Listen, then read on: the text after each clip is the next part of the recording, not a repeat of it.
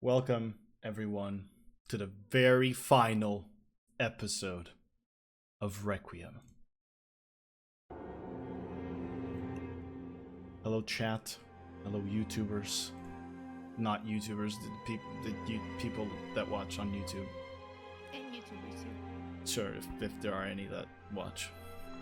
Welcome in. Episode 46, the ending of the campaign.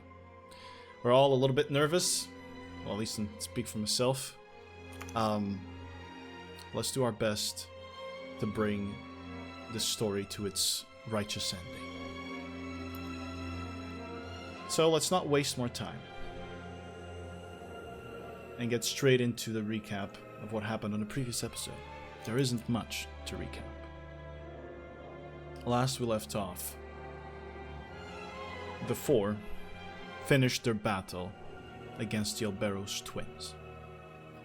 A hard-fought battle in which many death wards were removed. A battle where Vesper was stopped constantly by nightmare golems.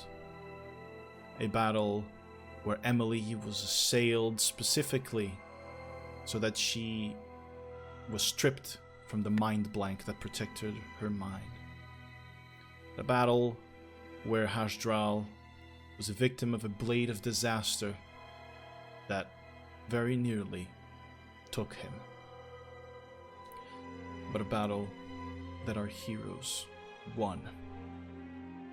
Through their dedication, their motivation, and their faith in Haj'Draal, our heroes defeated the twins. And so that's where I'd like to pick up for today. See, you have fought the Weaver's servants, so many of them. But now that you've reached their last line, you begin to understand something. Whilst the Nightmare Eaters and Terror Wings are creatures made of pure horror, creatures that lack what makes a person, these last ones are not. They are not puppets of the Weaver. They are willing followers. People just like you that have chosen differently. People that believe, maybe just as much as you do, that they are saving the world from something worse. At least it was the case for the twins. Perhaps it could be the case for some others. They were just two young elves that were responsible for the deaths of thousands and the wrongdoing of thousands more.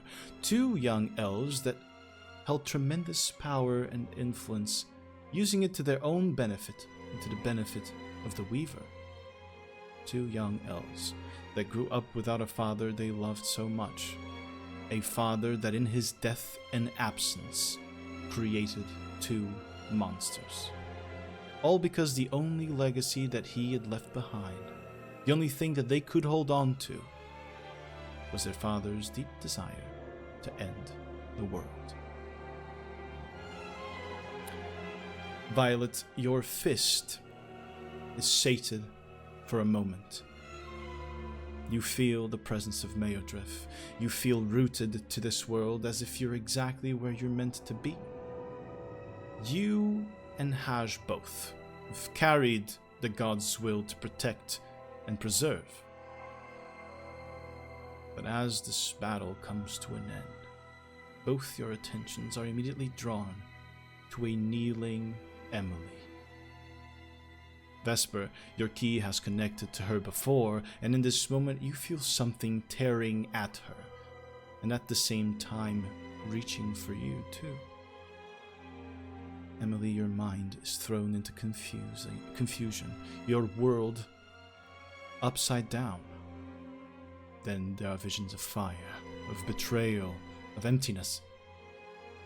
Before everyone here gets a chance to act, Emily, is there anything that you would like to do in this moment other than wait for your friends to reach you? In the moment where you are not mind blanked. So right now I see the fire, right? Yes, it seems you you sense right now that without the mind blank, that connection that you had is stronger. It is palpable, and you are seeing through it. Last time I could see a child in the house, right? Correct. Do I see someone? You don't see them, but you sense a presence, similar to the child.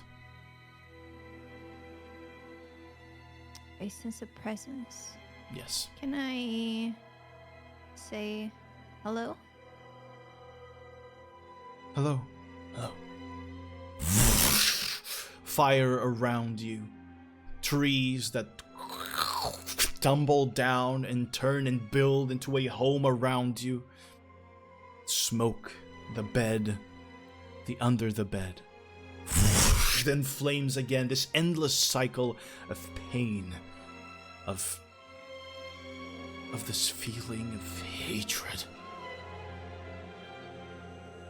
And you sense that presence reaching back. Hello, Emily. The voice of a woman. Do I recognize the voice? Yes. Come here. No. And I won't go. Alright. Please, could you roll either intelligence or wisdom saving throw? By the way, Onion, I remembered something. I don't know if we added in effect. Peaceful Respite gives us advantage on wisdom saving throws. Were we using that? I honestly don't remember. I don't think we were. You were stacked with Beacon of Hope for that. Yeah. Yeah, it's right because now, when we lost... but when we lost Beacon of Hope, we started rolling with advantage.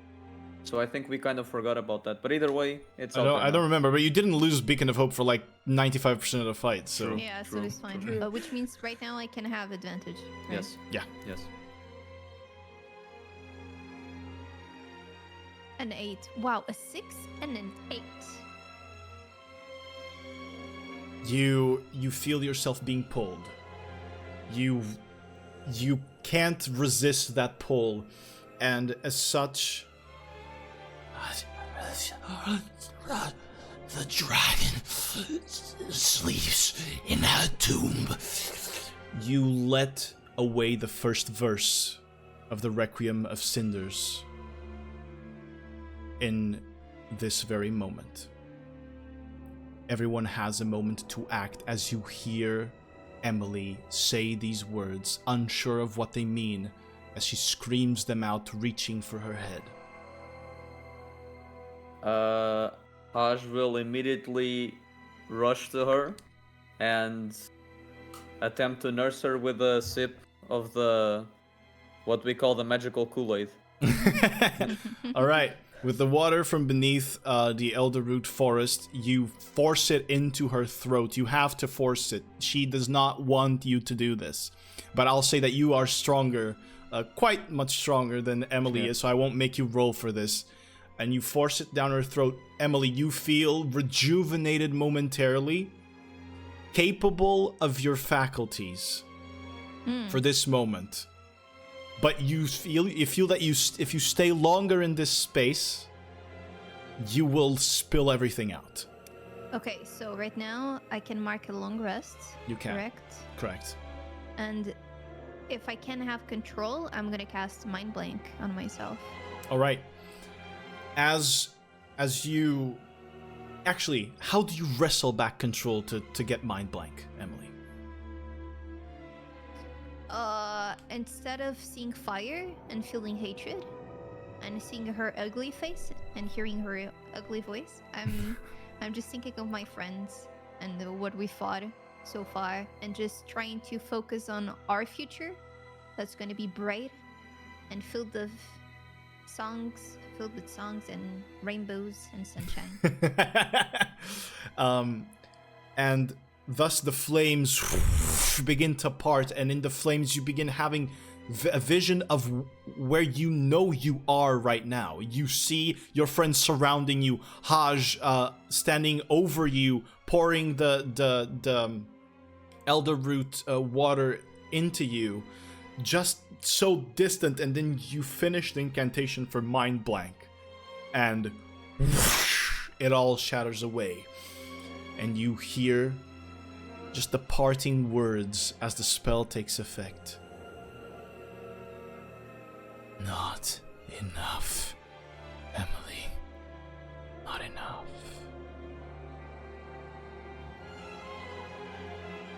But you are rid of the immense pressure that you felt on you. Well, everyone, they got one verse, but don't worry, the song is pretty long.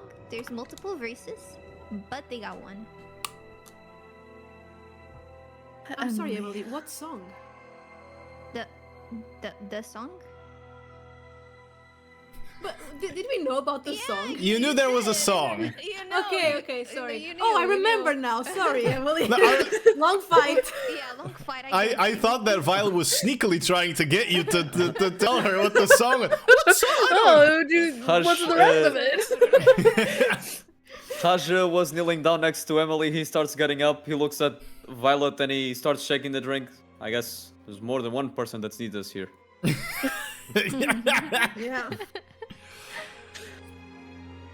Well, so it seems death has not taken us yet. Not yet, but I think that's the least of our problems right now. I'm afraid of them just getting more information out of me, and even though right now I'm protected, the voice in my head said that wasn't enough, and I'm not sure if that was me, my voice in my head, or if it was her voice in my head, or if it was you guys, your voices in my head. Oh no, she's cuckoo. Yeah, Dalgar's healing can't help you that much, Emily. I'm sorry. Well, Emily, just stay with us for a little bit longer, please. Slap me. I'll slap her. With pleasure. Never been happier to do something. Haj'Draal take a just firm flinches slap. immediately. Okay, I'm here. It's hot. Violet's hand is hot.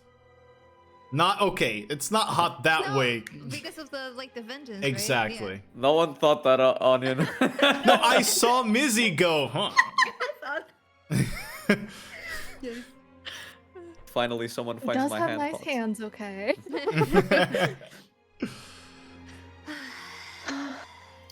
Well We need to then, rest. Alright. should we take a breather? Yeah, before we go. We need to be prepared. Well, I suppose then I'm going to have to waste one more of these in order to get us back in shape. Would that be okay with you? Whatever it takes. So we have like about 2 drops left of the water, and Haj'Draal will down one of them. Fair enough. You feel yourself rejuvenated, younger, gaining the effects of a long rest as the Elder Root blesses you again.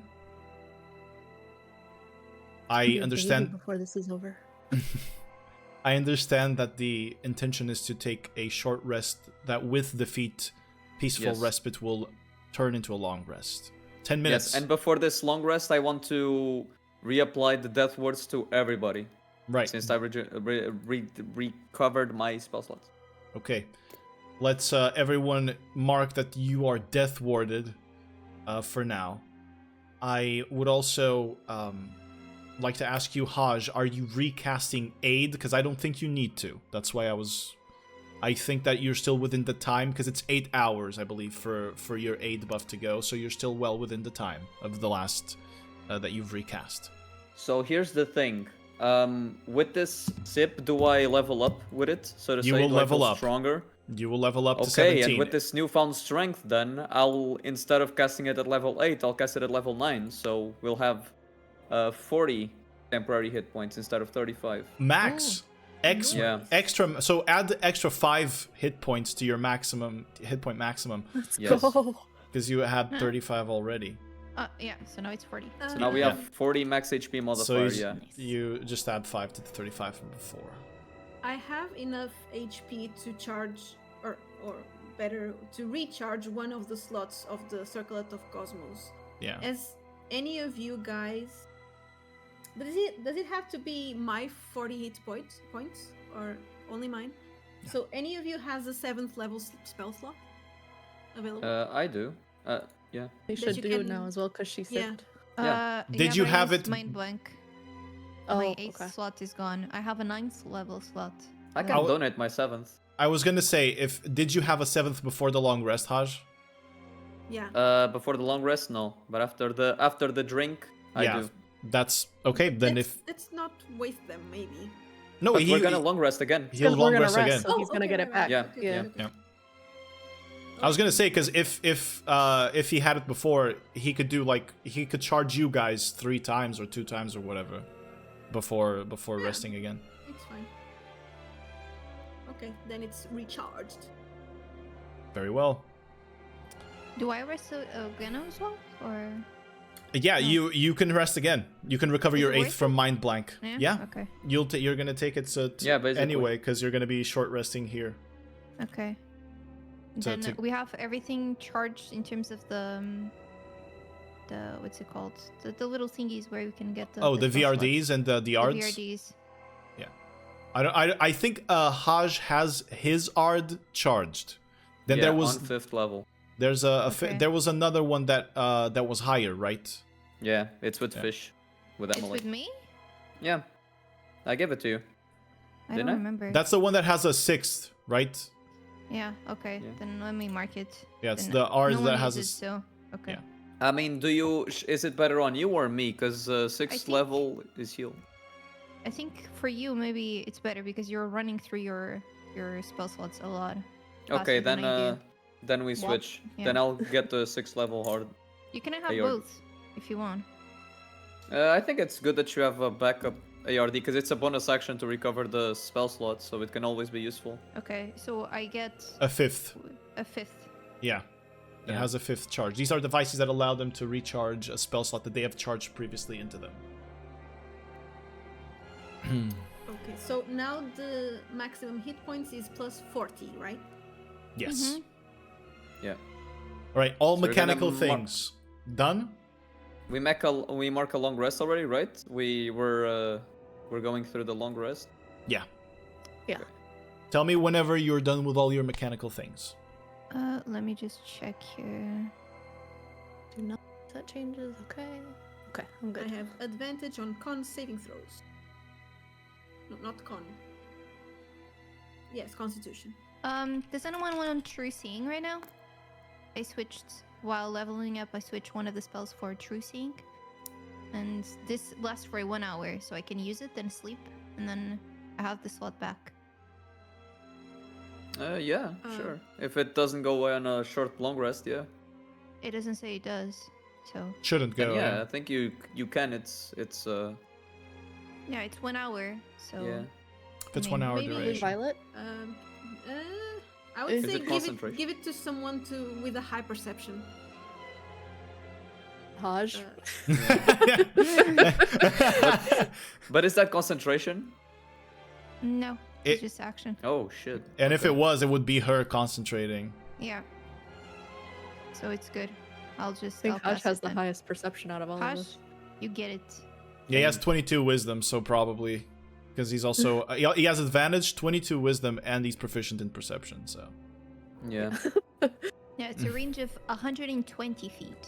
It's like Dang, you can see long, everything. everything. Everything Loki farts, mechanical I'll see done? it. Yeah. I don't think I can do anything else. That just stays with Alright. us. So Yeah. So, my friends, you are resting, sitting down in the snow, leaning against the ruins of a giant city, at the foot of a mountain, a titanic mountain of ice, here in the Frostgrave. Now before you, there is a gate, the gate that leads into said mountain. You know what awaits beyond. You know the choice that you must make. You know the rules you'll have to play. Or do you? What place do you have in this world? Or does this world have a place for you?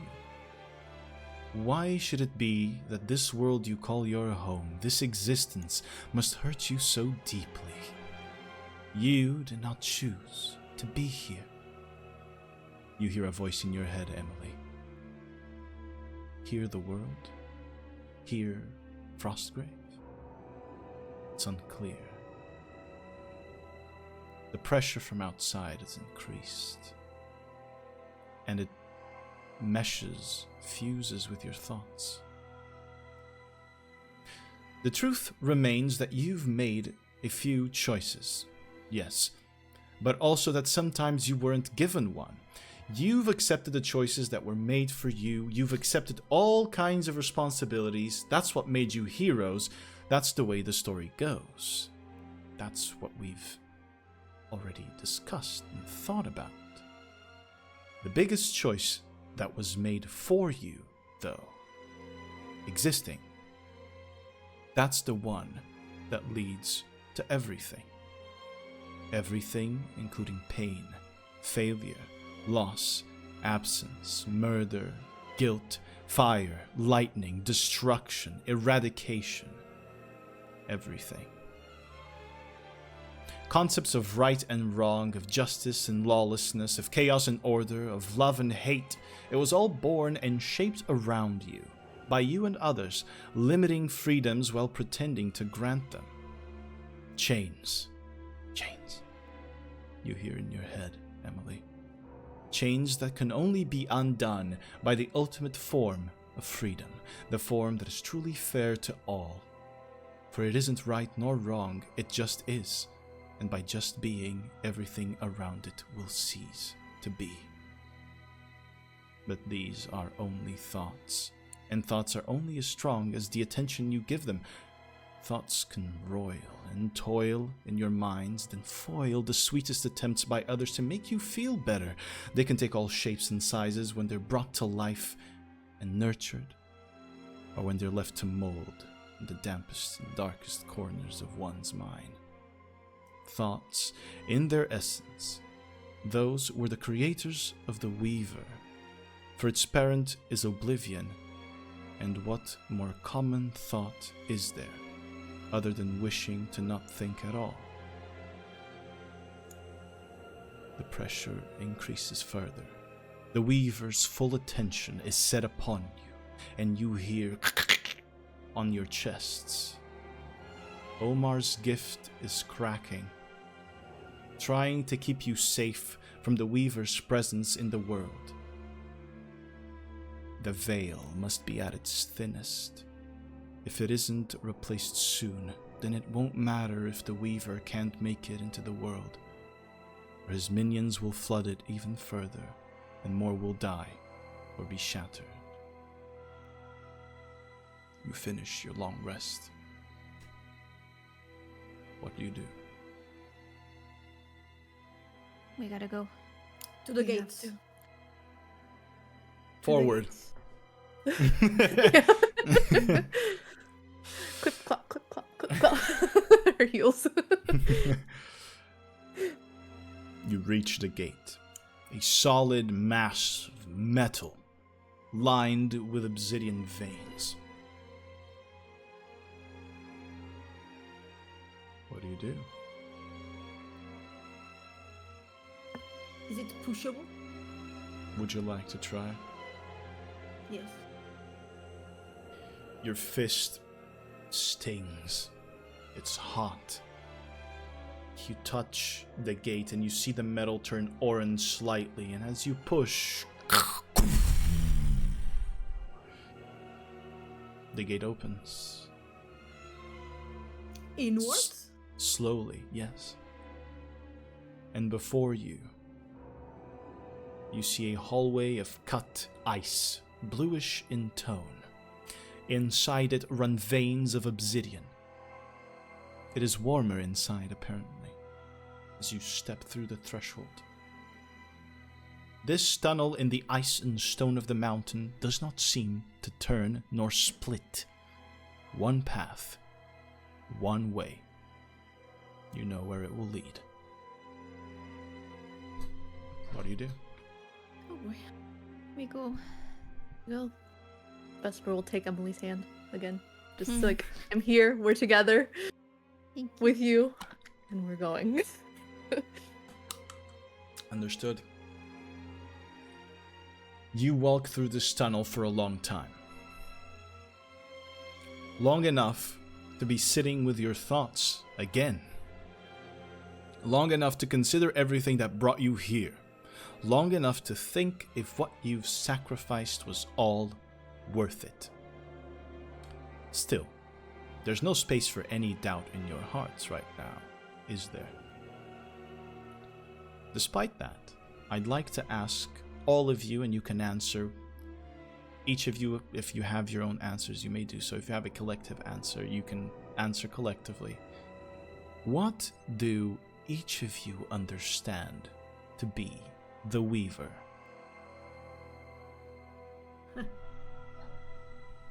A bitch.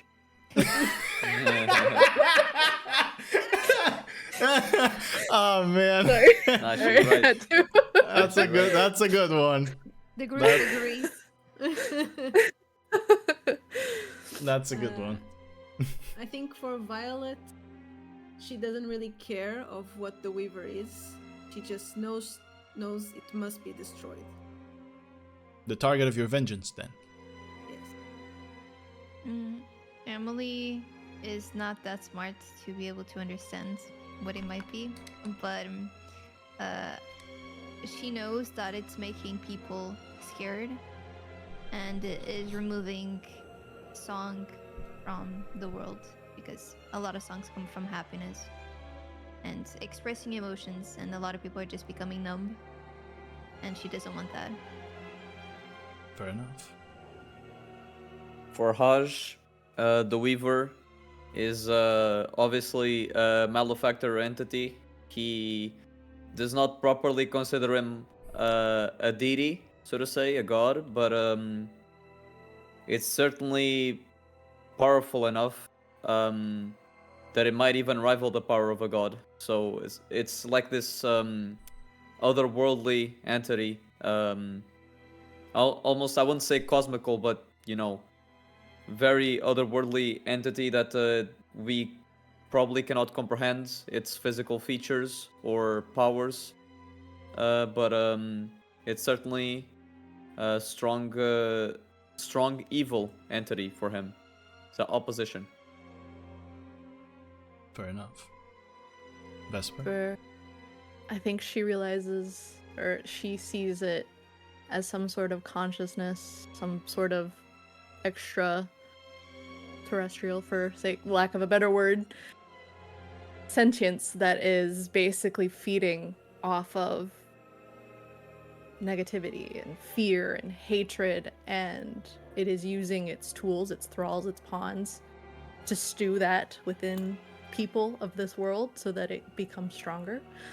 So it is it could be created by all of those negative feelings like coming together, or it's something that was there that predated them and has been growing stronger from them, and that's why it's creating all of this chaos, because that's how it gets its power. Indeed. All of you have your different views, your different visions of this creature. But all of you, perhaps in your lives, have encountered people, situations that have reminded you of him. Whether it was him or not, you don't really know. But you are grasping it now.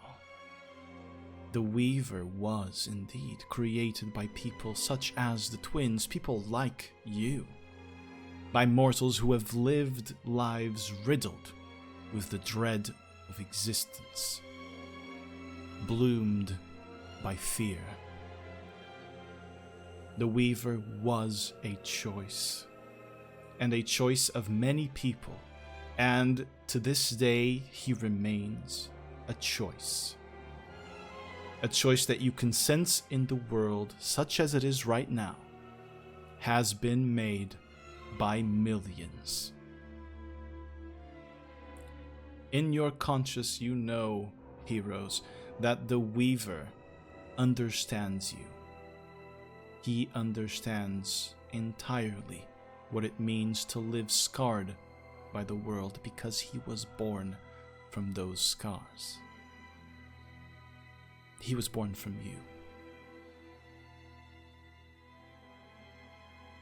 You're all evil. Evil. It echoes in your mind, Emily. Your own words. And a little girl is standing ahead of you in the tunnel. Only for Emily or for everyone? All of you. Is it the same as before? Appears to be. Dark elven little girl, black straight long hair, kind of not entirely covering her face. You can see her eyes. You can see tears streaking down the cheeks and marks of older tears that have dried already. This little dress kind of filled with smoke stains and black soot on her hands. She's just there, waiting, looking at you.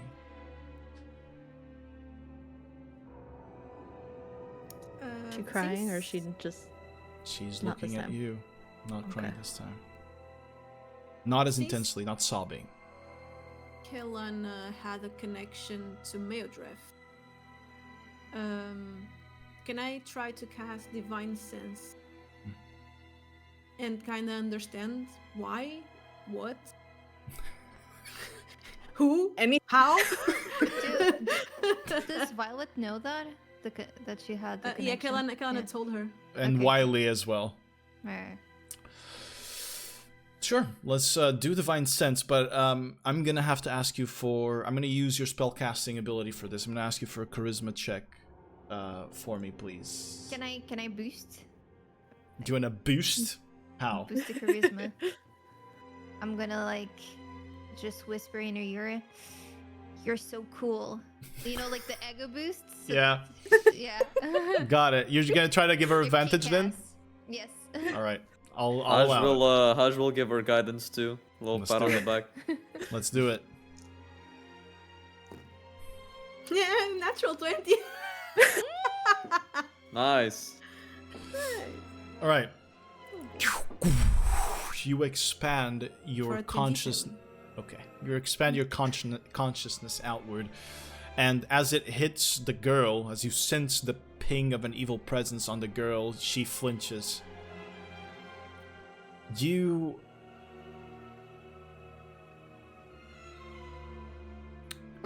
It is difficult for you to understand what this little girl is, because it is not in the spectrum of your goddess. What is happening in front of you cannot be understood by projecting your will and soul outward.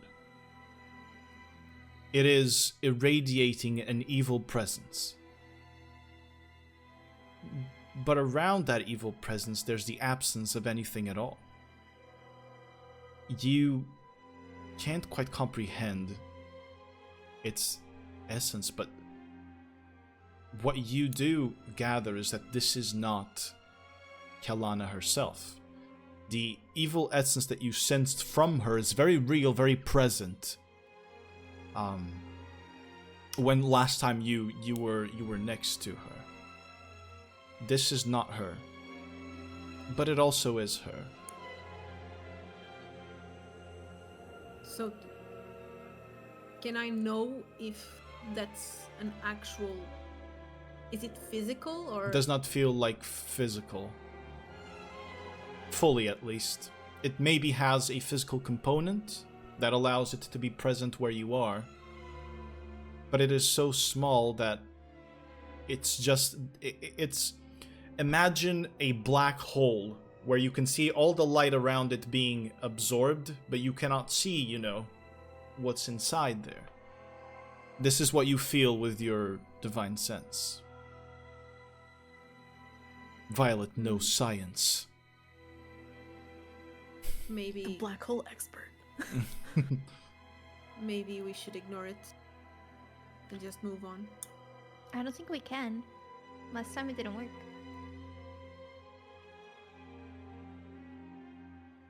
Last time we didn't go around it. You did, and we then tried. she Yeah. popped back up And then we on had- the other side. Yeah. And then we moved on again. No. Right? No, Emily talked to her. Yeah, Yeah. and then she screamed. And then Haj speared at her and she vanished. Speared her as in with his harpoon, not a wrestling spear. Yeah.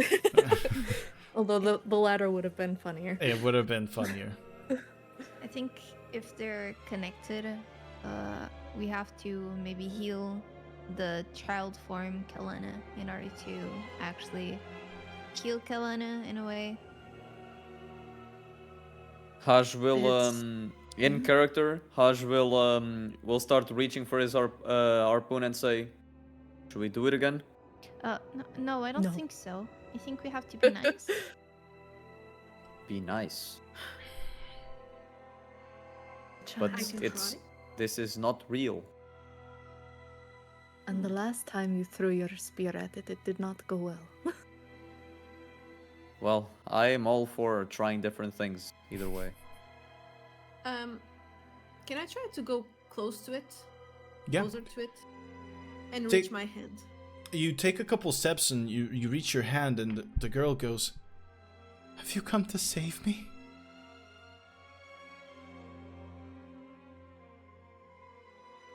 We'll think do our let's- best. Emily? No, it's me as player. Ah, I think last time we said like yes, and then she like screamed, right? I think so. Either way, you said, we'll do our best, right? Well, why didn't you come earlier then? They burned them. They really did. Burn who? My family. I hate them. I hate this world. It hurt me. It still hurts me. Is that why you want to end it?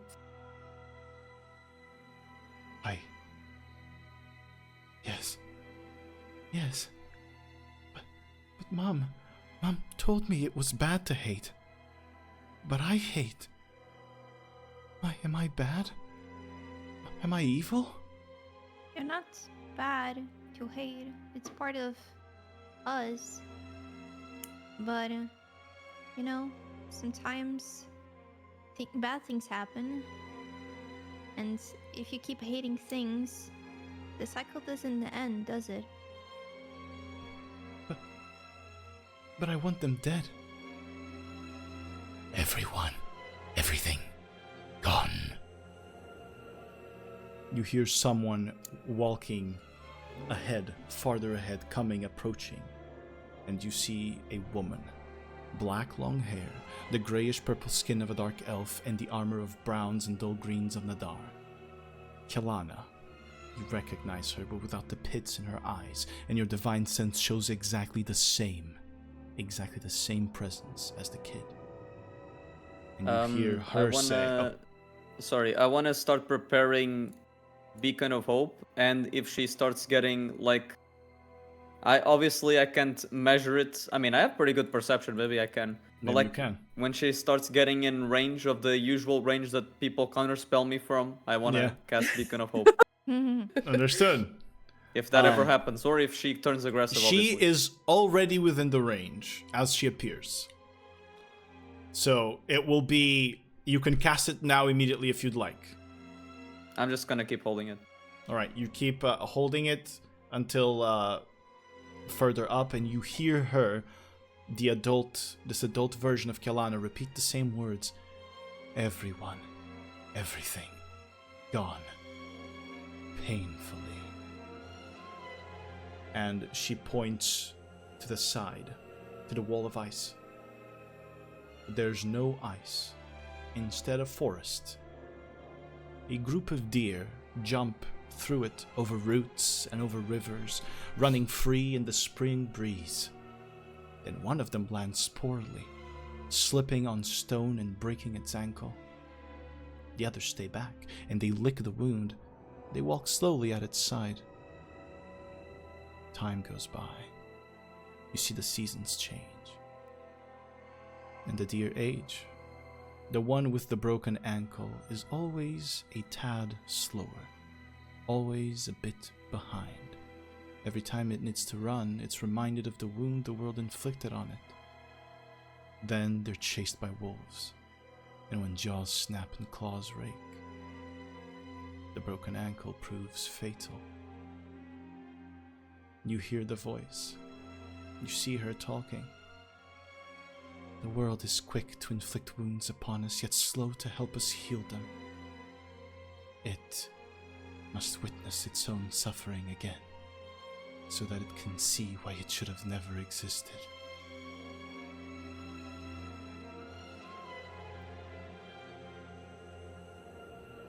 Maybe you need to learn to live with your wounds. Is it living when everyone leaves you behind? Because of them. They didn't deserve you then. That is a good way to find yourself alone. You see her cry. These dark, black tears. The world has taken everything from me. More than once. Not everything. Can I cast...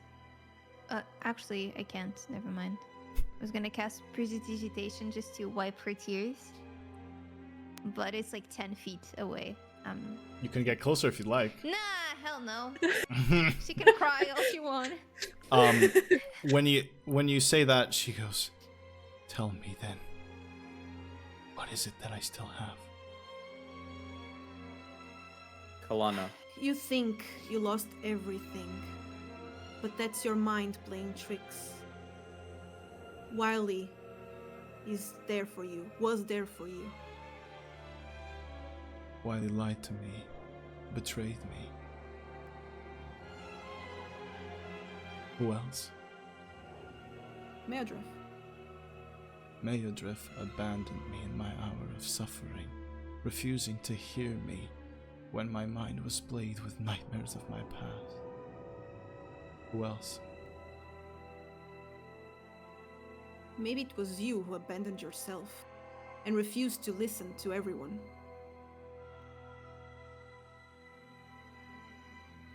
Maybe. There is only one way that this ends. You know it. The adult woman holds the girl by the shoulders. She's suddenly very far, then close, then far again. Kill them all! In your face and vanishes.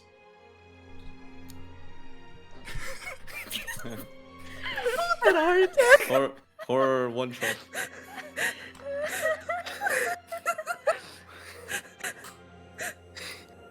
She vanished? Yes. Can Haj'Draal take an intervention? You may take your intervention. She's gone though.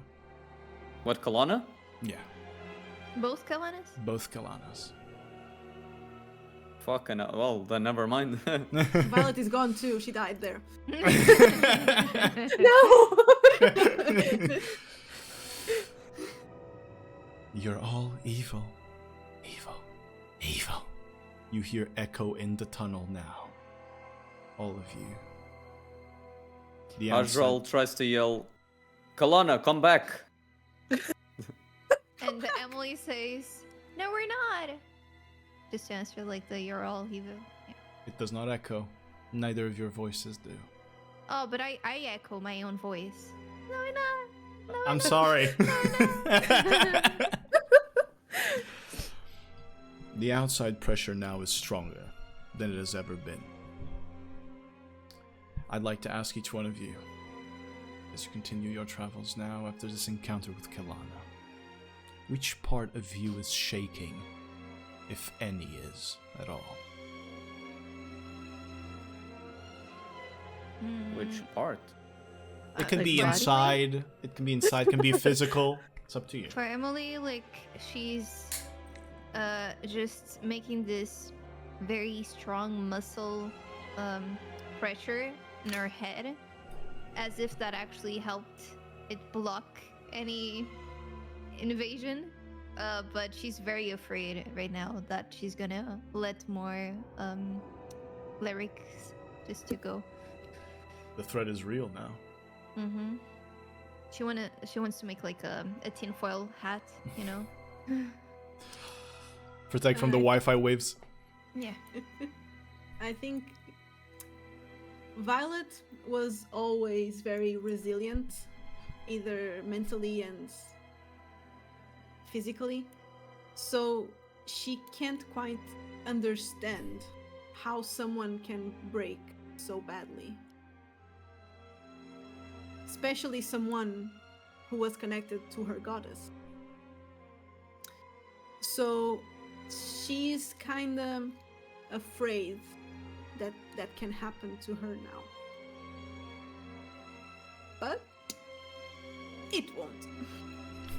She knows that. Well, Haj'Draal's part that's trembling is I don't know the exact words for it, but he's just thinking of that he wanted to intervene and he didn't, and that might have cost him the chance to bring Kelana back, so he has that weight on his conscience. What were the words you'd like to say to Kelana, Aj, if you had the chance?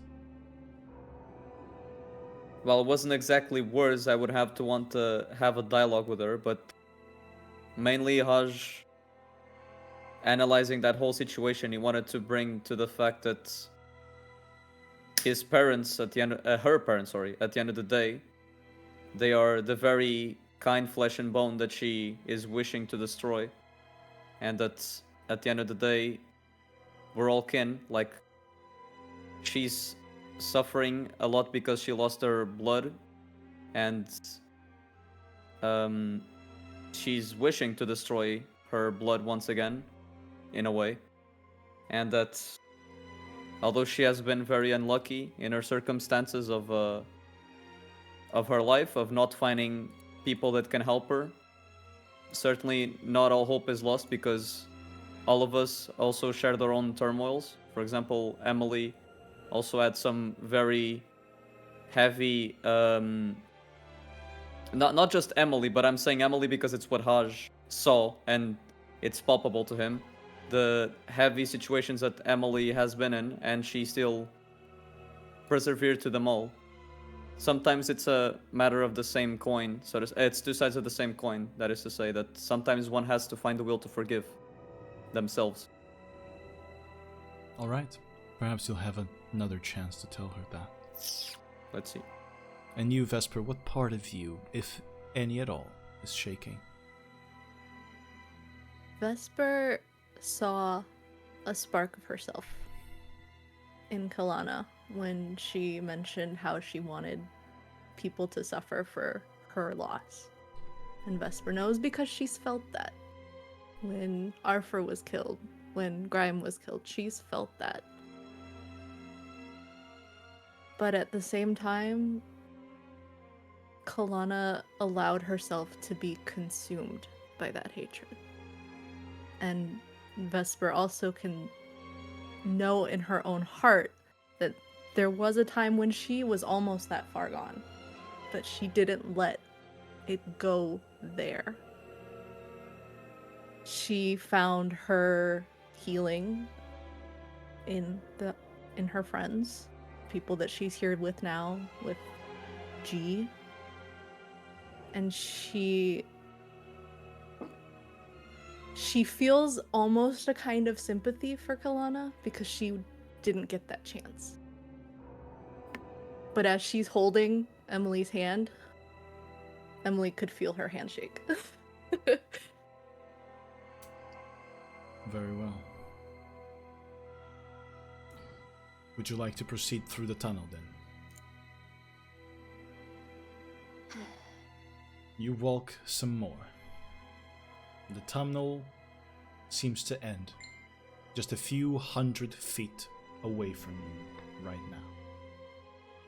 A pale blue glow comes from the opening ahead of you, and Violet, your fist is steaming hot.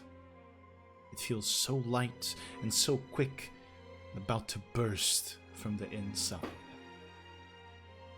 When you step through that threshold, the end will be near.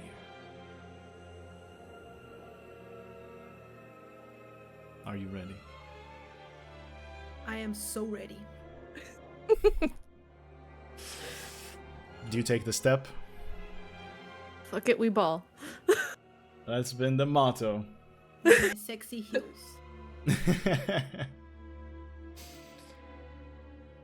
All right. Then let's do this.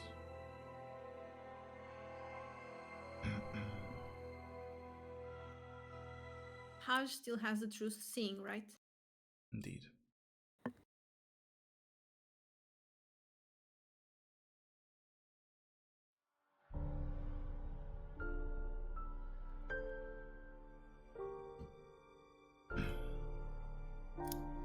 You walk through into a vast cavern.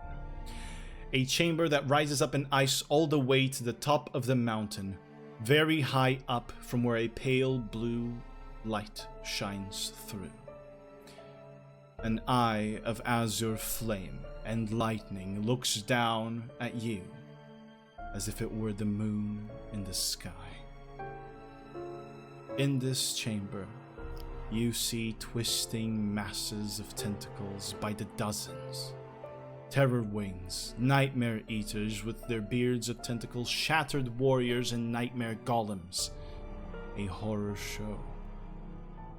Beyond them, there's a black mass, a titanic body that you only understand the shape of as you track it to its head. The body of the Cinder Sky.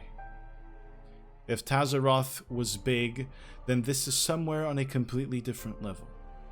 The head of this slumbering, dead dragon is probably a good 4 to 5 times bigger than Tazaroth's. You hear screamed out into the cavern. Mizarion! A network of faint, thin ash reveals itself, swirling, dancing around the air. The world. A pattern that you feel, that you recognize, that you understand to be the veil. The sea of horrors in front of you that guard that body parts, and a hunched orc drifts forward from it. His head is bald and covered in in black veins.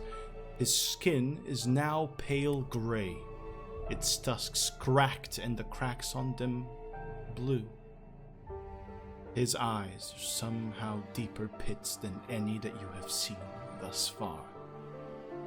Behind him there's a man, held by sickly wooden thorned roots, with his silver hair and scales of dark gray, almost black, around the edges of his face.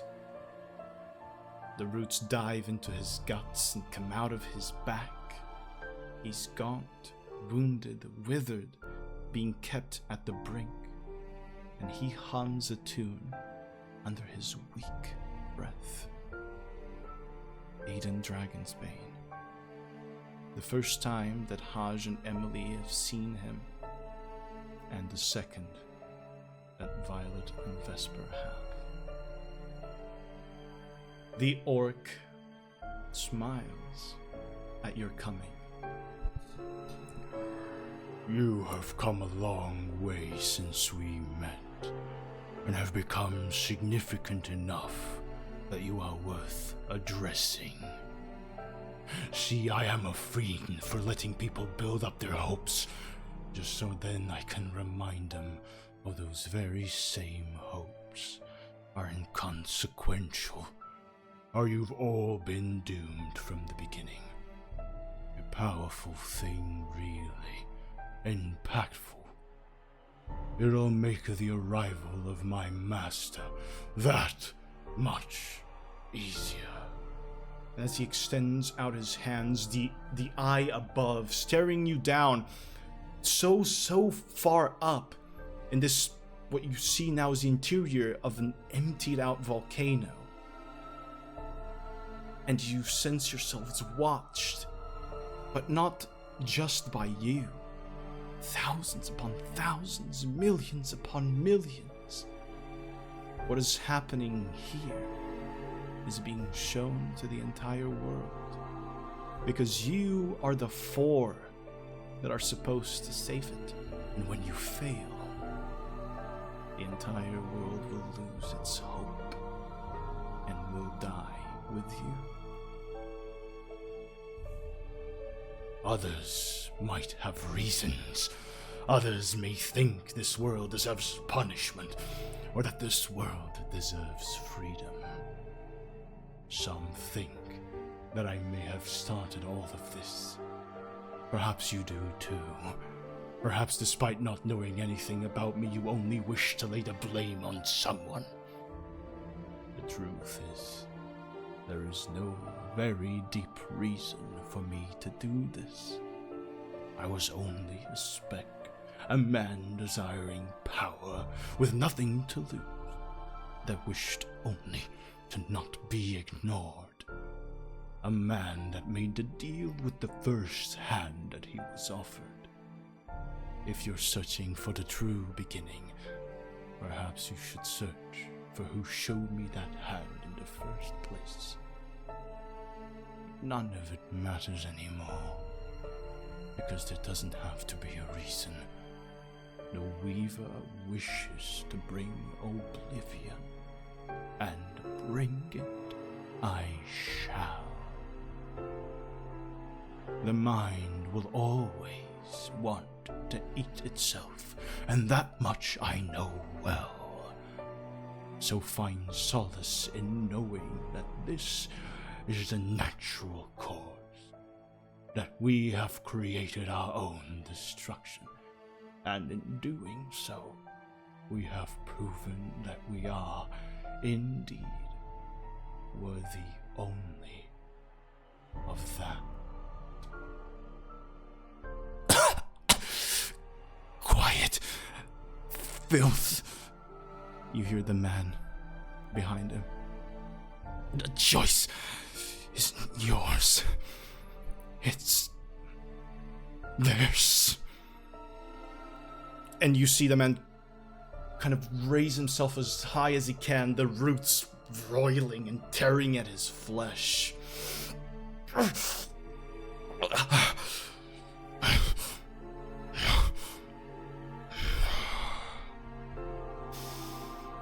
Sister.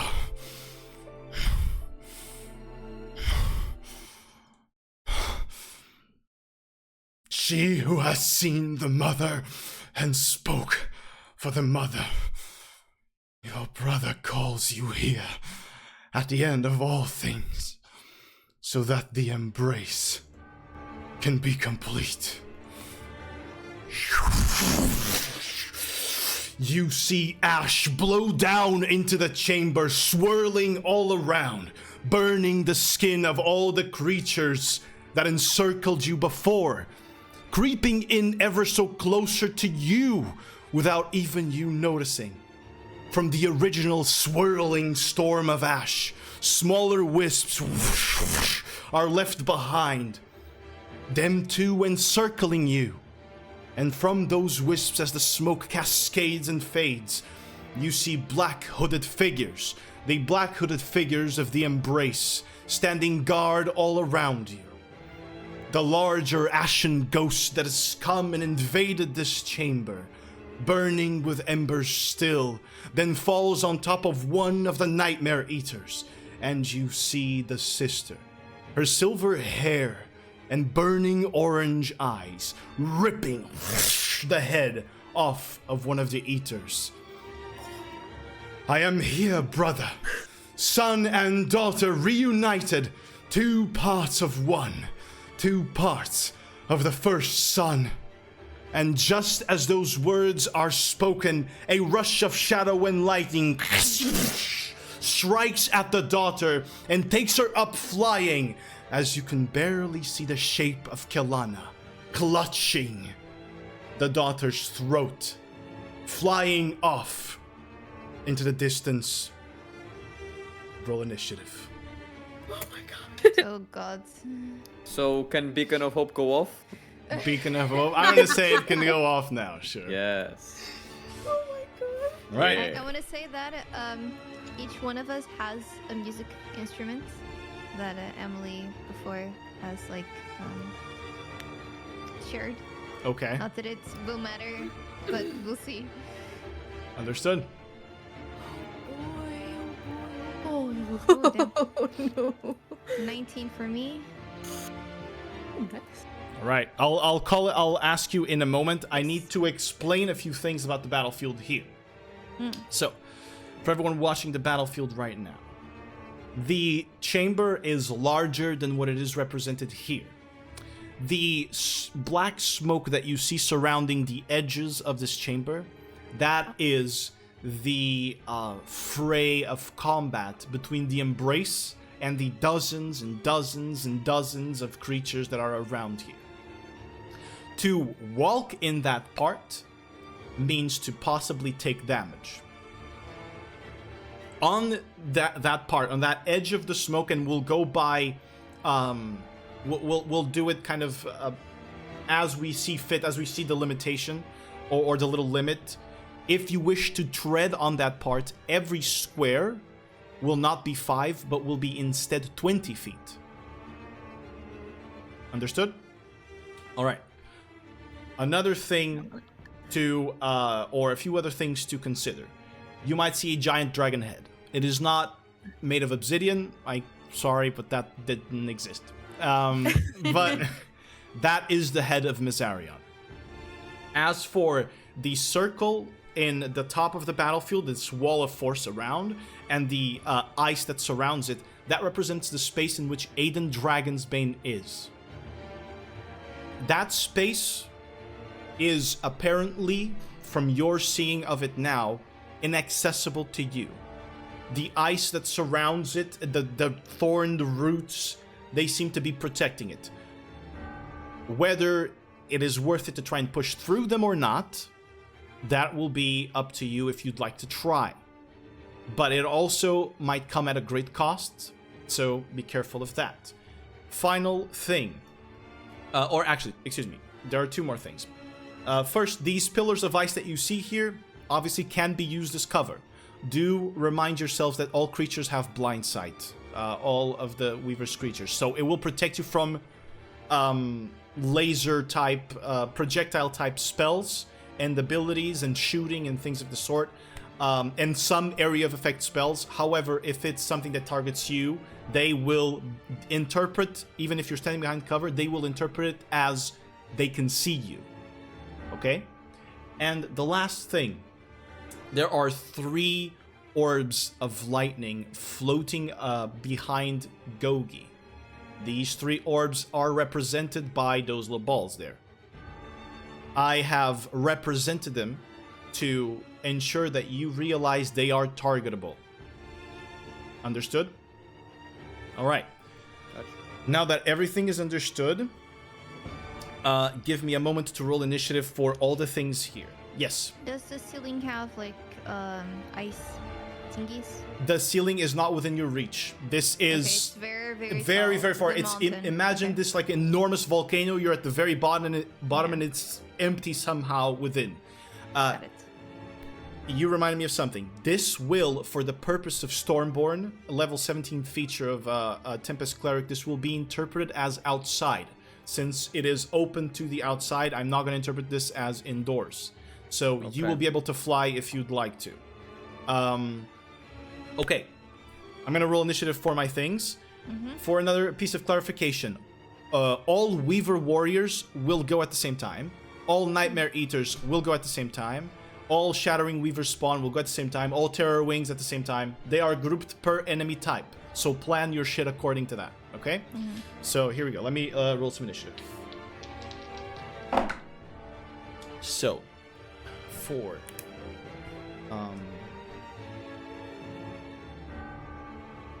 Sorry, there are a lot of creatures. Gotta take it easy Take your here. time. Okay.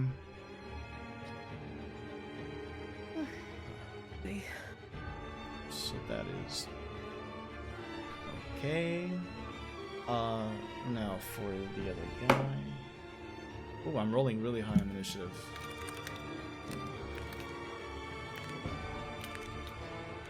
Okay. And finally, we're gonna go with Baldur's Gate 3 dice for Gogi's initiative. That is a monster of a sound, dude.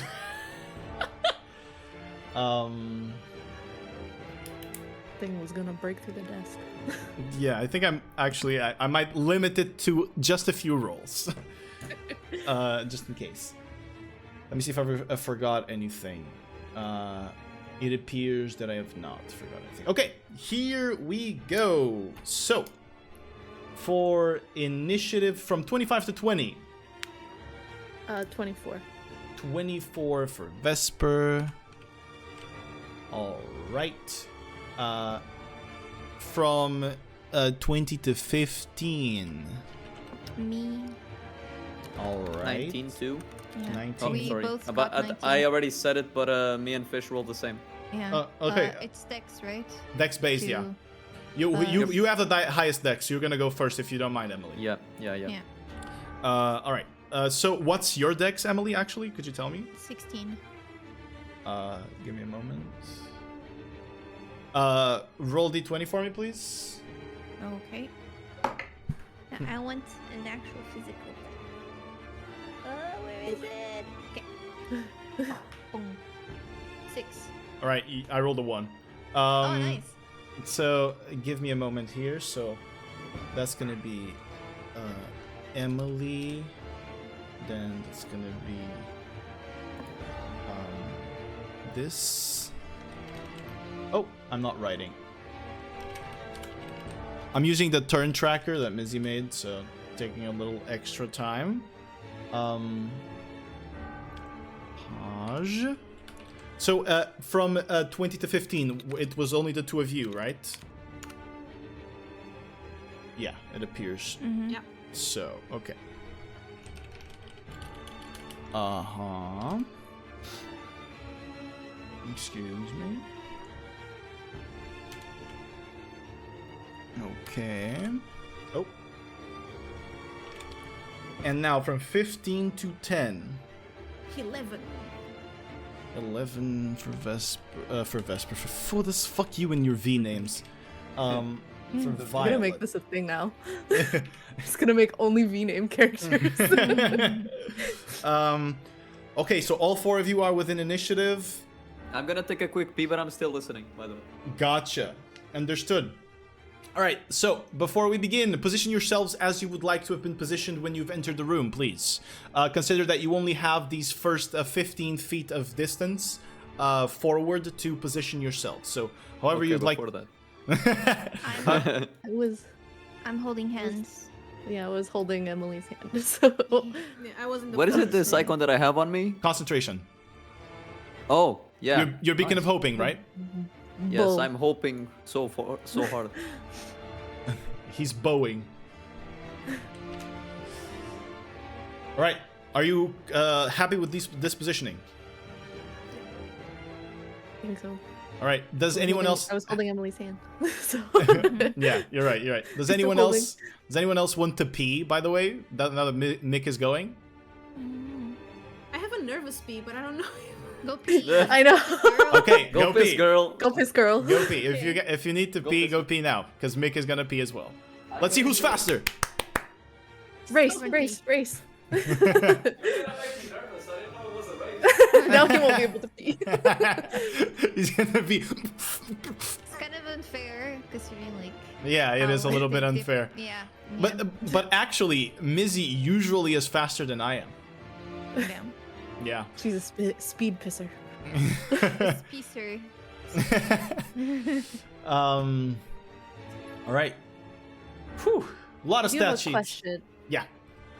How long has it been since we rested till right about now? You've probably moved for about, like, I would say 35 minutes, 35 to 40 minutes or so. This was a long walk. And Yeah. you guys were going as fast as you possibly could. So I drank the potion of flying right before we finished the fight. So I would Yeah. have about 15 minutes left on that. I'd say so, yeah. Okay. That's a bajillion rounds. Yeah, once now that we're in combat, yeah. I just wanted to make sure. It's not fair because you three now can fly, and I'll just look at the sky. True. I'll take you with me. you might fly though. You have your dress. I mean, Your dress has that effect that it might be. Yeah, You might fly. but I have to sing for it. You have to Yeah. sing Oh for shit! Same time.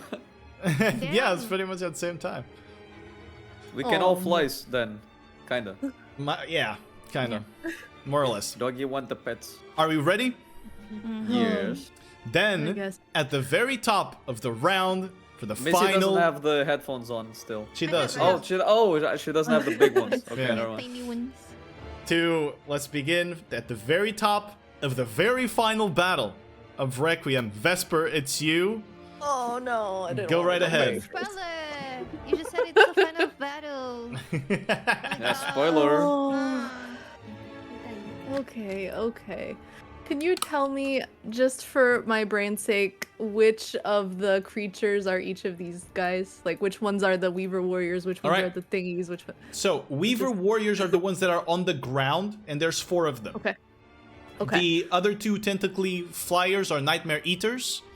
The one in the center is a Weaver Spawn, Okay. which you have fought before as Okay. well. We fought all of these before, Indeed. right? Indeed. Where is everything? Let's do this!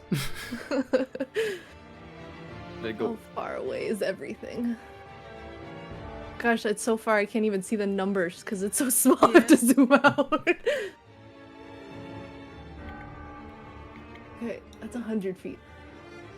Okay.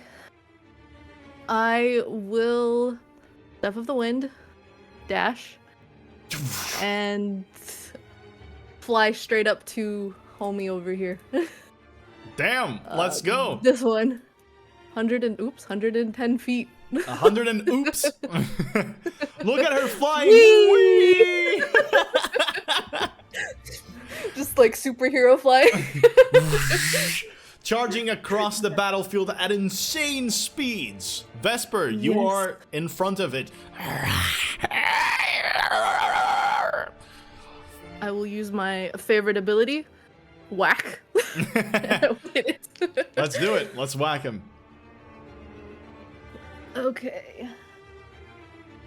That is 17. 17 to hit. Give me a moment. I'm adding your. I assume you want to be level with him, right? Yes. So I'm gonna put you 30 feet up in the air, and a 17 does hit. Go ahead and roll the damage for that if you'd like, or you can roll the next attack. Up to you. Roll the second attack. Just while we're at it. That is 21. 21 also hits. 22. Sorry, 22. Yeah, I had the wrong that modifier. definitely hits. Go ahead. I have a calculator now. Nice. So where is my modifier? I also need a calculator because my brain is too nervous to think about math. Okay, 14 for the first one, and I don't need that for the 9 for the second one. Alright, 14 and 9. You whack him with your staff, and immediately as you do, its face turns and is bloodied and the jaw cracks, the tentacles all kind of moving slightly askew now, and on the second hit you bring it back and straighten his jaw, but it's loose somehow. Alright, that was your action, bonus action. My You bonus done? action was Step of the Wind, so Yeah. yep, So that's it.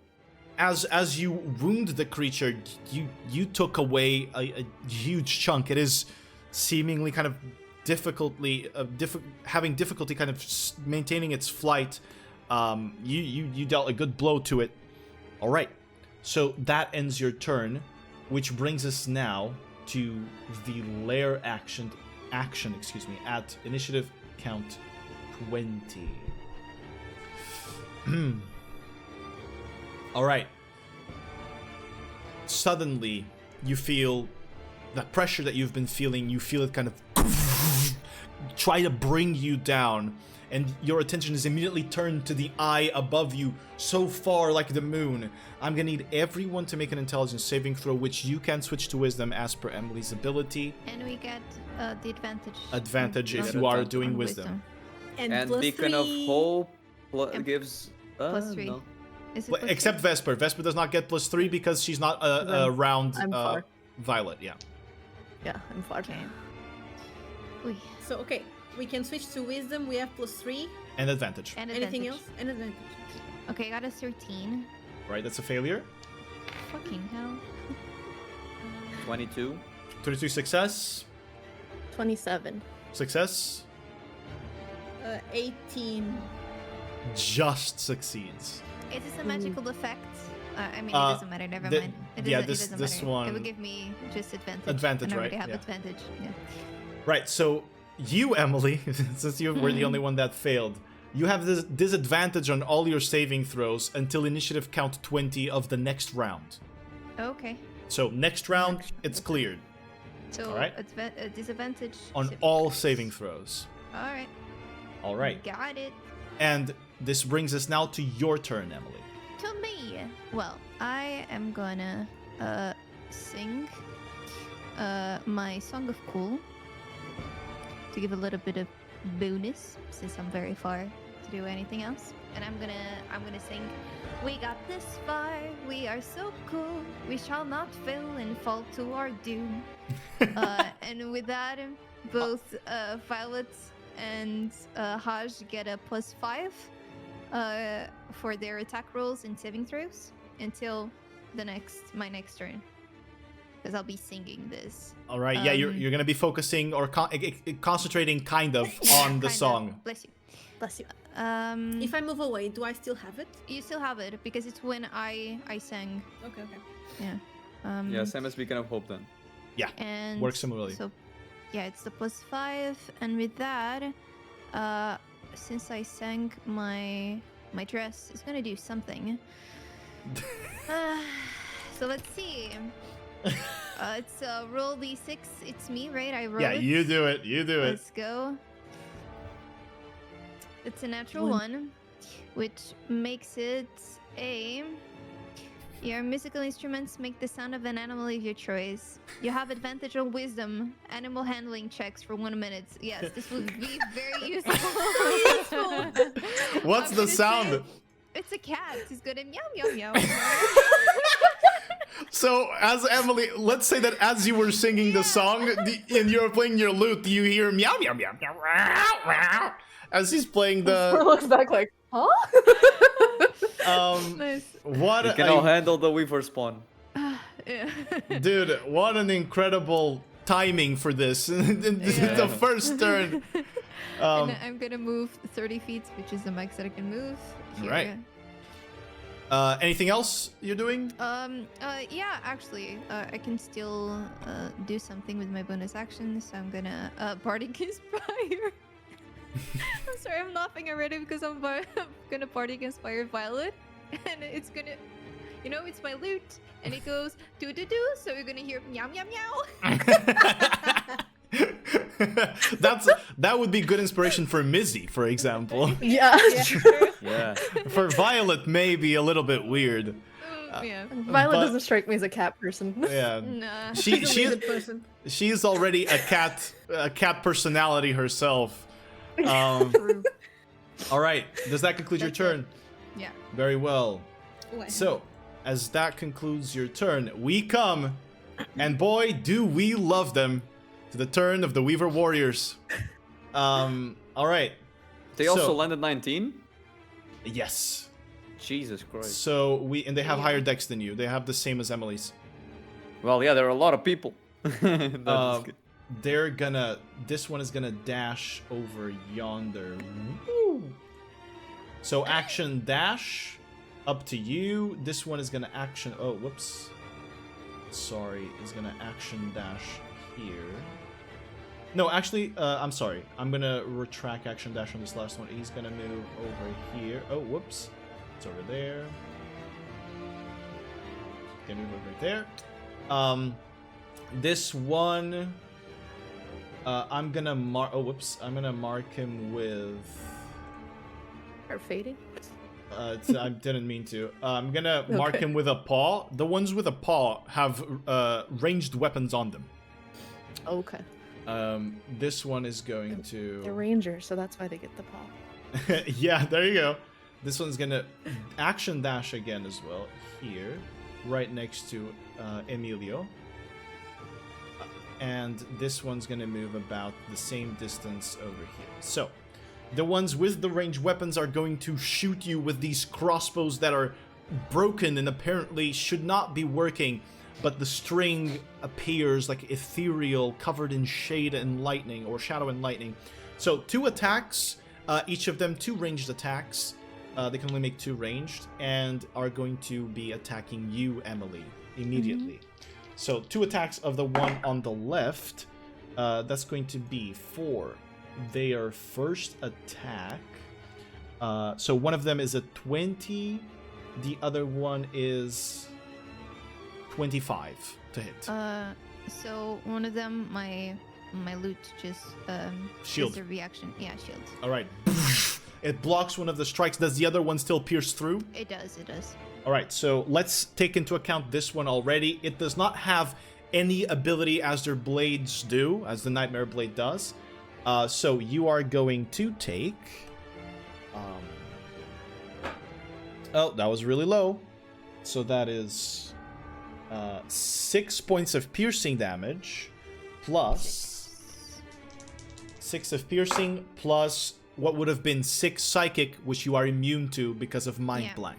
Mm-hmm. But just so that you know, you are preventing these attacks. So those are the attacks of one of them.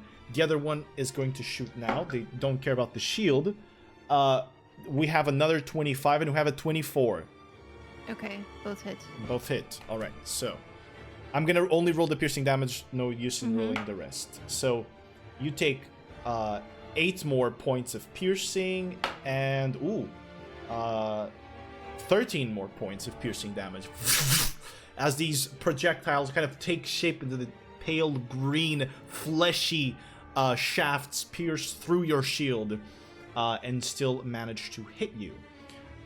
But that was the Weaver Warriors' turns. As you see Gogi kind of flying and drifting above, smiling, waiting for the moment to engage you in battle, we go into Haj'Draal's turn, concentrating currently on Beacon of Hope. Okay, so Haj will start, first of all, channeling some inner energy. Violet, who is closer to him, starts feeling this little mini quake in the ground, and a breeze coming. And with that, Haj starts slowly levitating off the ground, something that he's never done before due to his Stormborn traits, and his eyes light up with lightning. Sick! And he's Thor! flies 10 feet in the air. Right, you want me to add that? Yes, please, if you can. Alright, there you go. So that's 20. And then I'll move... That's 10. And I'll move 20 feet over here. So I'll be kind of hovering Emily from behind. Mm-hmm. And with that, he'll take out his harpoon with his shield on the other hand. He'll raise it high, like a... Almost like a... How do you say it? A banner. And from below him, this water starts magically appearing and almost like a cyclone spawning from under him and filling... No, I wouldn't say the entire arena because it's very big, It's right? huge. It's huge. It's going to feel... I'm going to say it's going It's to fill 150 feet. Yeah, it says. it will fill most of, or it will fill the entirety of the combat space. It will not Okay. spread further than combat space.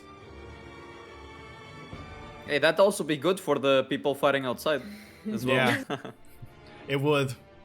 Sucks, man. So I'll. Then that's that. Lake Left Behind is cast as my action. It's now filling the area, and my teammates have +5 to attack rolls. They have advantage on. Wait, what was it? Wisdom? Sorry, let me just Saving find throws, right? it. Yes. No, wait. They have, advantage on all saving throws. or wasn't it's it plus? Wasn't it +5 on all Yeah, saving it's the throws? +5, and attack rolls. Yeah. Because it's like the effects Bless. of Bless, so I Exactly, think it's so- advantage. No, Blessed gives 1d4 to attacks and saving throws. So this is +5 to all attacks and saving throws. I am The advantage is 100% from sure. the Beacon of Hope. Oh yeah, Indeed. +5. Yeah, it does. I don't know why I wrote this down since so long. Okay. So +5 to saving throws as well. There you go. Does this Plus stack fi- with the Emily Mhm. thing? So I Yeah. have +10? Yes. Yeah. Oh my god. Yeah, it yeah. stacks. +10 indeed. Isn't that crazy? Yeah. How you can combo this shit? Just go. And what was the +3 as well that we had to the Or, saving uh, throws? It's mine. That's Yeah. for being But near if- Violet, right? If you are 10 feet, within 10 feet of me.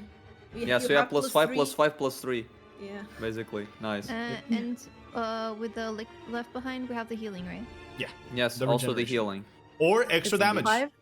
as well. Either the healing or 5 the HP at the bonus start? healing if yeah. It's 5. 5. And if we don't move, it was 15, right? Exactly. Exactly. All right. Hush. Does this conclude your turn?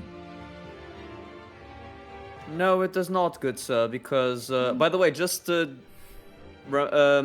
letting you all know once again, make sure to mark if you have the 40 max HP modifier on your D&D Beyond just to keep track because it resets on the long rest.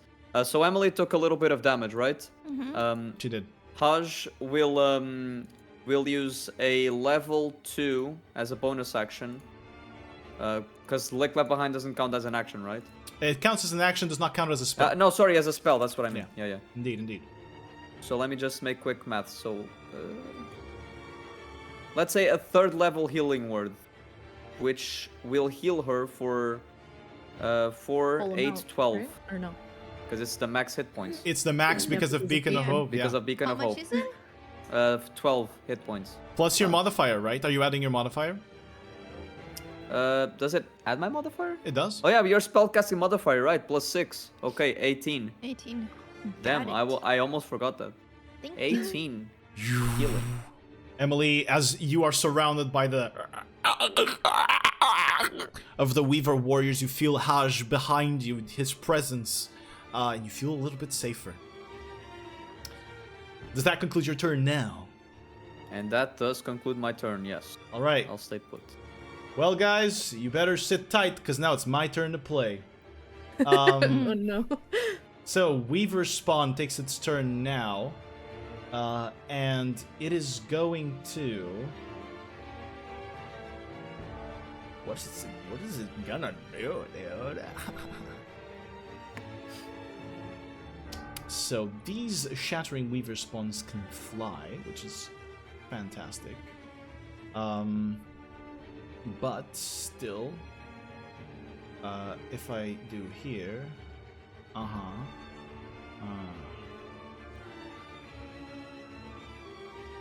yeah, well, can't really reach. It is going to move next to Vesper. It's going to fly up, Oh, gross. 25 feet, up in the air. And it is going to reach for you with its tendrils. So, first attack. That is 16 to hit. I believe it does not hit. Well, actually, he's flanking with that other one. Okay, that is a 27 to hit. What? That hits. All right, so if that hits, hold up. Wait a minute. Oh my god, where are my dice? Okay, here we go. You take 20 points of bludgeoning damage, and immediately you are grappled by it. While you are grappled by a Shattering Weaver spawn, I'd like to remind you that you have disadvantage on your saving throws. He is going to use its next attack to crush you. This will be automatic damage that you take. You take a measly 6 points of bludgeoning damage. And, well, that's going to be its turn for now. It's going to sit there, and I'm going to need you all, now at the end of its turn, I need everyone to make a wisdom saving throw for me, please, as you gaze upon its presence. Advantage, it'll be just a flat roll, right? It'll be straight roll. Yeah, exactly. For you, straight roll. Whoever had disadvantage, you now have a straight roll. 19. Okay, success. Did you add the... Don't forget to add the plus 10. I did not add Yeah. the plus 5. Successes. So. Yeah, I rolled 15 plus 5 plus 5 plus 3. So, yeah, 19. 19 for me, plus 5. No, plus 5. Right. Okay. So 24. That succeeds. Wow, a 19 for Emily on wisdom. I rolled a natural 20 for a total of 33. Damn, so wise. You all resist its horrifying presence and thus are not frightened by it. Right. Now, that takes us to the Nightmare Eater's turns. This one here is going to fly its way over yonder. I think it was here. Let me just check to confirm. Oh, no, it can move over here. Over one more. Here. And as it does that...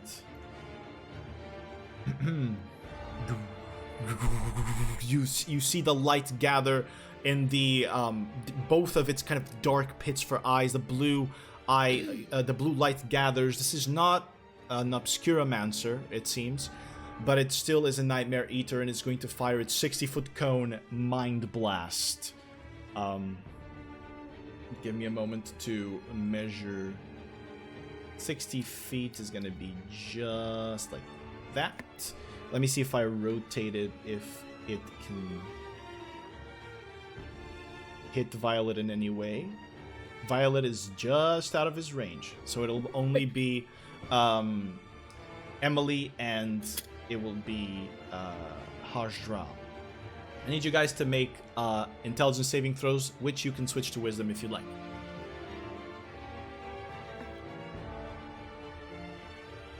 Uh, 11. Alright, that's a failure.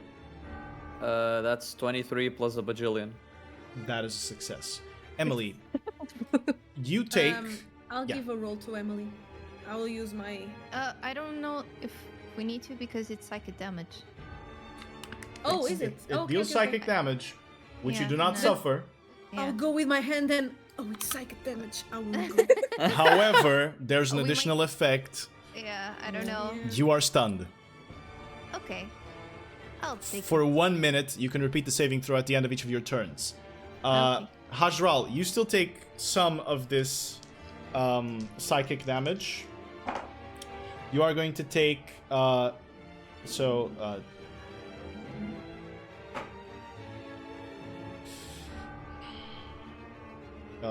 am I have a calculator. So you take Yes. 23 points of... 27 points of psychic damage halved. Which means you take 13 points of psychic damage from the Mind Blast. You see Emily, as the blast is sent towards her, Emily crumple and begin to struggle to move as she is stunned. Now, the other one, who is right next to Vesper. Oh yeah, by the way, I have to roll for concentration, right? You do, yeah. You need to beat a 10. It's a constitution, right? Yeah, Constitution saving throw. Yeah, 18 plus a bajillion, okay. Success, my friend, success. This Nightmare Eater, the one that is melee with you, is going to try to melee attack you with its tentacles, opening up to strike at you, Vesper. It is flanking with a Shattering Weaver spawn, and you are grabbed by the Shattering Weaver spawn. It's going to have advantage on this attack. That is for the first attempt at the attack, a 26 to hit. Okay. As its tentacles wrap around you, I'm gonna need you to make an intelligence saving throw, which you can not switch to wisdom. This one specifically.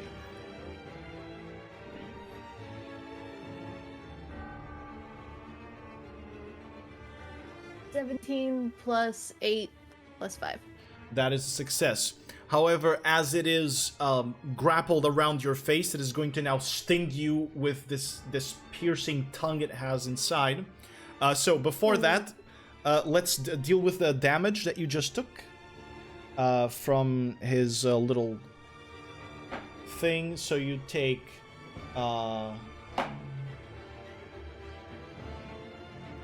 15 points of bludgeoning damage from him wrapping the tentacles around you. And now another strike at advantage with its piercing thing. That is a 23 to hit. That hits. That still hits. Straight through your nose. That is going to I'm be taking 10. psychic damage. That is going to be 10d10. Oh.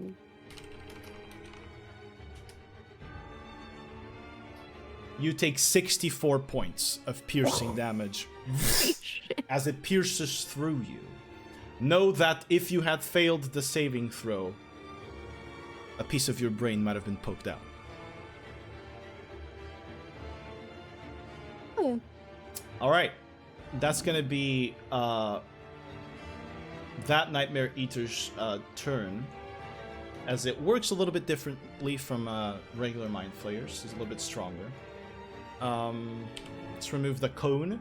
Emily, I'm gonna inflict you with a stun effect here. Mm-hmm. We lose the +5 from Emily, right? As she stunned or you, no? stop singing. So it's gonna be at the is it start of your next turn that they lose the is. effect, and if you choose Yeah. to continue singing, then So we still have it. you still have Until it it starts. until the effect Yeah. until she starts her turn. Okay, stunned. Here you are. All right. So that was the Nightmare Eater's turn. We come to Gogi's turn. No. Mm,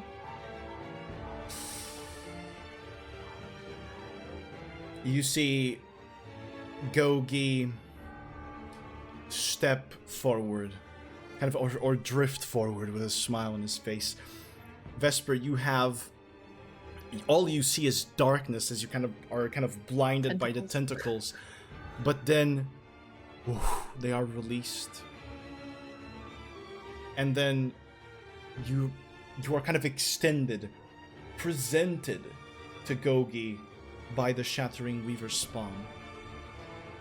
As Gogi smiles at you and goes, You are powerless to do anything. Weak. How about you do something for me now? and he's going to cast Dominate Monster on you. Or Dominate Person, excuse me. I'm gonna need you to make a Wisdom saving throw for me, please. Oh, dear. An advantage. No, Yeah. I don't have advantage. Because I'm grappled. Oh, you only have +5. She's grappled Yeah. by the Eater. Excuse me, Only the plus spawn. 5? only +5, Mhm. yeah. Because she Yeah. didn't get the song since she moved before. Yeah. But she also has the +5 to from the waters, right? Or no? That's That's the the one only plus one. that's No, plus I 5. do. It's 18 plus. It was wisdom? Yeah, Wisdom. 10 plus 5. Oh, damn. You sense the creeping of Gogi's words into your mind, reminding yourself of those moments, your mental scar returning, but you're sure you can resist this, and you walk forward with your mind pushing against him, and then You walk straight down into the abyss as he consumes one of the orbs, forcing you to fail the saving throw automatically, and you are dominated by him. He is concentrating on the effect as you see one of the orbs vanish behind him.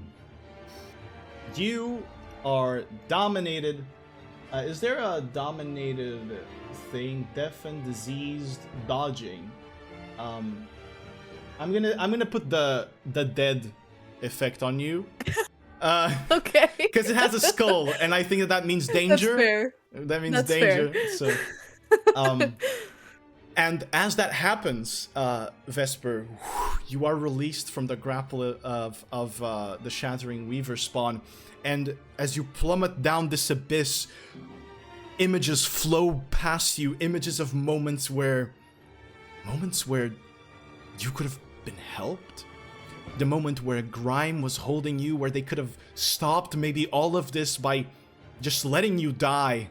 Moment where you finally avenged Arthur and there was just emptiness and you wanted to sink in that emptiness, and it consumes you, it takes you, and you feel the Weaver rest inside you, finding its place, and your new enemies stand in front of you.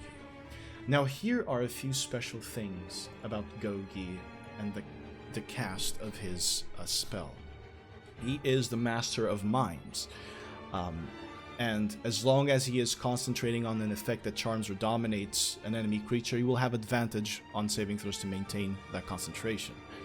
Besides, if you were under the effects of a regular dominate person, you would get to save against everyone, or against the effect every time you attacked one of your friends. But Gogi is not a regular person, and so the only way that you can repeat your saving throws is if your friends hit you, and if your friends hit you full force. It's not a little love tap. For now, you're on my side. But now you're playing with me. We got to cooperate. All right. Oh boy, that's fucked up. That's So come on. Is she next to Gogi, or is she next to the Mind Flayer? Was that only in her head, or is she physically next to him? She is no. It was only in her head. She is right there where she was, but she is now let go. No longer grappled by the nightmare spawn. Okay. So that's gonna be. Actually, excuse me. I have to mark something here. So.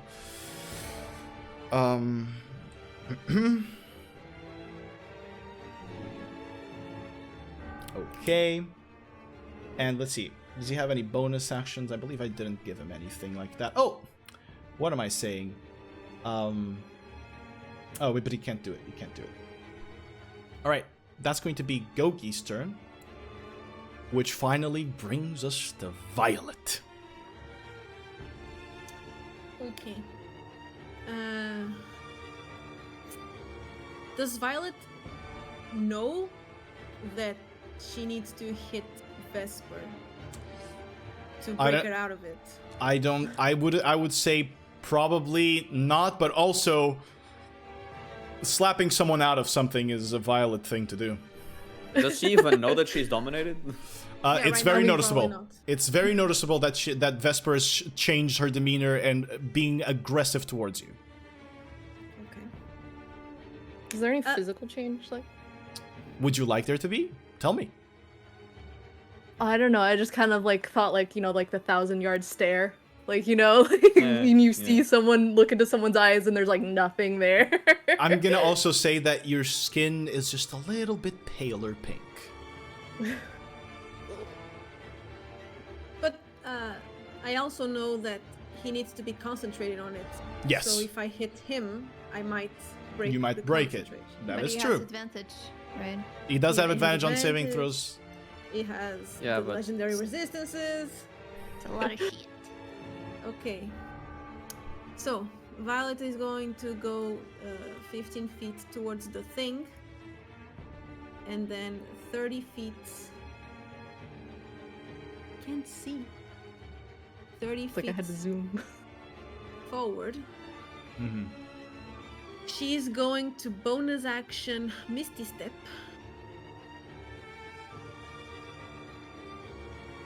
there. Was it there?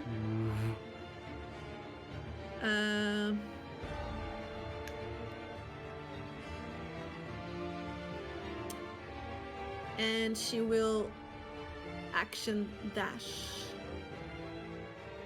to Vesper. But wait, Vesper is 30 feet high. Yeah. Oh, shit. Flying. Okay.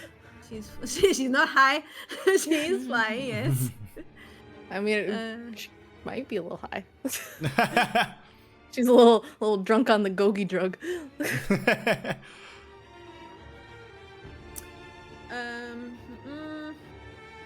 You have flying though because they hurt They did. Emily and me. Yeah, the only issue here is if even with flying she has enough to reach you. Yeah. Because she's also moving forward. Yeah. Okay. I'm gonna say that I started flying back there when I reached the 15 feet. Yeah. I can go a little bit behind because of the flying speed. Mm-hmm. I move up 20 feet.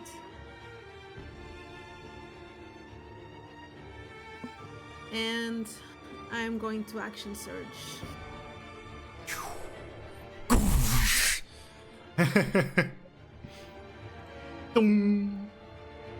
And I am not able to hit Vesper yet, right? Even if I move the 30 feet. Because I'm flying 20 feet. Yeah. You'll only if you were 25 feet up, you could probably reach her. But she would be like, above you, I suppose, but Okay. you could still reach her. I'm going to try to move as closer as I can. Yeah. And she is grappled still, right? No, she has been let go. Oh, okay. Because I'm on his side now. Yeah. Right.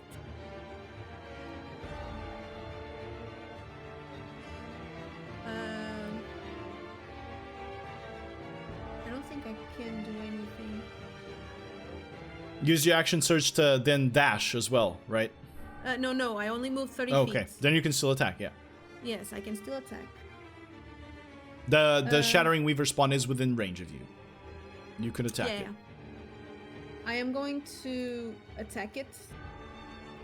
Understood? Oh wait, I used a combo die instead of a divine sense there. Okay, so I'm going to attack it, and I'm going to do a quick strike.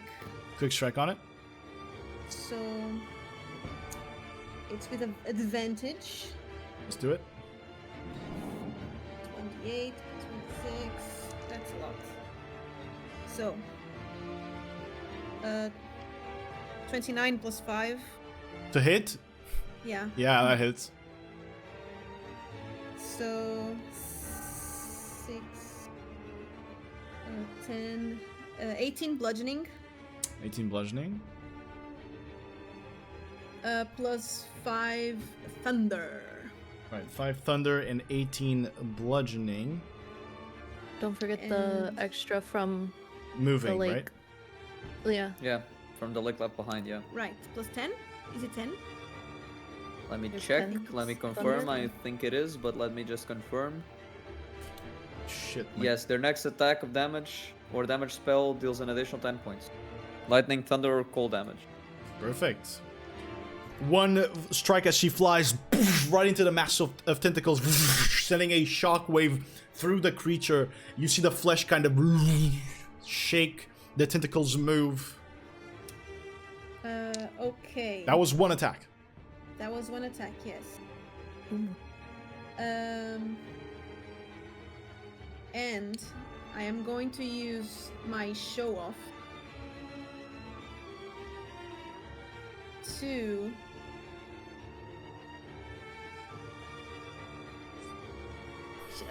wait, sorry. That's fine. You guys, take it easy. We got time tonight. Hopefully.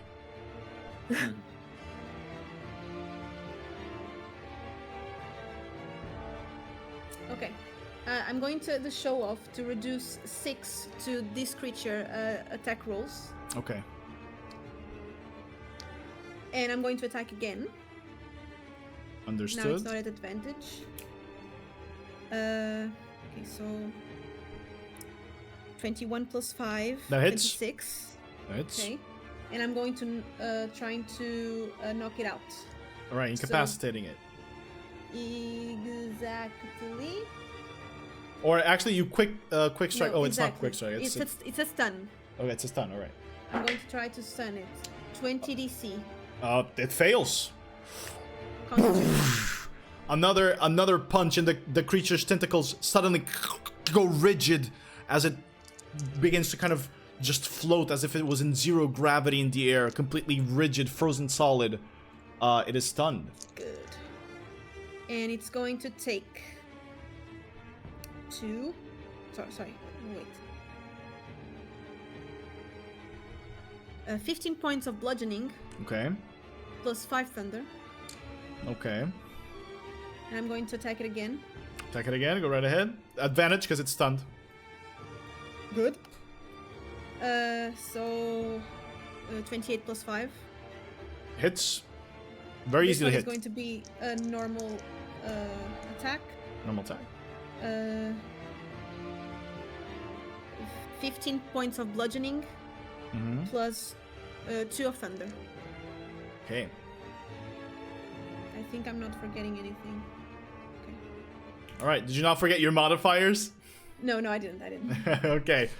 With 3 quick punches, Violet stuns this creature and heavily damages it as you see the pale skin start to bruise. Anything else you'd like to do?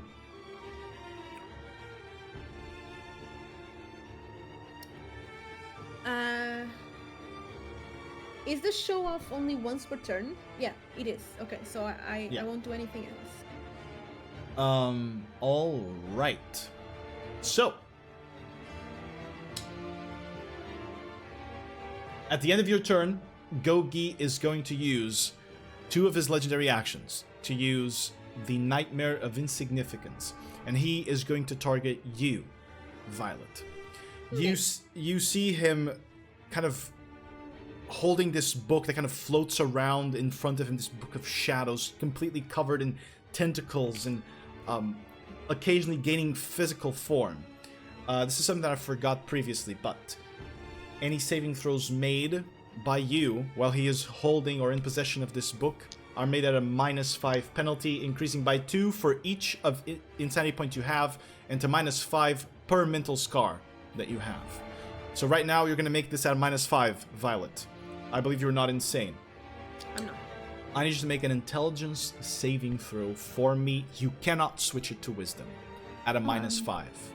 -5, but you have the +5 and +5, and you have Yeah, the I have Bardic plus 10. Inspiration. Yeah.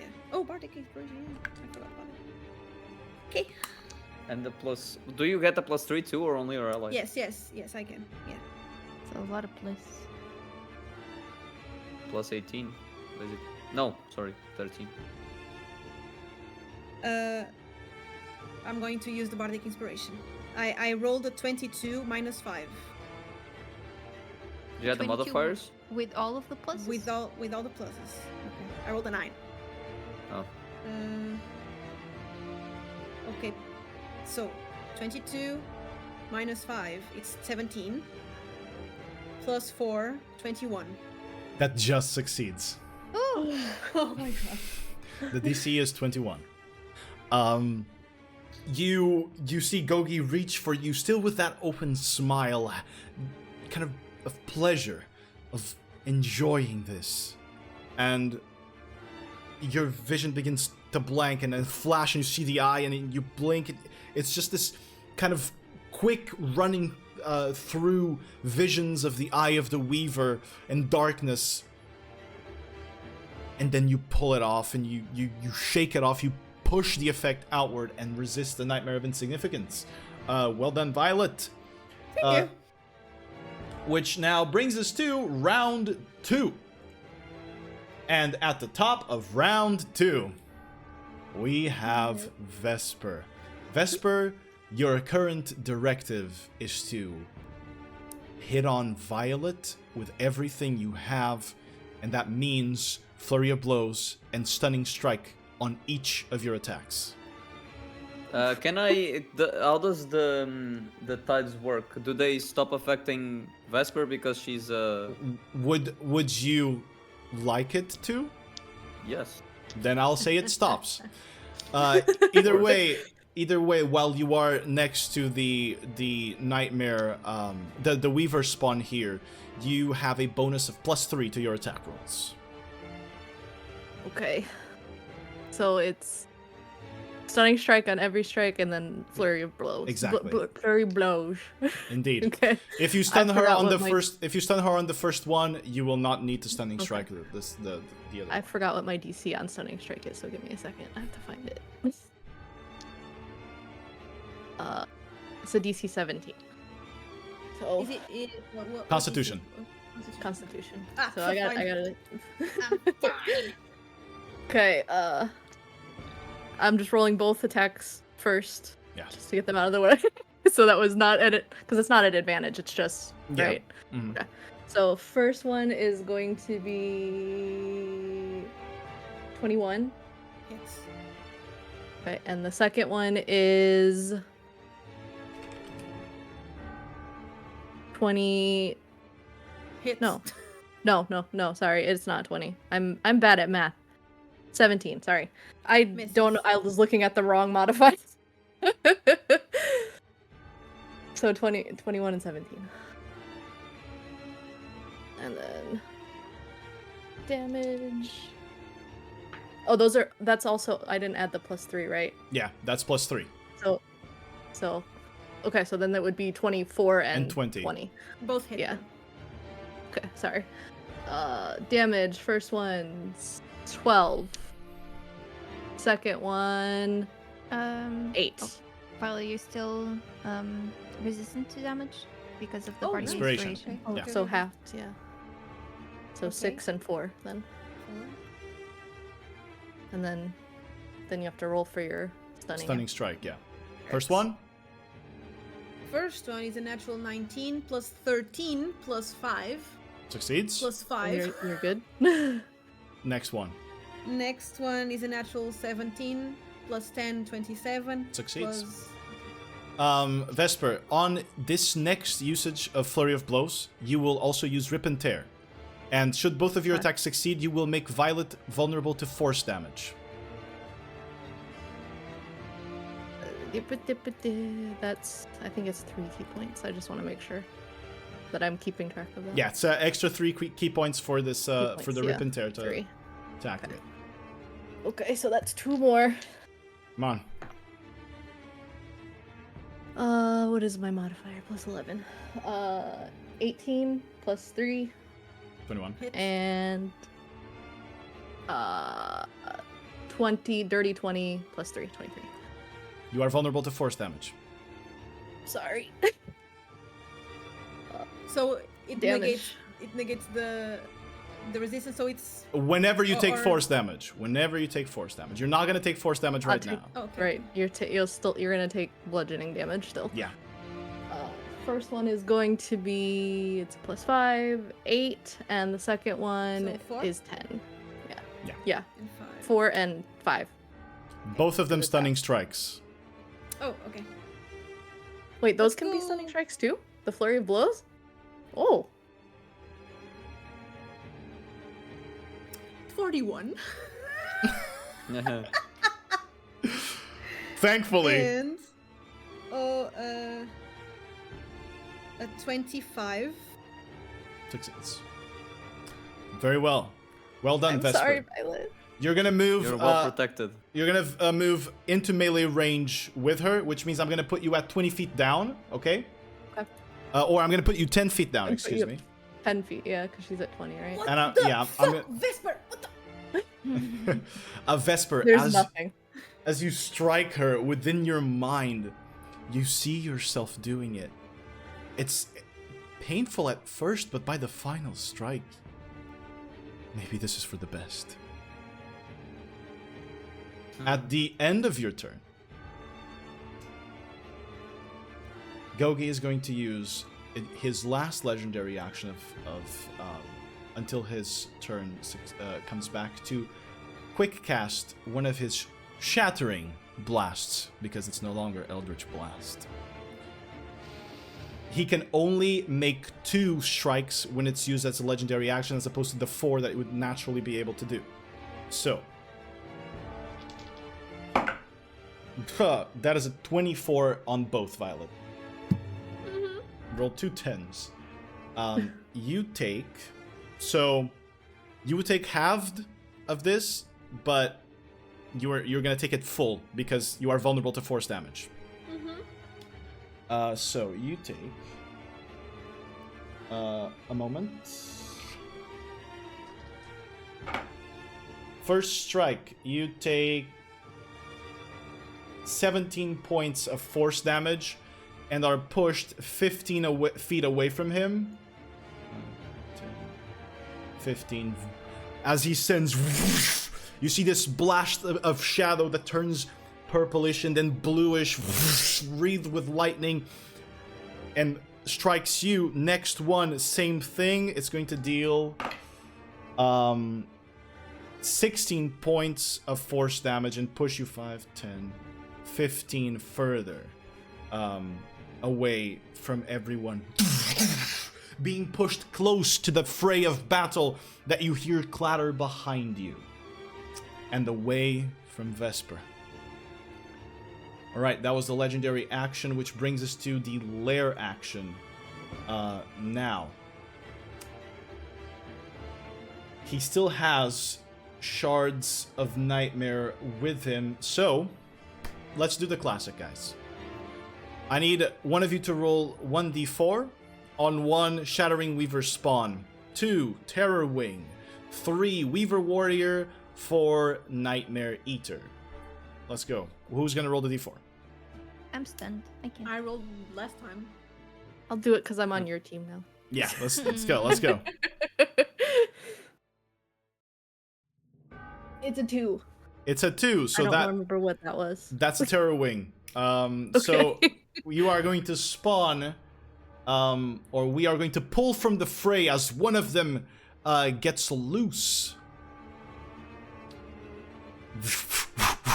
The little flying creatures fly up here in the corner, 30 feet up in the air, which is the natural height at which they were flying and shooting down on the embrace. They're going to appear there. They're going to go at the end of turn order. Initiative order. Alright, after the Lair action, Emily. Emily is stunned, but at the end of your turn... Now the song is over, by the way. And now at the end of your turn, Emily, you may roll another intelligence saving throw, which you can switch to wisdom if you'd like to get advantage. Wisdom for the advantage, and I have the plus 5 on saving throws, Indeed. and the plus 5 charisma modifier because I failed. Because you failed. The saving throw before. Oh, it's an actual 20, so You don't even need it. Nice. Hell yeah! You release yourself from the effects of the stun, and as you open your eyes, the Weaver Warriors are next to you, and they are so dangerous. All right, Emily. That's gonna be your turn. Let's see if they can do something, because now it is their turn, and the 2 melee Weaver Warriors, with their great power, are going to Nightmare Blade you. So, first strike of Nightmare Blade at advantage because of flanking. 22 to hit. 22? 22. Let me see. The shield is only Plus 5. till my... Yeah, it's until the start of my next turn. I'm gonna use it again. Shield so it. Fills. Ah, fuck, man. This is... Alright, first strike with a Nightmare Blade. Rings off. He's gonna make the other strike with Nightmare Blade. That is cocked here, but those are 2 are lower, I think. So that is 21 to hit. So lower, it fails. Now Obscurial Slash from that one. That is much higher. 26. Yeah, it hits. 26 hits. You take 12 points of slashing damage as he slashes with his changed blade. And I would like you to make an intelligence saving throw, which you can switch to wisdom for me, please. Wait, a 5 plus 5, 10, and plus nothing else. It fails, which means you are frightened of the Weaver Warrior for 1 minute. Okay. You can add on the icon the status effect for that. Yeah, I'll do it. All right, then I'm going to strike Nightmare Blade with the other Weaver Warrior. Let's see if... Come on. Okay. 23 to hit. Oh, beats it. All right, we got 1 successful strike with Nightmare Blade. Second strike, that's super high. It's 27. So both strikes with Nightmare Blade. First strike with Nightmare Blade, we'll do Obscurial in a moment. So that is a 11 points of slashing, plus some psychic, but you're immune.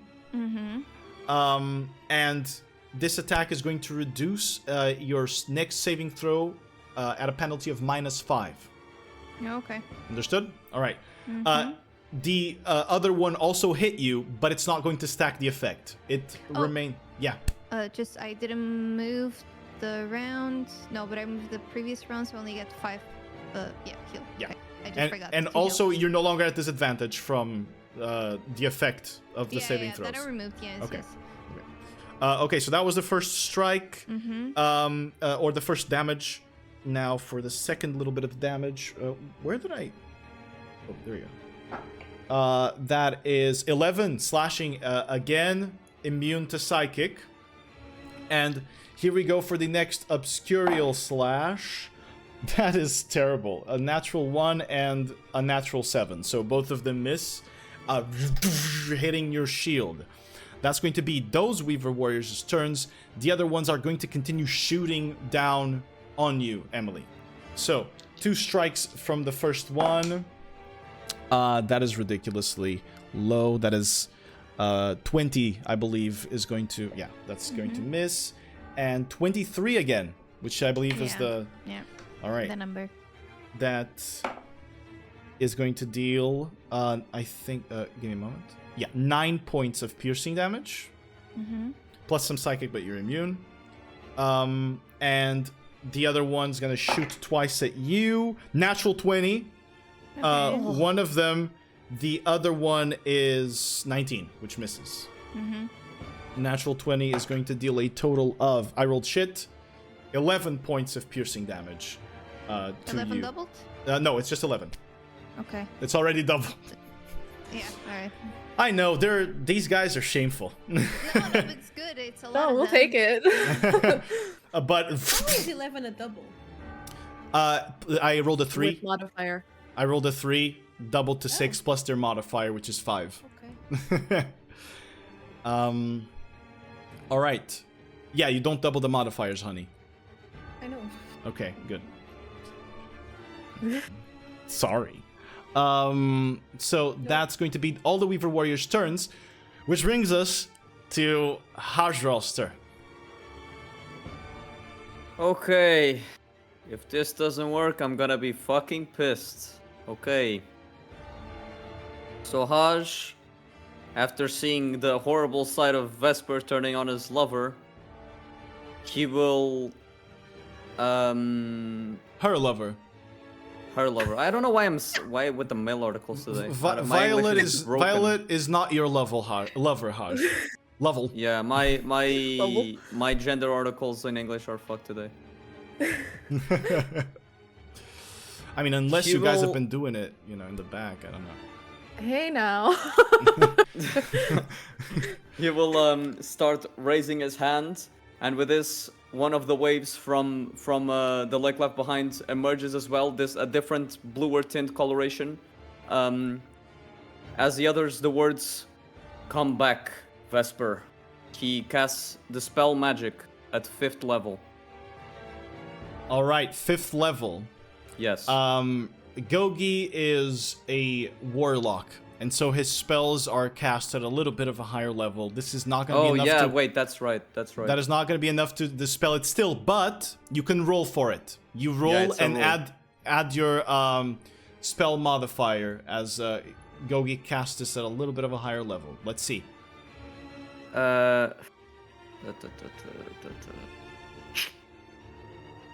Maybe. Are you within range, by the way? I am within. Yes, it's 120 feet. There you go. Perfect. It's a So, roll off. Yeah, the spell magic. If what I'm trying to see here is if I cast it at higher level, will it make the DC lower? I don't think it will. It will not make the DC lower, no. Unless you cast it at exactly the DC you need. Level. Yeah. It needs to be 10 plus the spell's level. So you'd be then guessing. You'd be guessing. Then can I retcon it to 3rd level then? Or Oh, for sure. Yeah, for okay, sure. I'll retcon it to 3rd level. Thank you. All right, You are too then kind. go ahead and roll it. You need to add your spell modifier, which is Yeah. +6, your wisdom. Roll d20. So, oh wait, no, it does. The DC equals 10 plus the spell's level. Wait. Exactly. So wait, it will be the spell's level, which is Gogi's spell level, right? Exactly.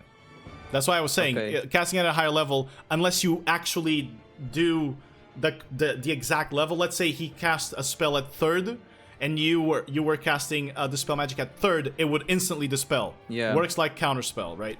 But since you don't know, you'd be guessing. Using your spellcasting ability. Okay. Wait, yes, Vesper. Is it charm? Is it a charm effect or is it? This you cannot immune the Gogi's dominate I effect. can't stillness. No. Dang it! Because I just realized that it works on charm. Yeah, it does, and dominate person is a charm regularly, but in Gogi's hands currently, you cannot immune it. Dang. Yeah, this is a specific thing of Gogi. So ability check is I just roll straight wisdom, right? Yeah, exactly. Straight wisdom check. Huh, On a one. natural one. I'll You- try to re-roll him. I'll re-roll high. Yeah. Oh wait! You don't need to. I have lucky. I have lucky. No. Okay, lucky. I'll expend one of my lucky dices. If it doesn't work, I'll do it. Let's do it. Okay, that's -1. Okay, again. We go again. 15. Not and I can enough. only lucky once, right? Per turn. I don't know. You might want to read the feature. let for me that. let me see. Or the feat. I don't actually know. I don't remember. Lucky. You have 3 luck points whenever you make an attack roll. You can spend 1 roll to roll. An attack roll? It's Attack a roll, ability ability check, or check saving or- throw. yeah. Yeah. But it doesn't really specify. Here. Okay, I'll use another one then. Fuck Let me it, we ball. let me go here. Let me go into the lucky feat myself and give you my verdict. Yeah, because it doesn't say anything. Right, You here we can go. spend 1 to roll an additional, and you choose which die to use. Yeah. After you roll the die.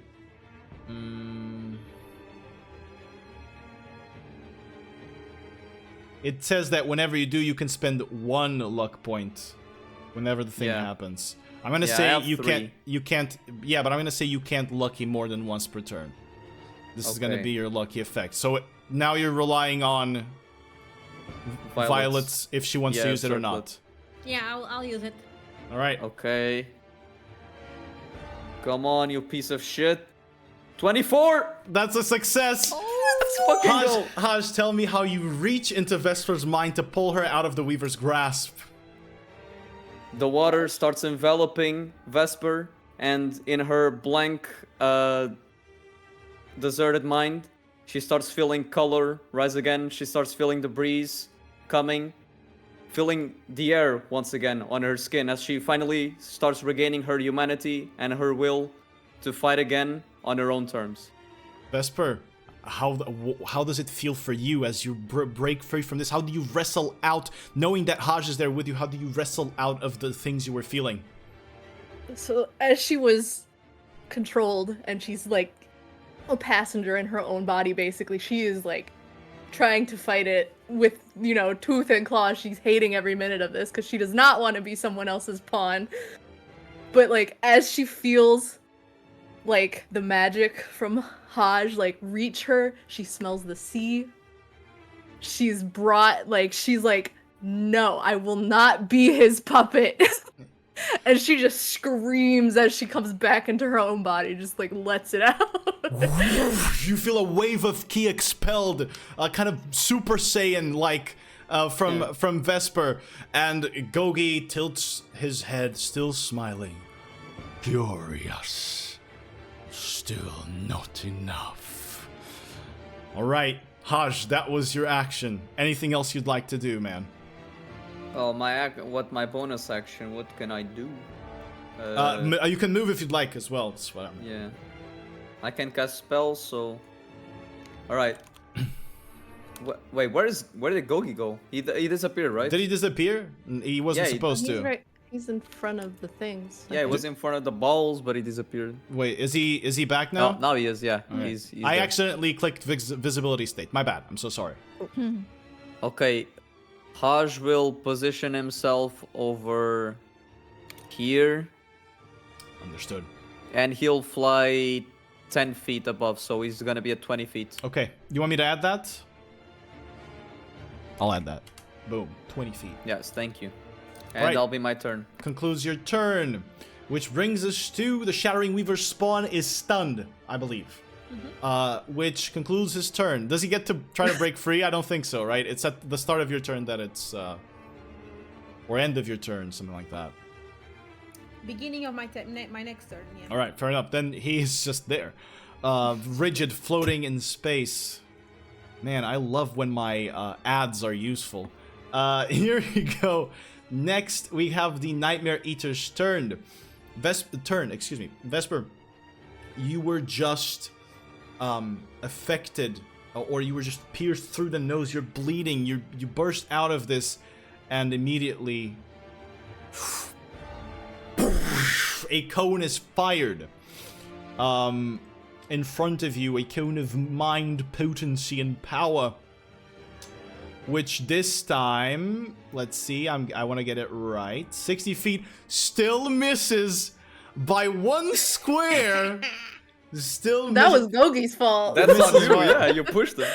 I'm gonna leave it. He can still move, but I don't want him to enter melee right now.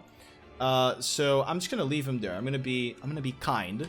Not to Vesper though. Vesper, I need you to, since you've regained the abilities, by the way, the buffs, I should say. I need you to make an intelligence saving throw, which you can switch to wisdom, please. Okay. And do I have advantage again now because I'm not grappled? Yes. Okay. Oh, 19 plus 10 plus 5. That is a whopping success, which means you take, it's already halved. You take, so, oh, whoops, I lost it, sorry. So, yeah, you take 8 points of psychic damage from the effect. However, nothing else happens to you. This other guy, this other Nightmare Eater, let's see if he regains his Mind Blast. Does not. Which doesn't leave him with much to do. He is going to begin flying.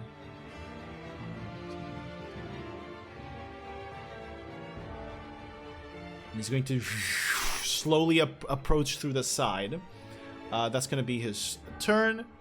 So Nightmare Eaters are done, which brings us to Gogi's turn. Vesper. How wounded are you? Scale of what? And in a scale of physically, how wounded do you look? If you were to portray it.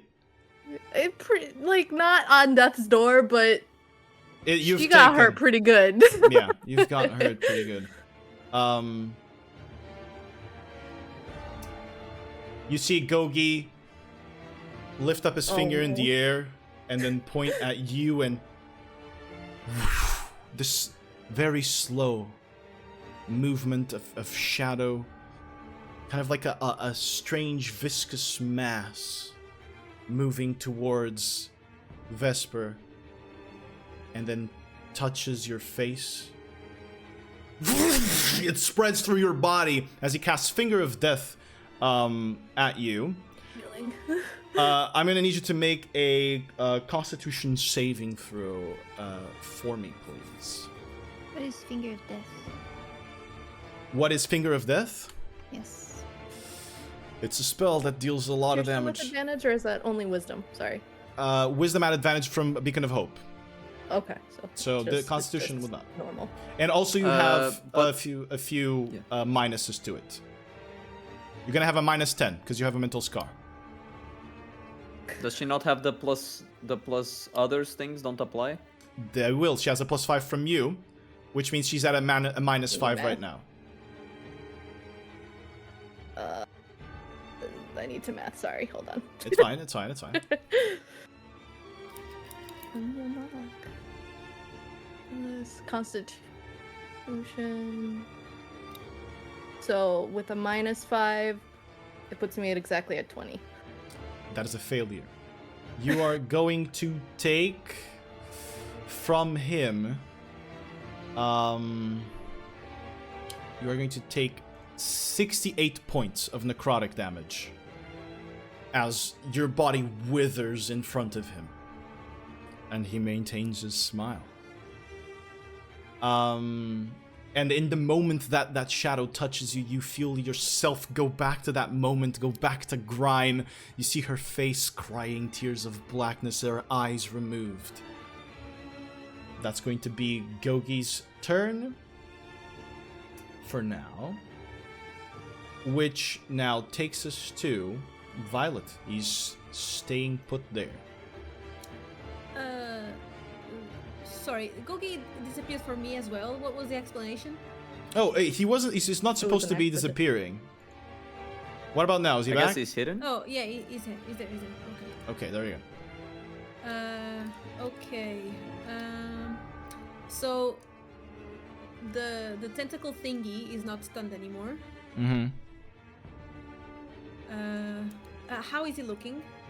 Hurt, but he's within your kill range. But you'd have to dump things. You assume. Okay. I wanted to remove it out of the way, so I can go straight at Gogi. Could you even get there without expanding a dash? I mean, probably you have to expand, right? Only if I expand. Yeah, I need to dash. And oh, it's only 30 feet above me, so yeah, only with a dash. A dash. A dash. And I will receive an attack of opportunity from the Weaver thingy and the tentacle beard guy. With a dash, how many movement speed would you have? I have 60. Damn, yeah. Have to walk straight. Yeah, she can't You walk get the gay, which is a extra problem 15. for her. Oh, sorry. Wait, 45? Do you get the extra 15 from him, the Weaver guy hitting me? So you can move towards Oh, him I for have, 15. yeah. Mm. But I still. Well, I can try to move 5 feet up. If I move 5 feet up, does the Weaver thing hit me? Yeah. Oh, it I will. get. Yeah, of course. But like with 60 feet, I'm sorry, I don't want to backseat this. You can find a path here to get to him, I think. Like you don't need to go straight. You can like do a obtuse. I can try to go like 30. I don't even know if that's what you want to do. I'm just letting you know. If I go 30 feet here, oh, then it's 35. So I can't. I'm not an owl. Unless 30. I will always have to pass through him. If you move by me, I Oh, can right, wait, fickleness of fire you, and you don't provoke opportunity attacks. And you get extra movement speed, right? Oh shit. So if you move your first bit to be by me, I can, within 10 feet of me, I can give you 15 feet with no opportunity attacks. Okay. Then I will try to move my 15 feet towards Gogi. A free 15 feet. Mm-hmm. I always forget I think it's 5 here, right? Mm-hmm. And then I'll go 20 feet towards Vesper. I still have 10 I'll feet. give you. I'm giving you 15 now, Okay. so you've got an additional 15. So 25 Technically. feet. Free. Is it? I mean. 15 free. 15 plus 15 10 that I free. still have. Yeah. Yeah. So 25. And I can be. Oh, he's still 10 feet away. Yeah, I still need to dash. Fuck. Do you? He Wait. is 10 feet away from me. Up. Right, you spent the 25 to get there. Yeah. Yep. So I will dash. I don't mind. And I'll be right face to face with him. Hello.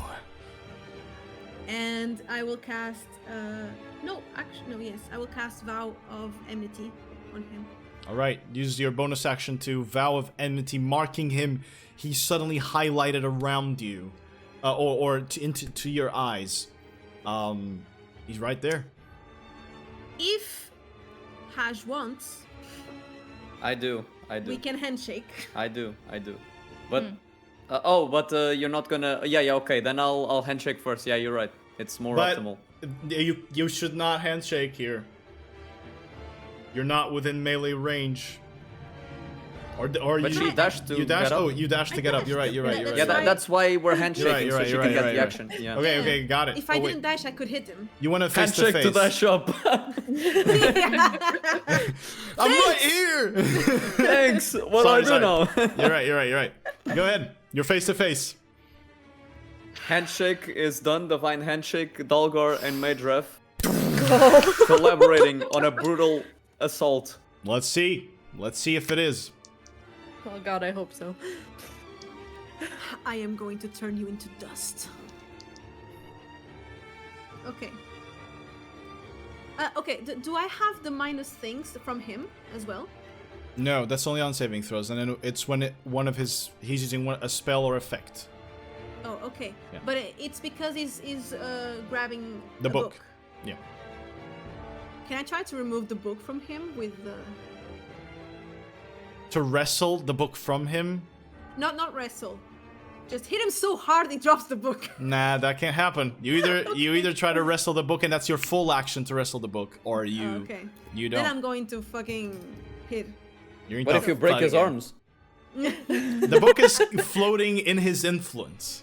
Oh, okay. I thought You it have to was actually in his like hands. wrestle Okay. it away from the thing. It can't even What be if a you break the grapple. skull? I misunderstood. I If thought you it was... break the skull, then maybe.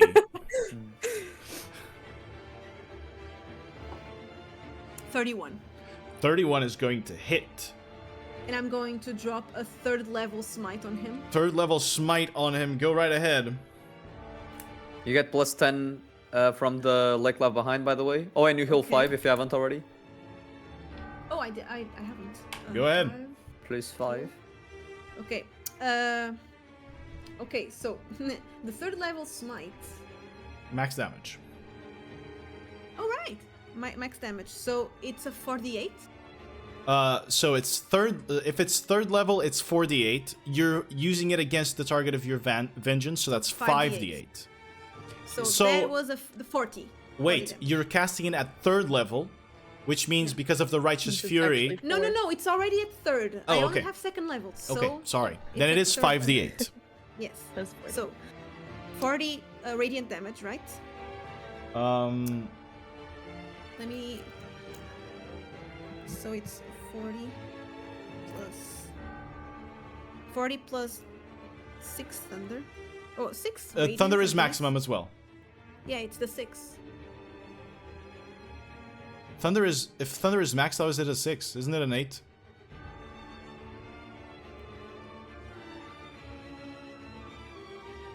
Oh, it's 1d8s. It's not 1d6s. I was rolling 1d6s. Okay, so 8. Mm-hmm. It's fine. It's fine. So I am going to quick strike him as Right. well. Got it. So it's going to be Tell me the bludgeoning. yeah.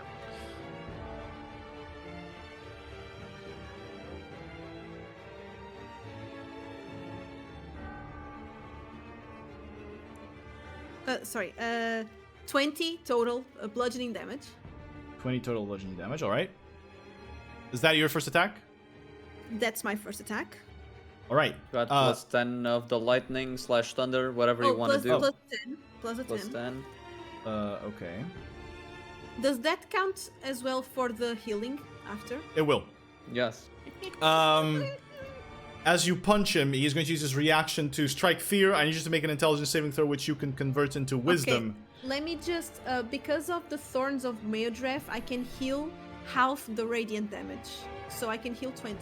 Yeah. I totally forgot about this the other sessions. Right. Okay. Strike fear. I need you to make an intelligence saving throw for me, Intelligence please. You can switch to saving wisdom if you'd like. Okay, and so I can do at advantage, right? Yeah. Indeed. You are Okay. making this at a -5. Okay. So. Okay, yeah, +5 -5. It's an 18 total. That fails. On a failure, you are frightened of him, and you cannot make any more strikes for the rest of your turn. So all of your attacks are gone. Can I use my thing? To re-roll it? Go Yeah. ahead. Oh no, actually Indomitable. All right. I don't go need ahead. to use it. Mm. Come on! Did you roll a natural 20? Yes. Son of a bitch! I was going to take the picture Take first. it anyways. Fuck! It's I rolled a 15 and a 20. All Picture right. your prize.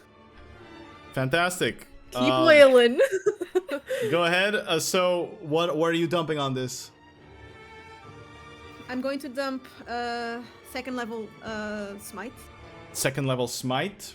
That's the second attack, right? This is the That's second attack. yeah. So it's going to be the same 5d8. So 40. Is it? It's all max. It's all max. Yeah. But it's not a Well, 5d8. because It's a second level only. But so you it's get 48. but you get bumped to third. No, honey. But- When I say second, it's because I am doing it first level, so it's already at second. Oh my god, just tell me the It's what level I did No, before. just tell me the level at which you're casting it, and it's easier like this. Okay? Okay, so it's first level, so it's going to be a second one. So 48. 48 is 32? 32. 32, yeah. She doesn't get the maxed out heal lightning in this one, right? Or the red thunder. or Everything's maxed on her turn. On her a handshake. Every handshake action is maxed or And extended I'm I going attack. get to... it. And all that goes to me too, right? Indeed, Yeah. indeed. So currently you're at what was it? Like 50 it was 55 58 It was- 58 total from the 58, first attack plus 58, 32 yeah. now. doubled, right? Because it's a natural 20. Yeah. No? Natural, is not a natural doubled? 20. What Yeah, was a she got natural a 20? Natural 20. I rolled a natural 20 on this attack. Oh, you That's just why I took the photo. you oh, but this Oh, wasn't no, sorry, the sorry, attack. it's That was the That's- Indomitable. That was Oh, the yeah, That was Indomitable. the attack. It was. The Oh, semi-pro. sorry. Oh, I am so... Oh, shit. She wanted So- to cheat it. So many I rolls. haven't rolled for the attack yet. Wait, You haven't? didn't? You didn't? Didn't you? Yeah, she just started saying damage. You're right. Roll for the attack. She didn't. No. Roll for We the didn't attack. even question it because she Oh always my hits. god. Roll for the Okay. attack. Not an advantage. Why not? You already used your advantage attack, right? He Oh, has he's Vow of Vow Enmity. Yeah. You're right. Okay. It was not a natural 20 though. Right. It was 19 plus 5 That hits. hits. So I'm going to I'm going to drop The smite. a smite. So it's going to be 32, right? 32, yeah. 32. I'm going to try to knock him out. Knockout strike. Constitution 20. That's natural 20. Succeeds. Okay. Wow. He heals 1 insanity point. He's coming to our side. Oh, Yes. So I'm good now.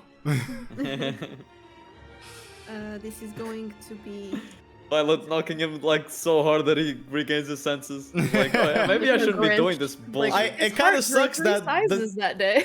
It kind of sucks that the natural 20 is on this. I would have rather he failed and used the resistance and saved the natural 20 for another occasion that I'd like more. Plus 8 radiant. Plus 8 radiant. Plus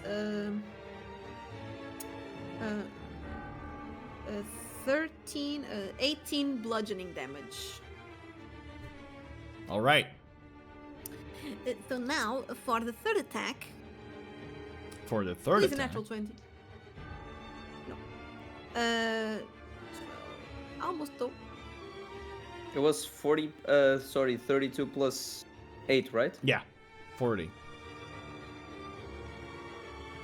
26. Hits. For 5. Hits. And should I try to...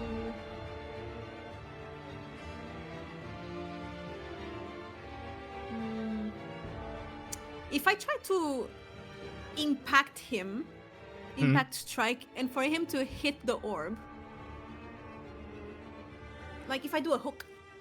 Do you think that would would you expect it to do? Destroy the orb. Probably not enough. Okay. Get zapped by the orb. I'm just going to put damage on it. So. Right. And I am going to reduce his next saving throw by the amount I'm going to tell you next. Understood. Go ahead. So I'm going to drop another second level smite. So another 32 damage 32 damage. plus 8 damage radiant as well. Okay. And not this. Oh, I rolled shitty. So 12 bludgeoning damage. 12 bludgeoning damage. And I'm going to reduce his next saving throw by 1. Got it. All right. A moment.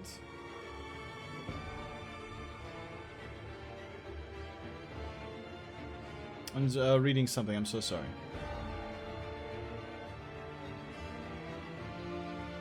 Yeah. Got it. So, Violet, you charge at Gogi, at this orc that you have seen once when he killed your ex-wife in front of all of you. And with divine rage, each strike beaming with light and thunder and lightning, each hit damaging him, cracking bones as he's bloodied from the 3 hits, standing very low.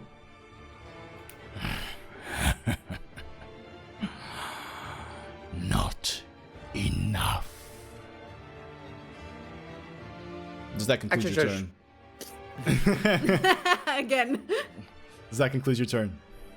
The Divine Handshake doesn't give me a full action. It's only an action surge, right? It gives you action surge, yeah. Okay. So Not a full turn. then it ends. All Before right. she ends, I'm just gonna use my 15 feet to move a little Oh yeah, bit. you can also I move. get it too. So I'm gonna move 10 up. So I'm gonna put myself at 30, and I'm gonna move just one over here. So, Got it. and no opportunity attacks. Fair enough. All right. I didn't. At the end of Violet's turn, he is going to use. Give it a moment, please. I need to make some calculations.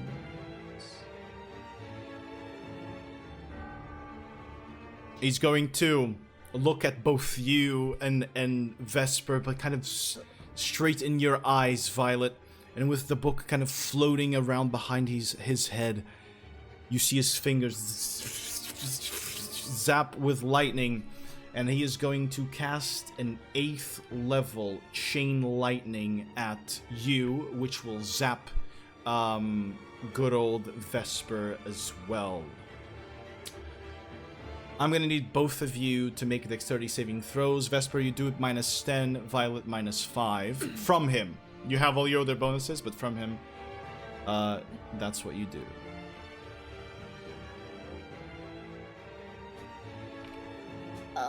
I'm at a, what was it, a -5?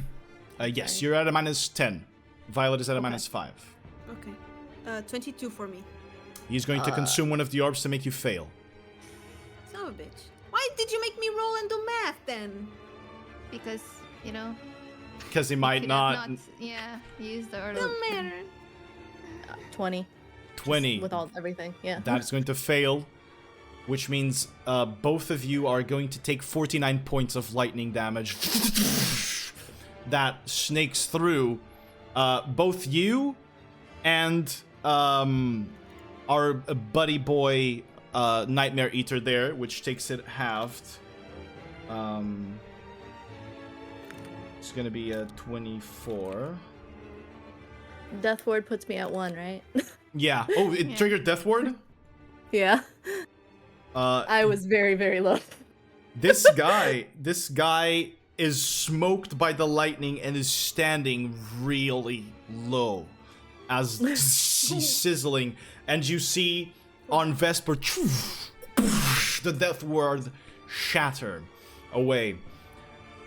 Also, that's going to end his legendary action, which brings us back to the top of the turn, which brings us to you, Vesper, healing 5 points.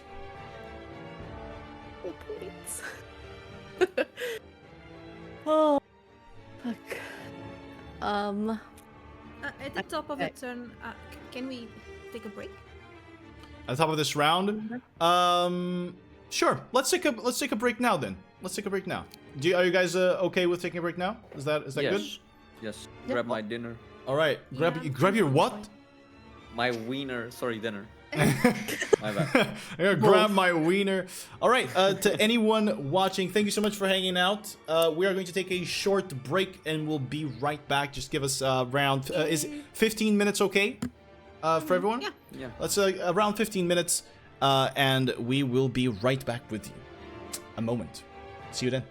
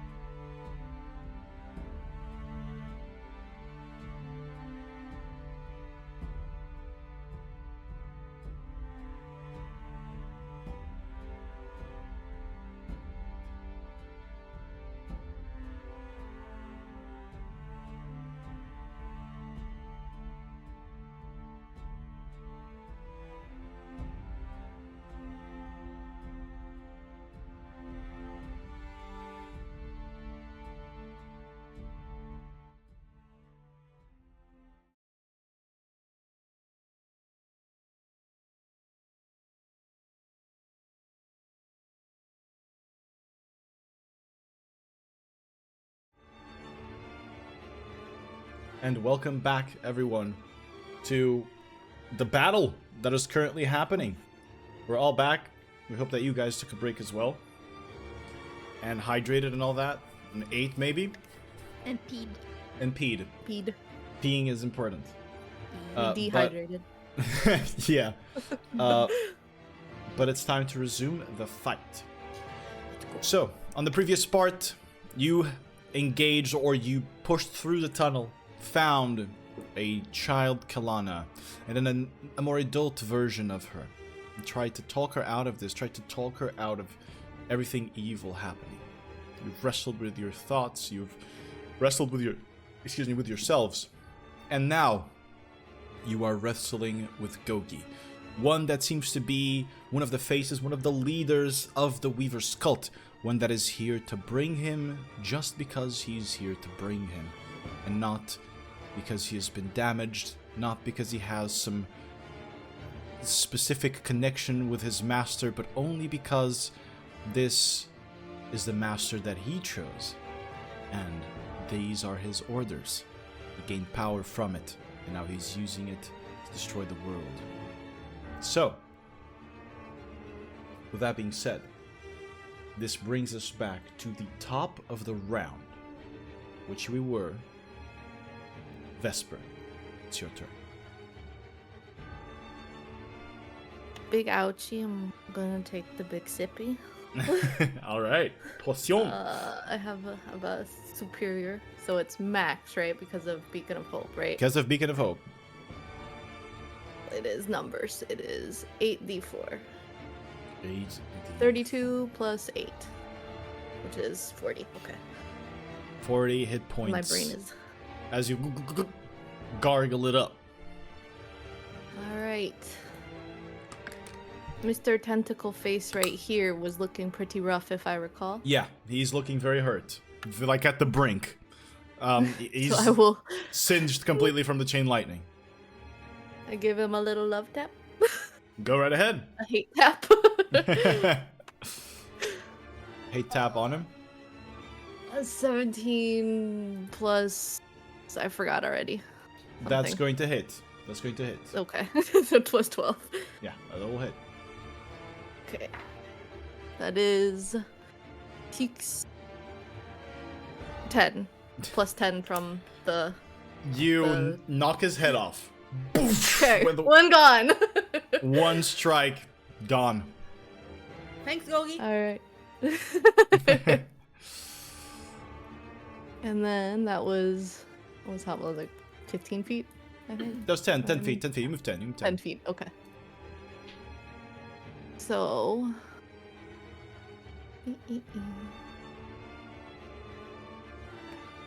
I'm gonna try this. I just want to know what happens. I'm gonna hit the orb. Go right ahead, roll for the attack.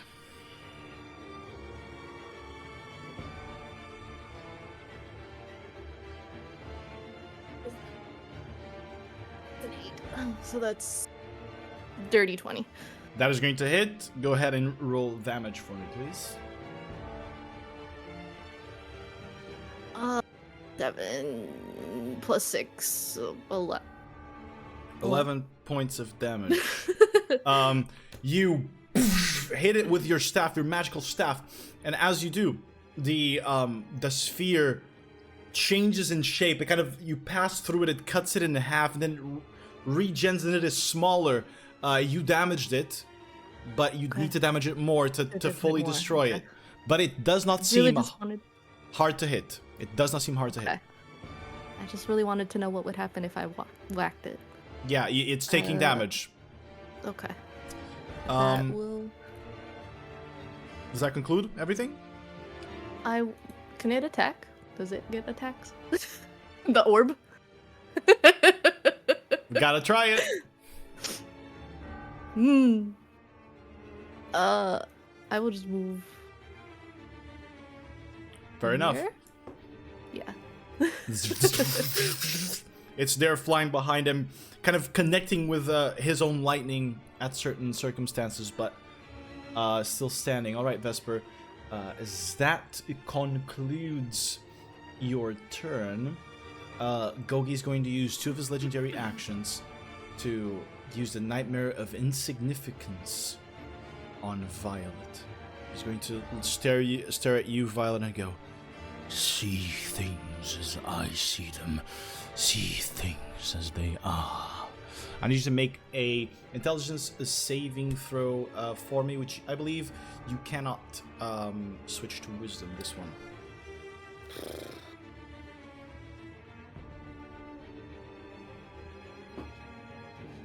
Did you roll a natural 20?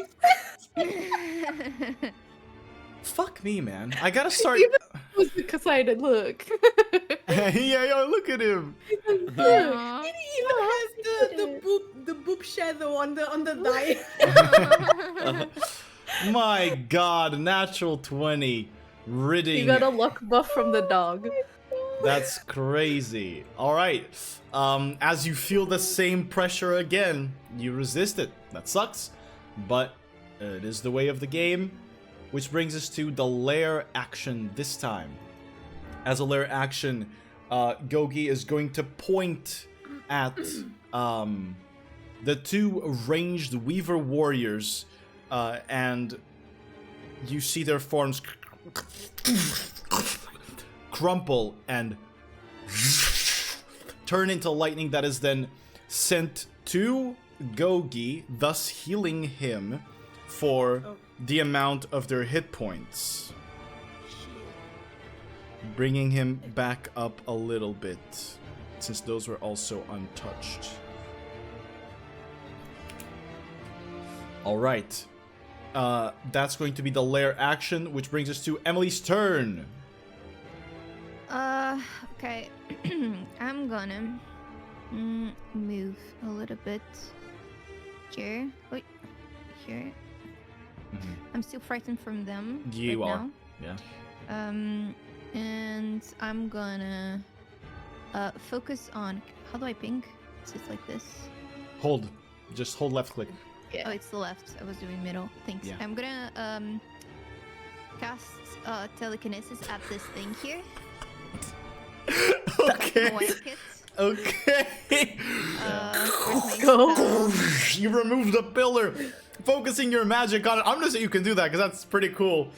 And it is flying under your control. Yeah, and when I do it, I'll whack it towards the left so it gets all three of them. Since it's pretty tall, Yes. and I That's so move a awesome. little bit away, it's slightly Let's at an go. angle, it's slightly upwards, so it hits the guy that is flying on the left. Like a Yeah. swing. That's pretty big. I'm gonna say you can swing it in a way. Let's say I'm gonna say for sure that the 2-1 down you can hit. For the guy above, I'm gonna say roll a d20 for me. Let's see if you can get him. Roll d20 for him for me from a 1 to 10. You cannot. From 11 to 20 you can. Okay. 17. That hits him. All right. Or that can hit him. Let's go roll a spell attack for me. So it should say somewhere you should have your Yeah, spell attack modifier. Yeah. Yeah, spell attack 15.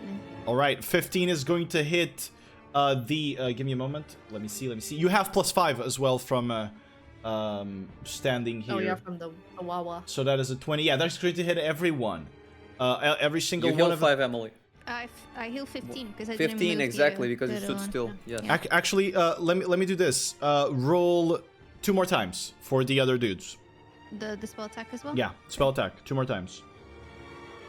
Natural Oh, 20 natural on 20. God damn. 27. All right, I'm gonna say you can name your natural 20 and whoever you want. What would you like it to be? The one on the left, the high The- one. the because flying it's one. Way stronger. Yeah. All right, so let's go. This is a huge object here. I'm gonna say you can deal 6d8 with each attack from this.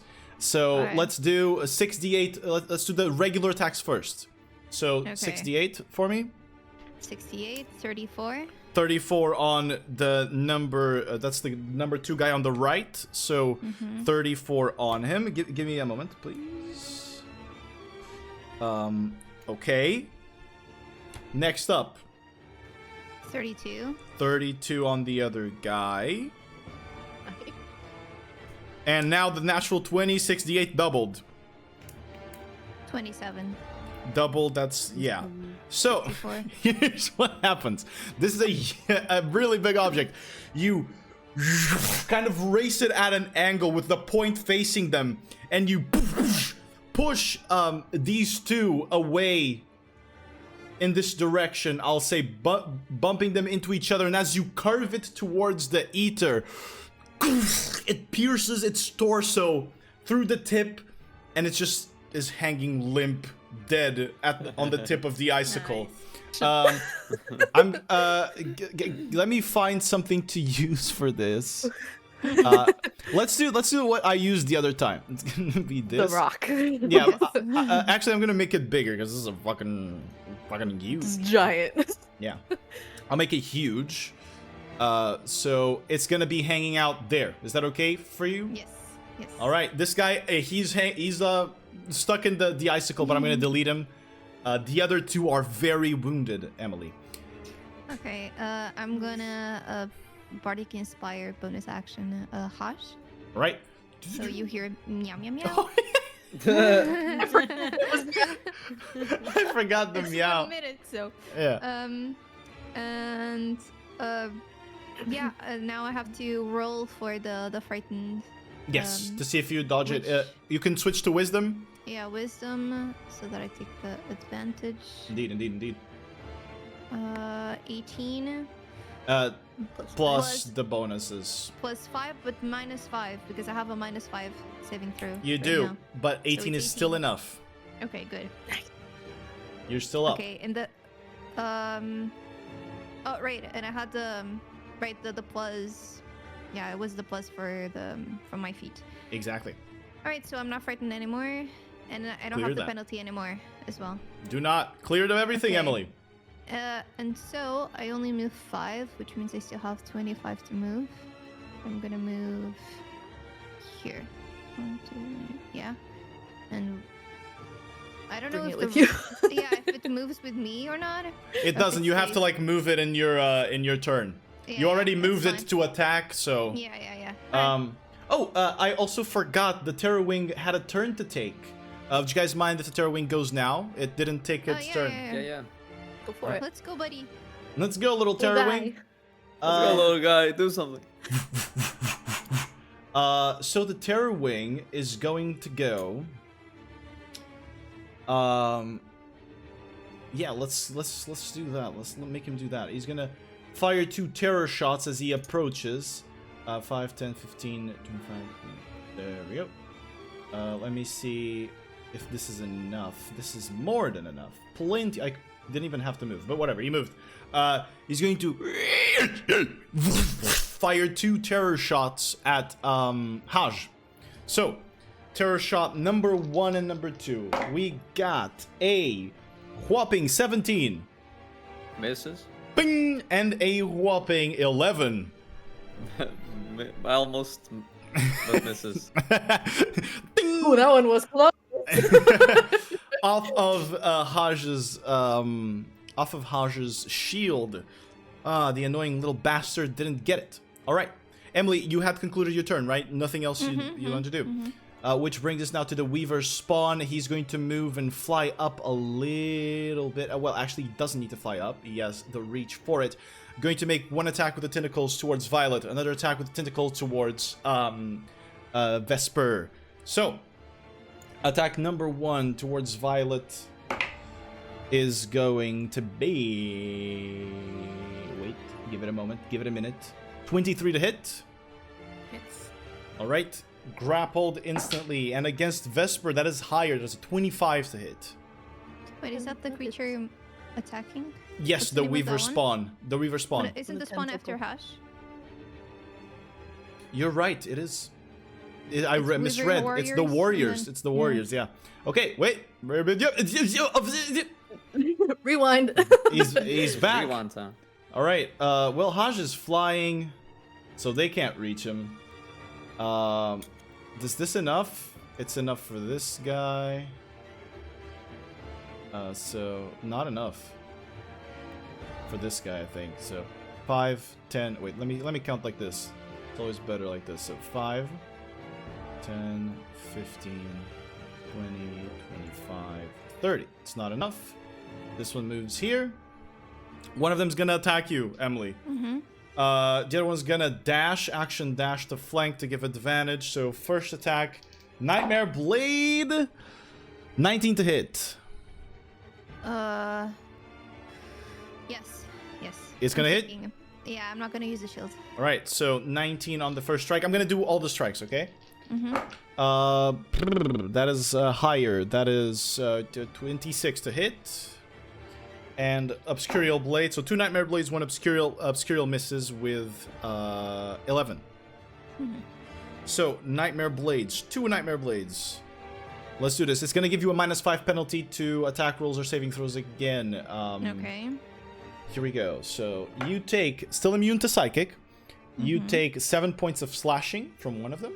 7. And then, ooh, this is higher. 13 points of slashing. 13. Max damage from the other one. Of the Nightmare Blade. Alright. That's going to conclude the Weaver Warrior's turn, and now it is Haj'Draal's turn. Okay, Let's go. so Haj is gonna move over here. So this is, yeah, and he's gonna rise 5 feet as well. Gotcha. So how do you raise it when I click? How do you raise you it? right click, and then on the top left corner there's the height. You have to enter the height and then enter again. Press enter again. Oh, there you go. Yeah. Okay.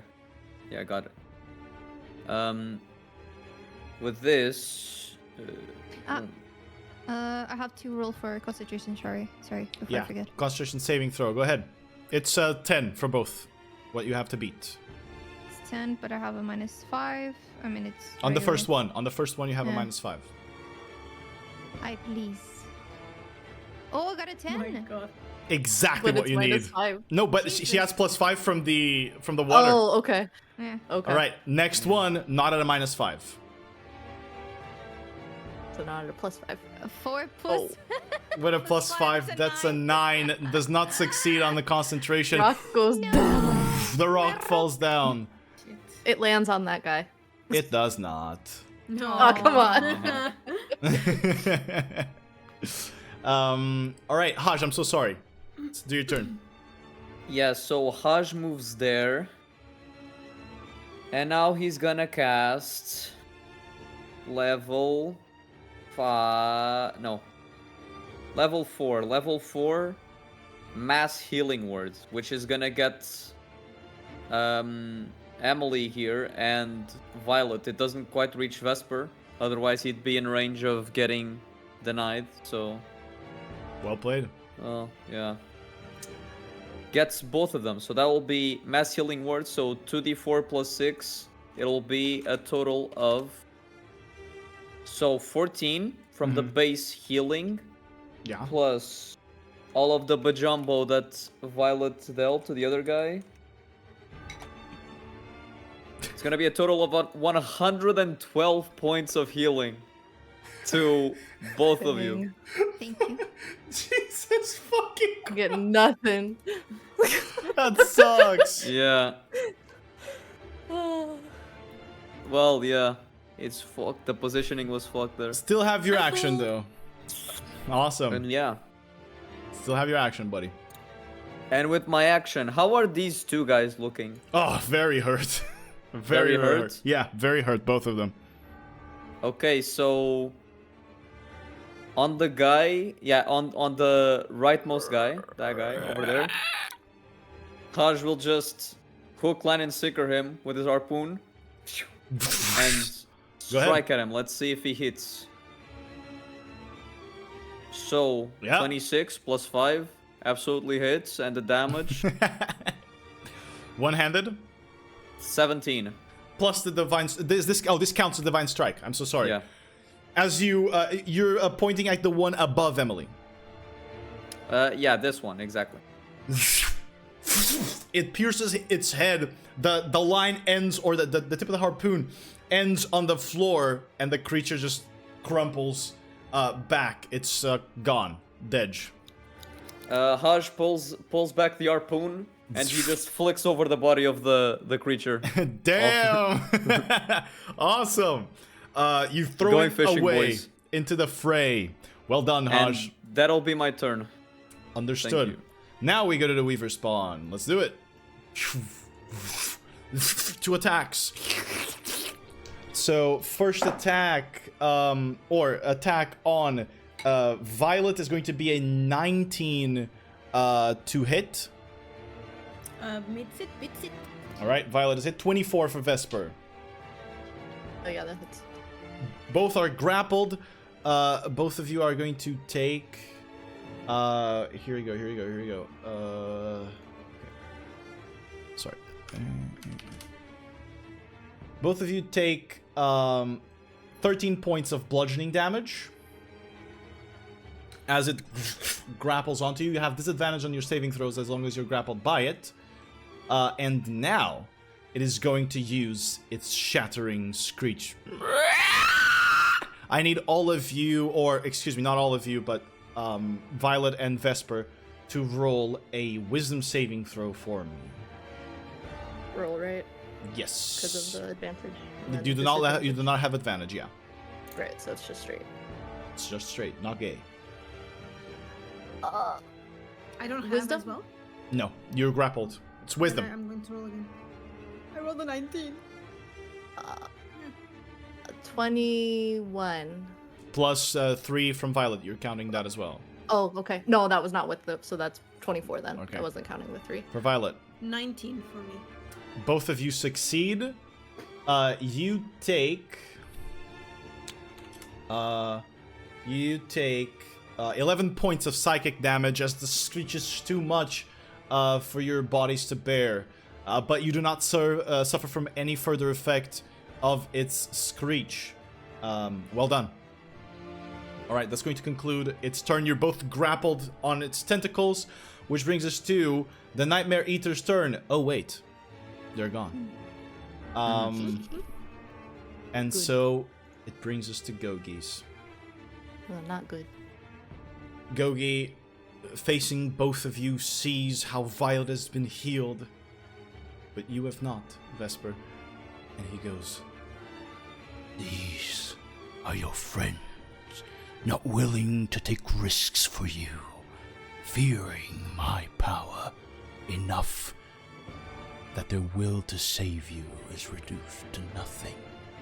and he, as you are grappled, he approaches you, and he goes to your ear and says, "Die."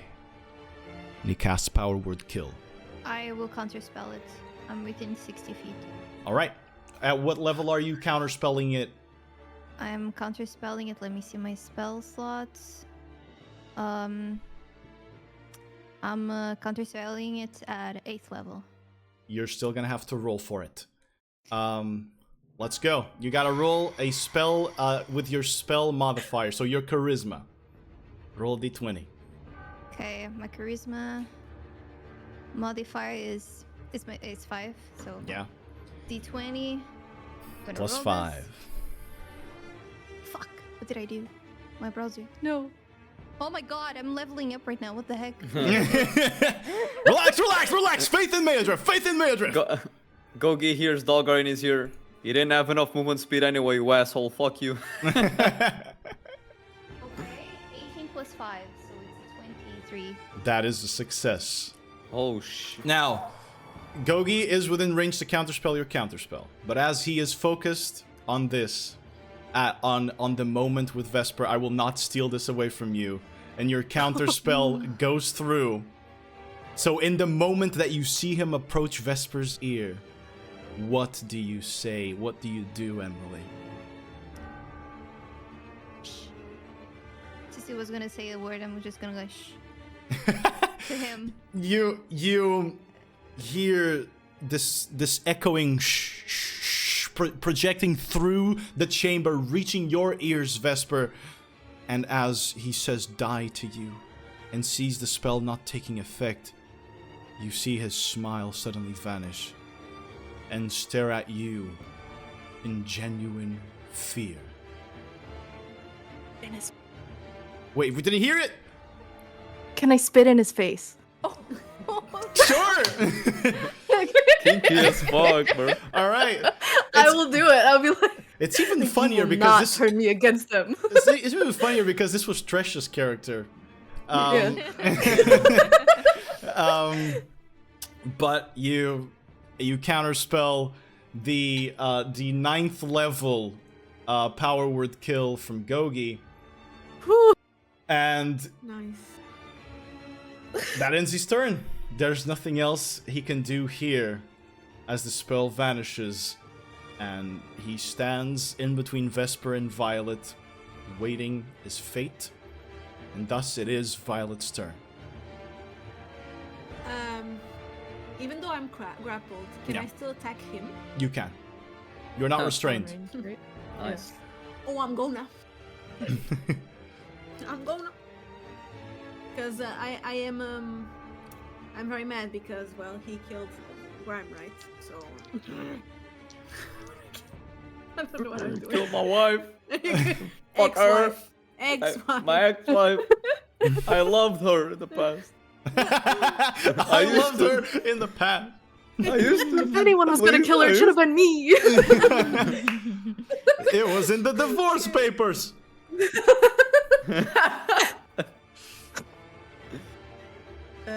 29. 29 hits. And I am going to so I recovered the combo die. So going to quick strike first. Mm-hmm. And another smite, level 2. Okay.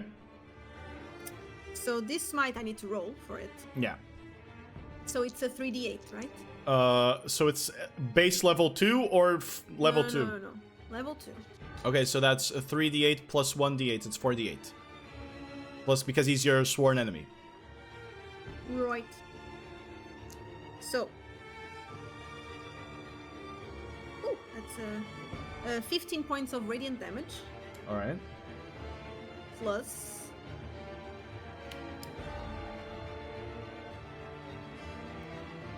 17 points of bludgeoning damage. Okay. Next strike. 25, 30. 30 hits. Oh, wait, actually, he's gonna use his reaction to Striking Fear on you. To use Striking Fear on you. I need you to make the intelligence saving throw. You can switch to Wisdom. And I have advantage on that one? On Wisdom? No, you're being grappled by the thing. It's straight. Right, okay. So. But do I have the +5 or not? Oh, You do I have the +5. the- Yeah, but it's -5 from him, so it's So it's neutral. straight. Fuck. 13. 13 fails, and as such, you are frightened of Gogi, and you cannot make any further attacks. Okay. I'm gonna mark Do you have as no more that. circlets thingies? I do, but do I wanna use it? We don't know. It's what's a good next. point. I was just asking to see like what our options are. Additionally, he does get 15 feet of unprovoked movement, which he's going to use to move in that direction, drift away from you Yeah. as he projects your mind with this momentary hesitation. So I can't hit him, but can I hit the thing? You can no longer make That's attacks. Oh. Damn. Oh, I'm so sorry, honey. I take it back. I don't. She does. Whenever she does that, it just breaks my heart. But no, you cannot make any further attacks. Okay. All right. Bonus action still up if you'd like. You can also move. Oh no, you can't. You're grappled.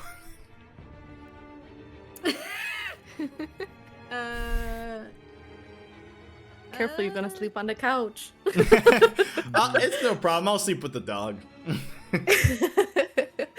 I got a buddy now. I can sleep on the couch. Someone will cuddle me anyways. I'm fine. I'm not going to activate anything for All right. you. Understood.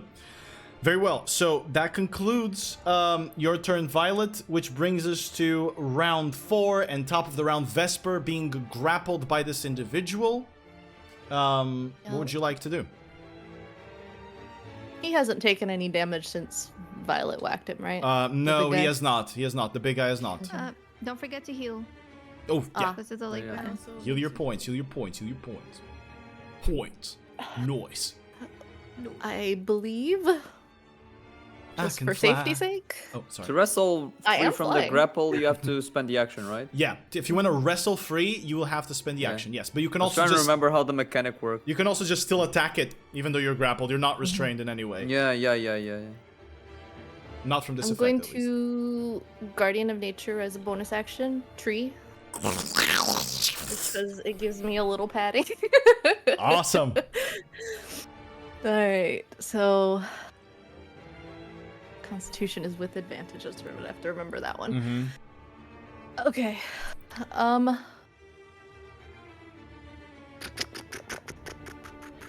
I want to take this resource away from Gogi. I can still hit the orb, right? Okay. But yeah. Reminder: it is easy to hit. The orb. Having thoughts. Where is thing? Hold on. Okay, yeah. I'm going to try to make a stunning strike on the whale tentacle man. Okay. Fair enough. Let's do it. 18 plus 12. It's going to hit. Constitution saving throw, correct? Yes, DC 17. Ooh, I rolled really high. It's a 21. Dang. Resists that Okay, first well, stunning strike. Okay, let me roll damage. Go ahead. Yeah, right. 9 points of damage on 9 that points one. of damage. Understood. All right. You hit one of the tentacles, bruise it immediately. But creature's still standing, equally hurt, essentially. Not a big dent, Okay. this one that you dealt. Okay, yeah. Going for another stunning. All right. Go right ahead. 18 plus 12. That's going to hit. The billions. Oh, plus 10 from another plus 10 from the water on the the first damage, hit. yeah. Oh, Yeah, pl- damage. plus 10 damage. Okay, Yeah. got it. Next one, I rolled exactly 17. Bitch. It's going to succeed. It's going to succeed on the Alright. Constitution saving throw. But worth the effort. Go ahead and roll damage for me. Alright, it is 7 plus 6, 11 again. Yeah, 11. Math. 11. Okay. Yeah. 11. Okay. Why am I math? I have a calculator, you dumbass. Okay. It's does that conclude your turn? Bonus action to 7 activate. plus 6? That's Huh? not 11. Is it not? Is it my math bad? 13. Oh, it's 13. Okay, yeah, 13. I'll add 2. All good. That is a bigger dent, Vesper, but it is still standing. It is within kill range of your friend. You are concentrating on Guardian of Nature, right? Guardian of Nature, yeah. Oh, look. I'm gonna paw you and concentrating, because now you paw from nature. Now you know. I like it. Pretty cool, huh? All right. Guardian of Nature, gone. Does that conclude your I turn? gotta make a note.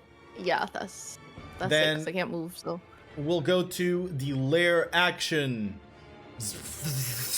The eye grasps your attention once more. I need everybody here to make an intelligence saving throw. I don't remember if this one you can switch to wisdom. I think we did. I think Yeah, I you think guys we did. did. Yeah, then you can. If you remember. I have to go to my notes to check. I can't Advantage. use advantage, right? Advantage, You can. yes. Yeah, advantage on whoever's not grappled by Yeah. the thing. So it's just straight wisdom for Yeah. me. I failed. I got a 6. Dumb, so. Yeah, failure. 21. Success.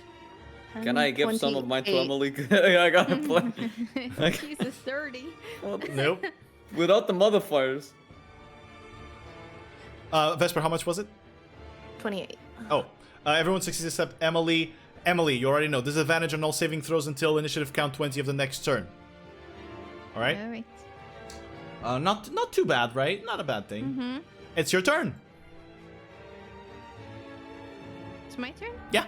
Oh, it is my turn. It is, right. Well, the guy is here, still alive. I'm gonna cast a shatter a second level shatter at its end at the icicle that I All right. carried to see If it yeah, if at least the shatter is not enough, he gets some rocks in his all right, head. let's see. What's the saving throw for this? Constitution, right? Mm-hmm. Splatters completely as the explosion hits the rocks as well. It breaks the icicle apart a little bit, but he's gone. Is going. I don't have -5 penalty anymore, right? Because Indeed, only the disadvantage. Okay. only the disadvantage, and I'm gonna move Right. 30 here. Gosh, I can never memorize where it was. I'll ping. When I thank you. Everybody It's here. Thank you. This guy's and- guy right? Yeah, Onion? This yeah, guy. it's gone. It's Bitch. gone. And the rock is as well. It's Bye. splintered a little bit. Yeah, it's still there. It's smaller. I'm gonna reduce its Oh, size. Okay. Alright. It's okay, you have plenty of rocks around you. Yes. And let me see. 35. Oh, and then the height and all. Yeah. I can't really do anything else. Can't really do any bardic inspiration. Oh, with the bardic inspiration, do we count a straight line as well? As we did the other fight with the counter spell and all, so we don't have to do like Yeah, trigonometry. just do it. Yeah. Yeah. Then I'll do a bardic inspiration for Violet since I can't reach Vesper. Understood. Meow meow meow. At least it gets the bonus and the resistance. Yeah, the resistances. Yeah. And that's it. Concludes your turn, Emily. All right, it is the Weaver War. Oh, wait, they're gone. So we come to Haj'Draal's turn. C'est moi. Okay. So Haj gonna move over. Wait, let me check something. 60 feet. Damn, this guy has a lot of range. Fuck. Okay. He already used his reaction this turn. Oh. That's very really? interesting. In which case, Haj is gonna move then. He's gonna move here. And so yeah, since Violet is 30 feet, Vesper is 30 feet in the air, he can get her pretty well. you're up flying too. So. Yeah, he's flying as well. You can even fly up to level with her if you'd like.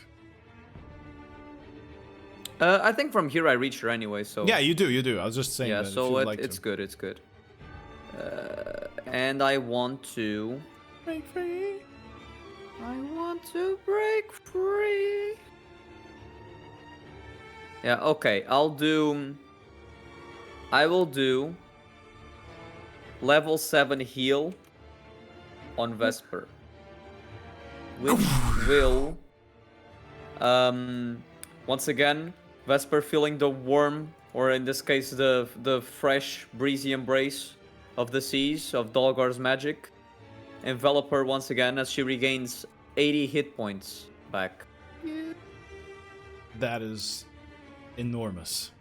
And the heal probably the heal only ends like diseases, blindness, and deafness. It doesn't end any debuffs. Okay, very well. Okay, so that is my action. My bonus action. My boner action. My boner. I won't do anything. So I won't do anything with my boner. So I walked 5, right? Yeah.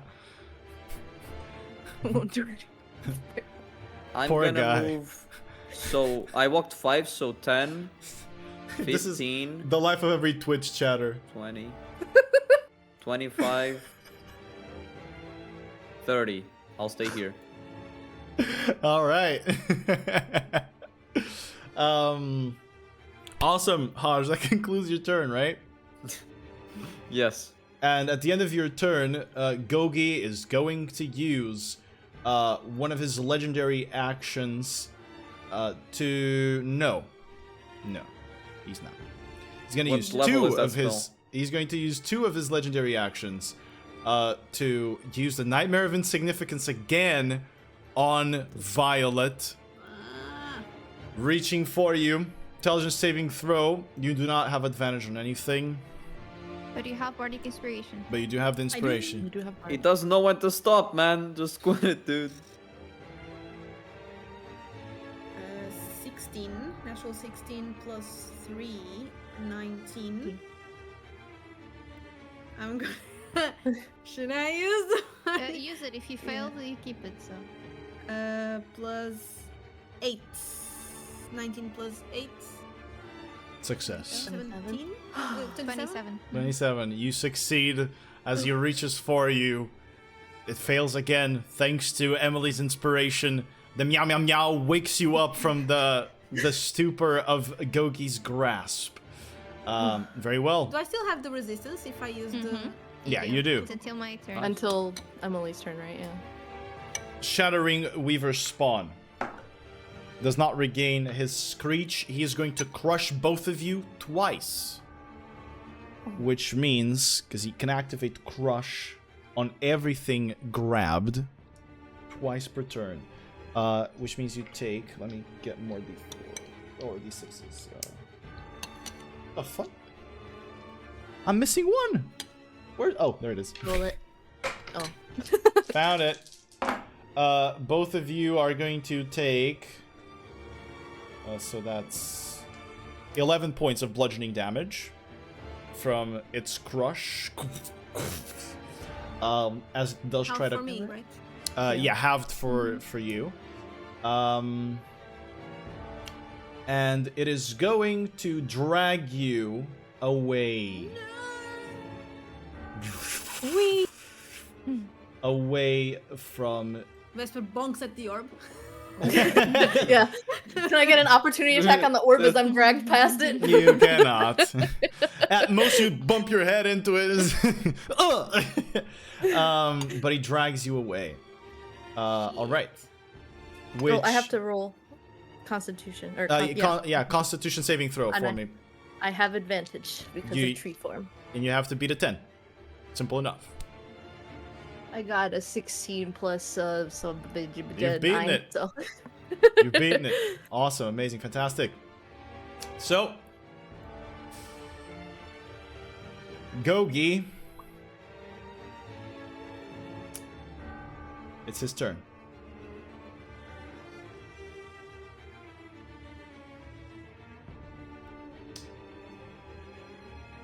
Doesn't get a turn.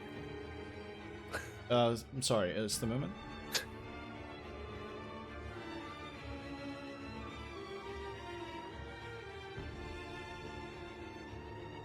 Okay.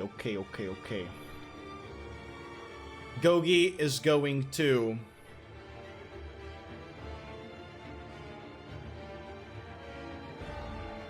It's a risk, but I mean, you guys have been rolling really well, but he's going to target you, Vesper. No, No. he's going to target Violet. Oh no. No, Yeah. it's Vesper. He's kind of staring through you, Violet, and you understand as he looks, that look of fear that he had is now enhancing him. It's now making him a little bit like he's truly enjoying it because he's bloodied, because he's weakened, because he's at his most primal now. And you sense within him the intention behind striking you, behind attacking you. It's not Emily that he wants. It's not the song that he wants. He wants everyone to die. And his stare is so intense. I'm gonna need you to roll an intelligence saving throw, which you cannot switch to wisdom. Do you want me to take it?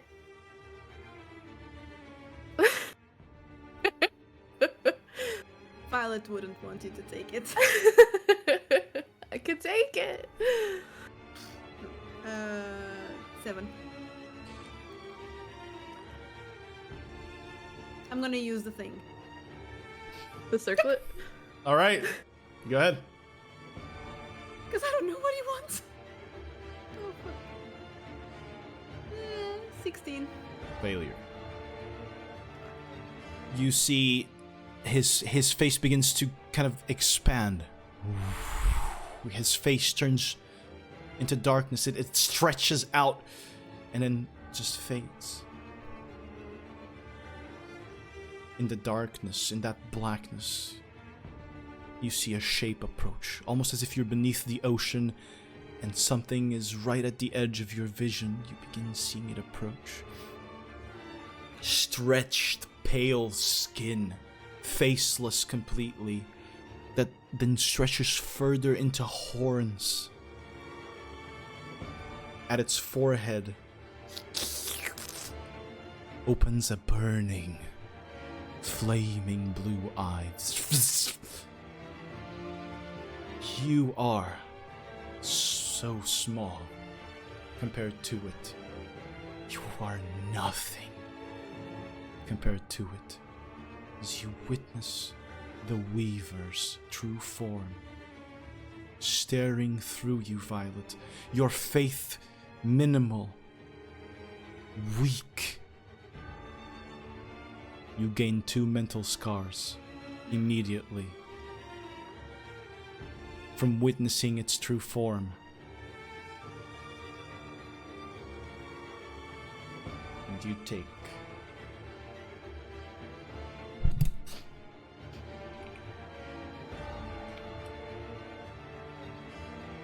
49 points of psychic damage. Is it reduced? If you are still under the effects of the inspiration, it will be reduced. Yeah. So 24? 4. Yeah. 25? 24. Well, 24, yeah. Your vision fades and you're back in the real world. And Violet, I'm sorry, I know that it is not within your character.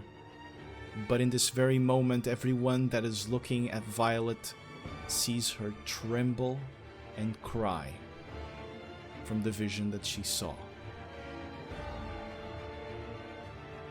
Alright. So, that's going to be his action.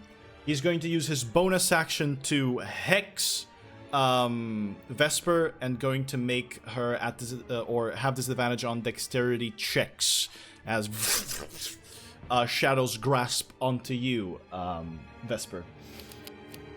All right. Dex checks, okay. Yeah, dex checks. So anything involving dexterity, and an ability check involving dexterity will be at disadvantage. Okay. That's going to be his turn as he's going to move.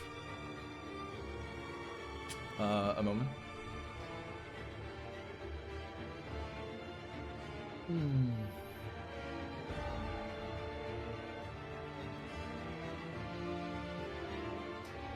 Right over here. Actually, whoops. Gonna move over here. Close to Emily and close to everyone else. Alright, that ends his turn, which brings us to your turn, Violet. I'm going to rage. I would like to rage.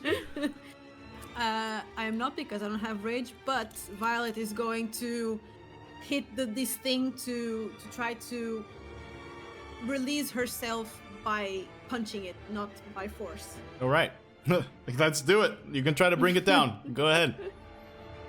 So first one is at advantage. Oh, natural 20, nice. Oh, I think awesome. it's my 5th today. Nice. You are on a roll. Crazy. It's going to be like a normal roll, unless does it look hurt? It looks hurt, yes, but it's still pretty healthy. Hurt but healthy still. Okay. I don't know how that to can- use a combo die, Mm-hmm. so I can increase the damage. Go right ahead. So it's a natural 20, so it's Yeah. doubled. Okay. So 16. 20, 24. No, sorry.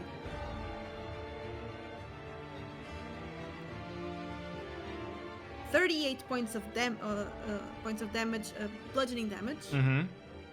38, and 16 points of radiant. And 10 This from was- Haj. Oh, do I get the 10? Yeah, Okay. from Haj. You 'Cause technically you moved out of technically- place. Yeah. You're technically Yeah. moved. And you also heal 5, don't forget. It is at death's door. I'm gonna hit it again. Go right ahead. This one is not at advantage, just a normal roll. It's still high. 29. 29 hits. And it's at death's door, you say. Yeah. I'm not going to use a combo. 7. It's weak. It's crying. 15 points of bludgeoning Yeah. plus 5 radiant. You pierce with your punch. You pierce its form, and you reach something mushy inside. And as you tear it out, the creature is gone, and it releases you from its grapple. So I am going to move the 15 free, right? Mm-hmm. Because Gogi hurt me. And another 30.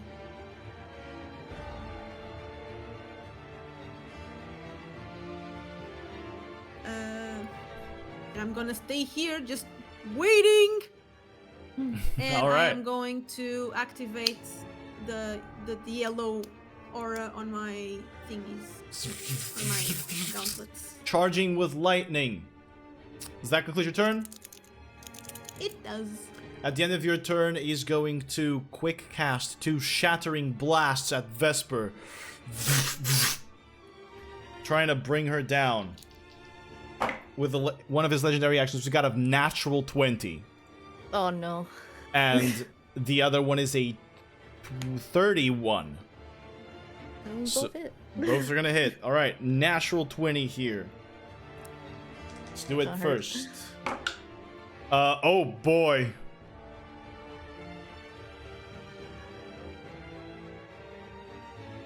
Sorry.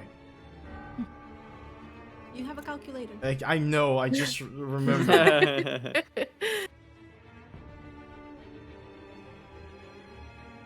Mm-hmm. Wait. Yes, it was a crit. Plus the hex damage. No. From the first one, you take 52 points of force damage. Pushing you back 15 feet into the icicle for an extra 2 points of bludgeoning damage as you are pushed back. And the second one deals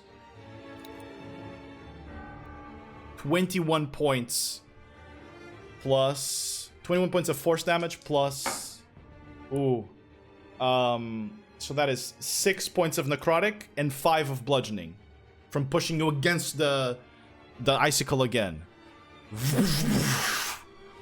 Firing both of his eldritch blasts that you can cast as legendary action.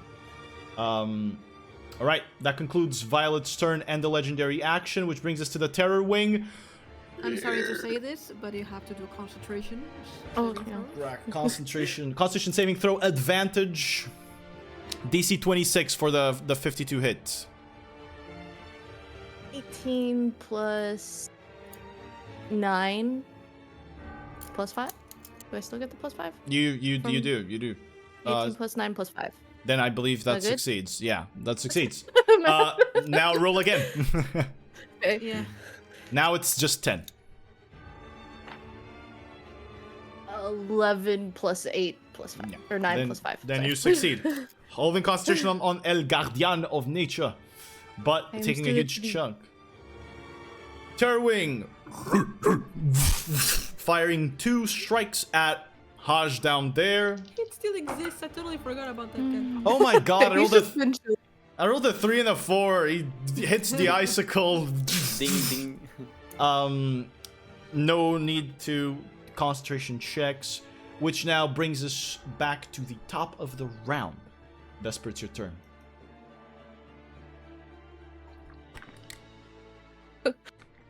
Finish him. I can get there.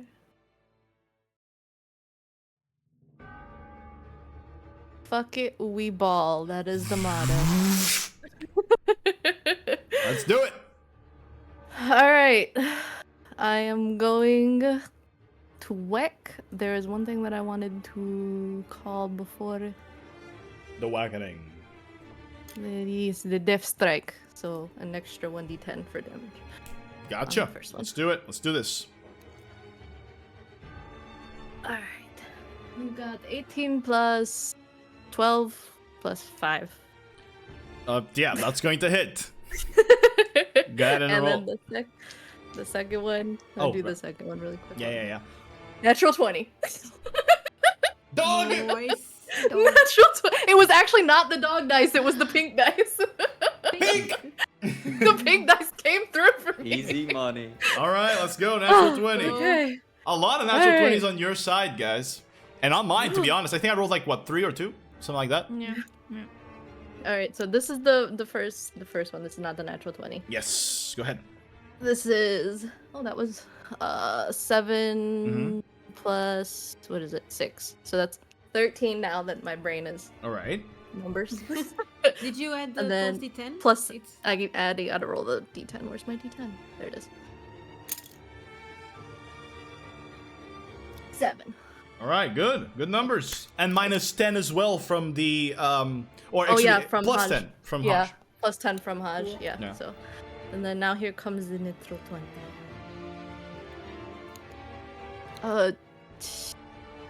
16. 16. That's already doubled because it was All a right. brain. All right. Not enough. Not enough. Flurry of blows. I'm gonna do it. Let's go. Is that a dog? No, that is not a dog. I'm sorry. That is 10. So that is 20. Yeah, 22. 22. All right, that's gonna hit. Go ahead and roll the damage. Oh, I mean, you can roll the second flurry. Yeah. Yeah, I roll the second attack. Second attack is 17 plus 12. Oh, that hits. Go ahead and roll damages. Okay. Roll them both, please. Calculators, guys, are awesome. Pretty good. Okay, one is 6, so that is actually 11. 6 plus 5, that's 11. All right. And then the other one is 10. Okay.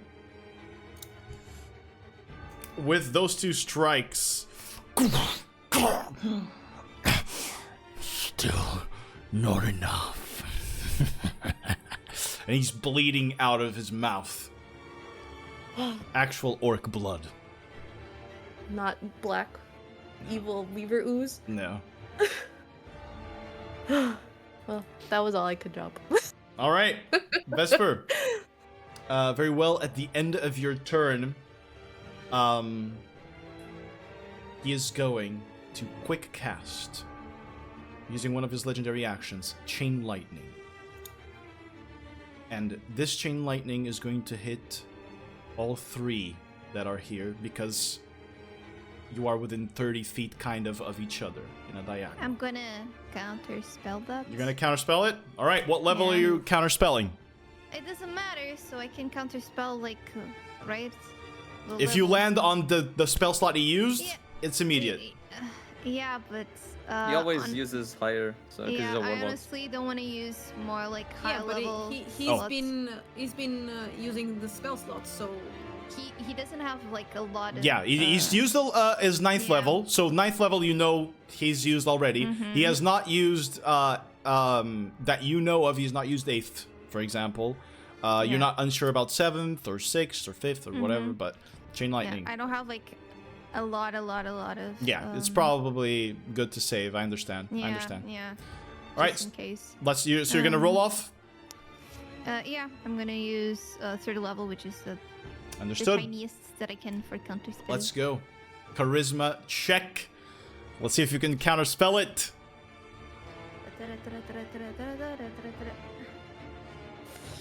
It was a 7 plus 5, so 13. That is 13, not. 12.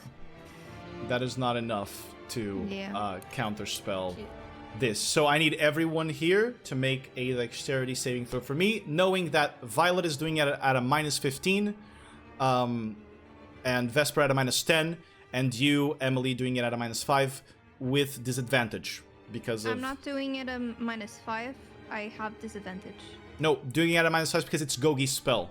When Gogi casts it with the book... It's -5. Okay, yeah, it's at a minus 5. What happened to the 13s? Are they completely void? The 13s that we had, the bonuses. So it's 5 from the water, from the lake, the 3 from Violet, and the 5 from something. I remember what it was. No, you guys five still... You guys have bonuses. You guys still have your bonuses. I'm just saying that from him, Violet is taking minus 15, Vesper minus 10, and Emily minus 5. So you still have your bonuses to add after that. Yeah, Okay. so basically for me, it's like I have a +5, -5. So- They know each other. Yeah. I rolled a 2. I rolled a natural 1 for a 10. Was that -5 or -10? I'm You're at sorry. minus 10, Vesper. Okay. thank Well, you. from But you- him, but you plus... Yeah, but you have a Yeah. +5. Yeah, that's and +3 because I'm close to you, right? Indeed. I'm Yeah. within your range. Indeed. That's 17. 17. So anything beneath 21 is a failure.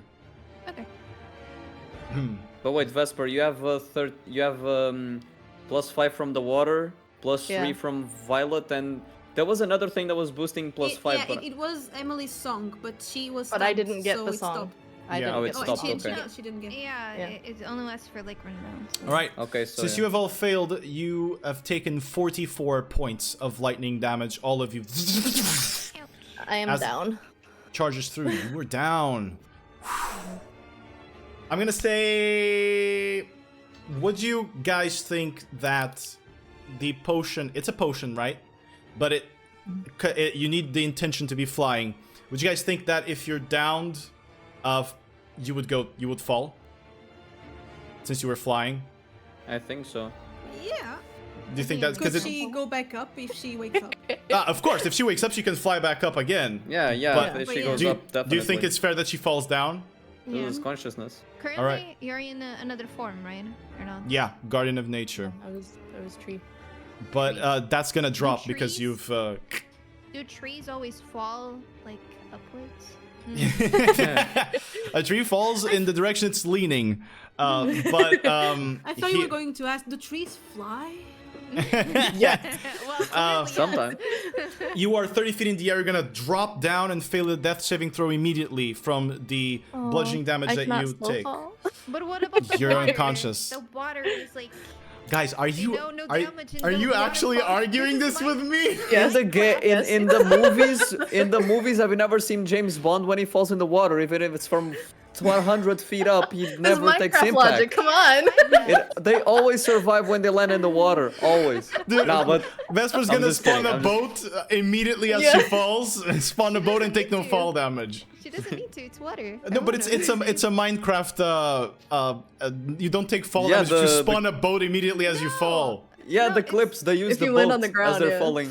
Oh, on the ground. Okay. Yeah. Yeah, in on- Minecraft, when they're falling, they place a water. They place a bucket. boat immediately, and you're good. I think you mean the water bucket. They It's land the both water things. bucket. It's both things. You can do it with both. Or If you both, spawn a okay, boat, you don't take fall damage for some reason.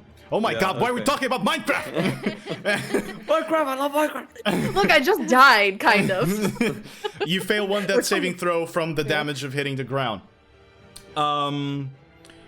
So that was his legendary action. After Vespers, you have lost concentration of your Guardian of Nature.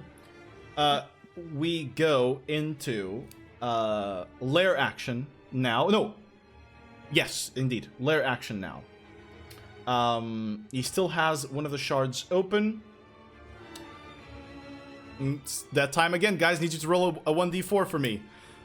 One is going to be a Weaver Spawn, 2 Terror Wing, 3 Weaver Warrior, 4 is Nightmare Eater. Who's rolling a d4? Who's Mick, it's rolling? your turn. Go ahead, Mick. Mine. I rolled last time, I think. It's I did. apparently it's your turn again. One again. If it's a Forgot what 1, That's not good. Yeah. coming from the Oh, I was fray on the mistaken. right It's side. not your turn. Ah, It's fuck. Another shattering weaver spawn escapes the fray to try and attack you. He's gonna go at the end of everything. Alright. So, Lair action done. Emily, your turn. So I don't have disadvantage anymore. Yeah. I'm free of that. Free of disadvantage. I see my friend fall. I'm gonna try to help her out. So I'm gonna cast just in case something happens, you know. Let me see my slots. Okay, I'll cast Healing Word, 5th level. Healing word, 5th level. Let's do it. Which would be max heal, right? Because of the Beacon of Hope. Beacon of Hope. Indeed. Which is, So it's let me see. 5 times 4, right? Plus 5. 20? 20, Yeah. 25. Plus 5, 25. 25. 25. And so the word you just hear, meow, for the same spirit. God, dude. You had to roll that. It just had to Yes. happen. And so And you they call back? me the furry. I forgot you played Mashtak, dude. Yeah, it's not like my account here in Foundry is related to furry duties or anything, right? the thing that you made for me precisely. Sorry, dude. It's so funny. With Alright. that, I don't think I'm gonna move, and I'm just gonna Bardic Inspire a Vesper. All right, Thank give her. you, with them. Meow, meow, meow. I'm sorry, during this whole turn, you just hear meows coming from me. Plenty of We're gonna different have to get cat a cat after sounds. this. Yeah. All right. Emily, moving it all or sticking where you are? No, I'm staying here. Oh, yes. wait a moment. Emily, you used your bonus action to Healing Word. You cannot Bardic Inspiration because it's also a bonus action. You can only do your action now because They're Healing both Word's a they're both- bonus. Oh, it is. Yeah. They're both bonuses. It is. Okay. You're right. So you still have your action to cantrip or do Yeah. whatever you'd like. Let me then remove here. Cantrip. Choo-choo-choo-choo-choo. Or no, with that then, let me see here.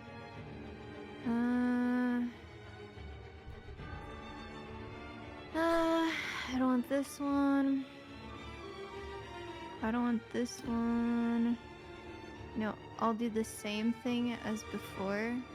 I think we're definitely close. I'll move here just so that Valley can hear. And I'll just sing. He's balls, we're not. We're gonna win this. Or not. Question mark. So inspiring. Yes. This is the song of cool. This is what like straight improv. I didn't even write it. So song Beautiful. Of cool. Off While the you just hear a dome. cacophony of meowing while you're Yes. singing. Yeah. Yes. So Oh! +5 for your attack rolls and saving throws for There we go. you Noise. you both. I'm sorry, Haj. Thank This you. time you're too far. Or are you? Oh, you're not. It's like 30 feet. If So it's 30 you're- feet, yeah. Yeah. We'll say You both. also All of get you. nice. All of you do. All of you have the extra 5 from Emily's. Minus me because I don't get it. Yeah. with my Extra songs. 5 to. Attack roll saving Uh, throws. And with that, please drum roll because my dress, Dress. is gonna change go. again. A minute hasn't passed yet, right? It hasn't, no. No. So my music instrument is still gonna be a cat, but we'll see what happens now.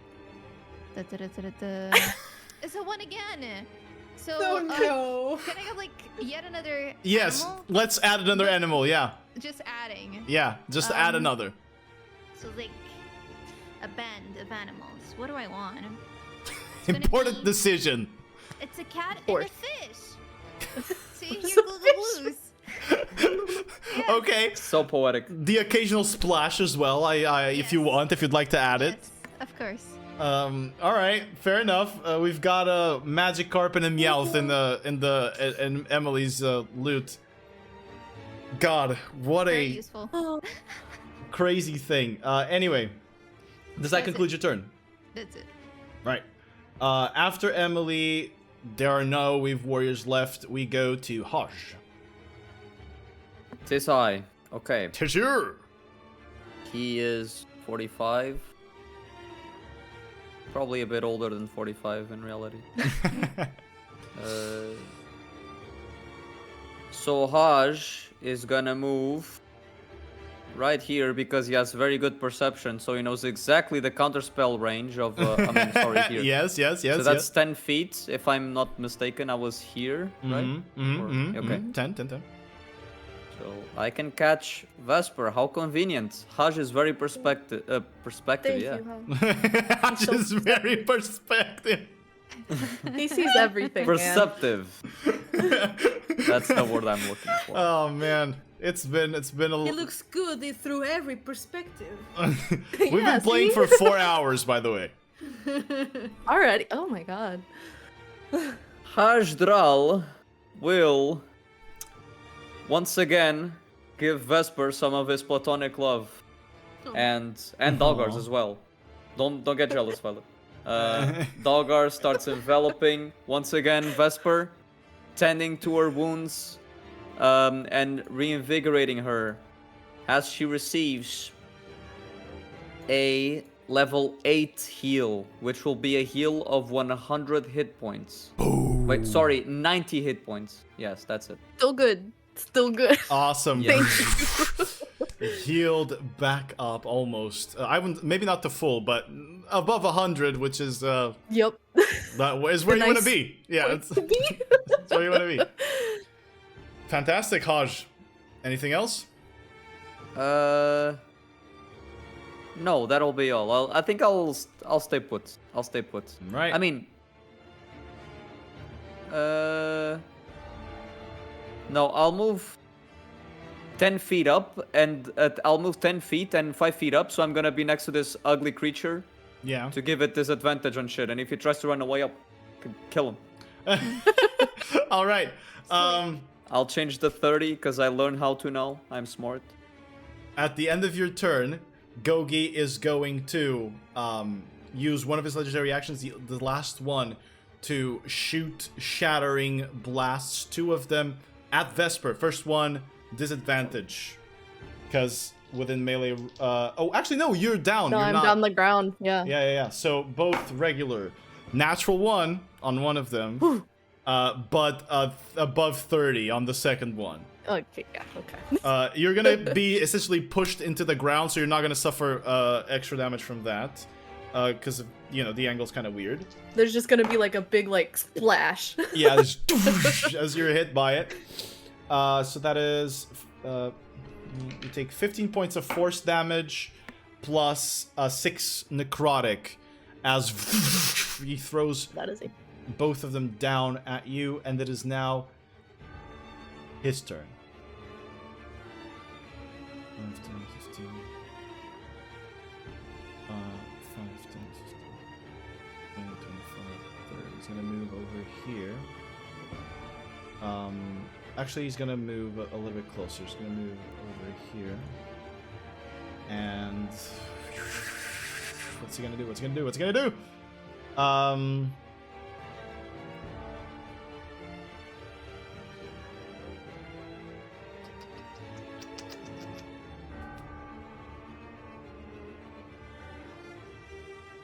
He will cast another chain lightning. I'm gonna count his spell. All right, what level are you trying to counterspell? Sorry. Meow, meow, meow, meow, meow. It's gonna be third level. Third level. Yeah. All right. It's my rule. Go ahead, roll. Please.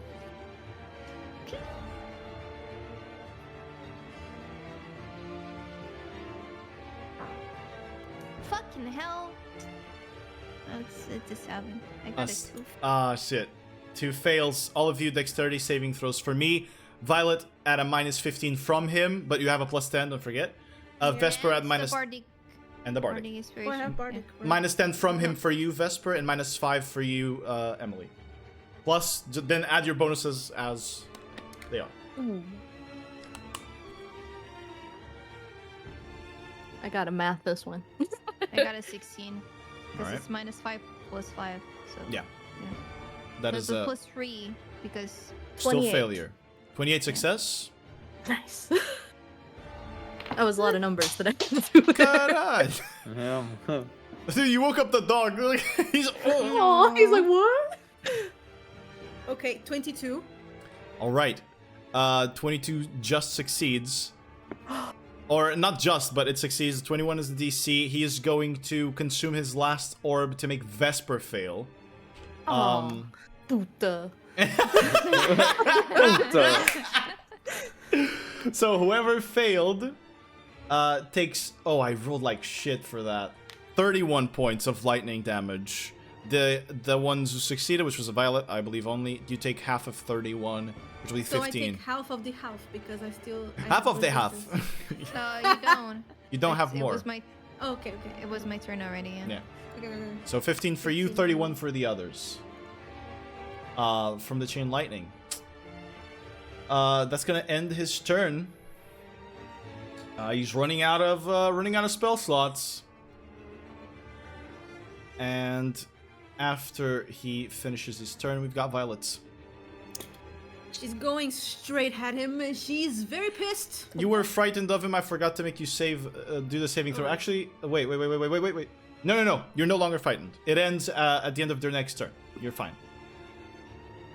Cool. Okay. You're fine. I'm going straight to it. I'm going to attack at advantage. It's the creature. Damn, I offensive. shit you not. It's a 20 I, again. I don't know what's How? happening. How? It's always the same dice. Keep using it.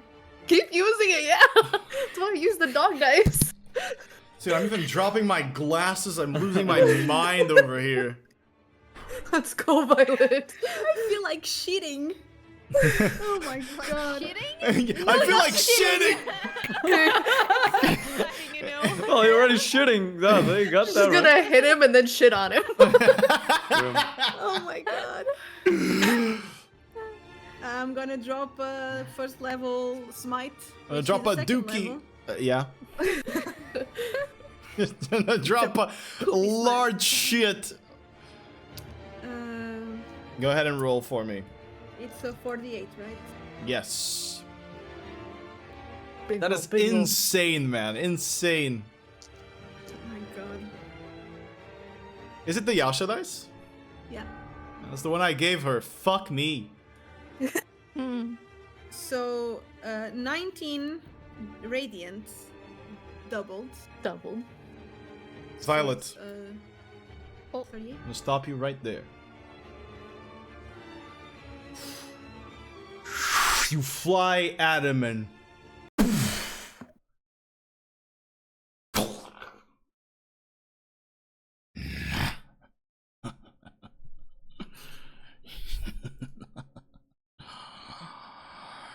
You have really become quite something. But not enough. Not enough for... You see a hand pierce through his skull, coming out of his face with a chunk of pale brain, before pulling back to reveal a bloodied Kelana. Her hair flowing with the movement, with the speed of her flight. Lightning jolts in between each strand. You thought I didn't know.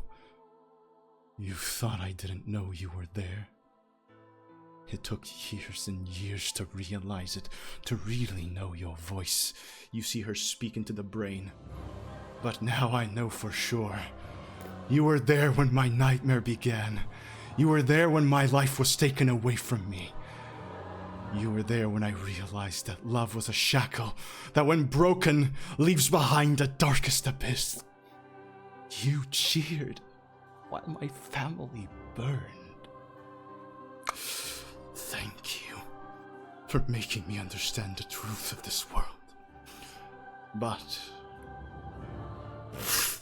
She throws the brain into the ground. You remain what you've always feared you'd become. Nothing. Inconsequential. You won't bring about the end. And she pushes the body into the ground. I am our master's avatar. My soul has become the receptacle for his mind. A permanent channel that allows him to flow through me. She stares at you. And you all. You will witness the darkest terrors of the mind. You will suffer such immense pain that you will finally understand. And when the peace of nothingness embraces you, your last words will be thank you. The eye that has been watching from above shines a beam of pale blue light on Kelana. Her clothes, her blood, melds into her skin, creating this black armor that envelops the top half of her body, leaving only pale and gray skin on her face and hands. Her legs split open, the bones dropping down into the ground, bloodied as tentacles grow. She grows in size, her hair turning into shadowy tendrils, and the blue light shining from deep in the pits of her eyes. My friends, we're gonna need to roll initiative again. It is time to fight the Bloom of Aearn Gimt. Bloom of what? Aearn Gimt. It's the realm of nightmares. God fucking damn it. Why do I have to roll again? It's better, it's better, it's better.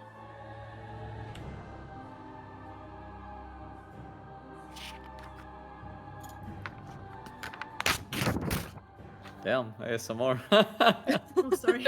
Mhm. And That was in so the smooth. place of Gogi, Kelana appears in her final form. Alright, let me roll initiative for the lady. Okay. Actually, sorry, a moment. Let's remove Gogi's stat sheet. Alright. So,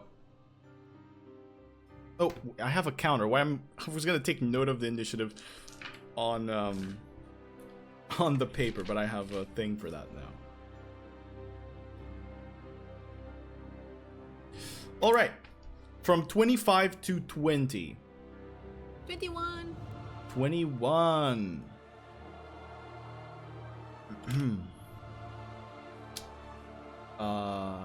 21 for Violet. All right. From 20 to 15. 19. 19 for Vesper. From 15 to 10. Emily. Emily. 11. 11 for Emily. From 10 to 5. Me, 9. 9 Haj'Draal. for Haj'Draal. All right. So, in front of you, Violet, you see this now changed Kelana. This form that is the result of pain that she has endured for years, but also the complete connection with her master. It is your turn. What would you wish to do? Do I still have my gauntlets activated? You do. And now do I have the 3 attacks or only 2? Since it's a new initiative. Because I used one attack on. We're gonna consider you have 2 for this particular circumstance, if you wouldn't mind. Wait.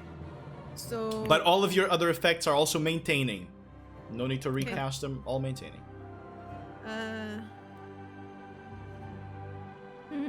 Why does it need to be a new initiative? We're re-rolling it new initiative because we'll get to why. Mechanics. Okay. I'm We'll sure get to why mechanics. when her turn comes. You'll understand why. Okay. I was asking because of the other two creatures that were still in the battle. The other ones are gonna go bottom, always. Okay. It's their thing to go bottom initiative, so they're always the last ones. Got it. Violet.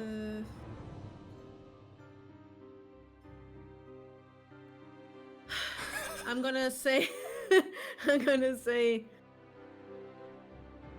I thought we could save you, but I guess I was wrong. I'm gonna punch. Yeah, let's do it. Let's punch. 16 plus to 20, 30. 30 hits. Go ahead and roll damage. I'm gonna do quick strike. Quick strike.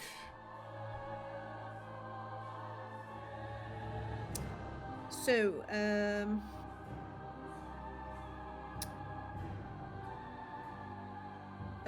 17 points of bludgeoning, plus 3 radiant. And I'm gonna do show off and reduce her AC Understood. Bye. to, by 6. Okay. All right. And I'm gonna do the second attack. Second attack. Let's do it. Your last punch. 13 plus 10, 23, 27. That hits. Plus the 5, Yeah. 10. And I'm going to try to knock her out. Knockout strike on her. Okay. So what was the Constitution 20. what was the damage? I'm sorry. No damage yet Oh, on no the damage. second one. Constitution saving throw of 20. She's going to use one of her legendary resistances to resist the effect. Nice. Uh, So, The lake left behind is still up, right? Still up for now, yeah.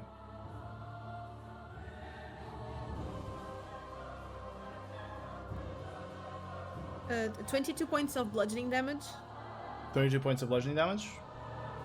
plus 5 radiant. It's 5 radiant. Sorry, guys. You You take heal 5, by the way. deal 5 as well.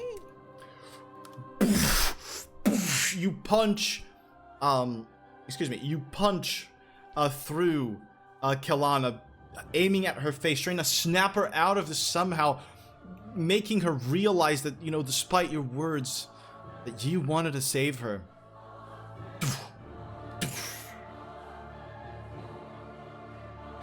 The only salvation is the end of all things. Does that conclude your turn, Violet? I'm gonna say, you're wrong, and I will second wind. All right. 1d10 plus 11. Oh, do we still have the Beacon of Hope? Yeah. Yes. So 21 healing. Okay. All We right. can still save you, Kelana. You, as your turn concludes, we go up into the Lair action. You see a moment. You don't see a moment. That would be seeing a moment is. You said that she Can was see bloody, time. right? She was bloody, yes. And as you look back at where Aiden is, another body has been added to the thorn vines. The body of The monk, the sister. the sister. Yeah. She is at the brink, not dead. As you we reach the Lair actions, you see these larger orbs, not too dissimilar to Gogi's, appear, and then you realize, you understand, as they are folding perspective around them, you see kind of as if you could see behind them, but in front of you, kind of an event horizon situation. You see trees, you see a burning house, you see the image of the cavern, the very place you're in, change momentarily as if it folds into something else and then refolds into what you know as the reality. And as you feel this intensity coming out of Kelana as you feel her presence here. You feel that this space that you're in, despite it feeling physical, despite you truly being here, is at the mercy of the monster before you. Not intentionally, but from what she feels in her heart, from her pain, and from the torture that her mind has gone through. Her presence is influencing how reality moves and works. Lair action done. Vesper, it's your turn.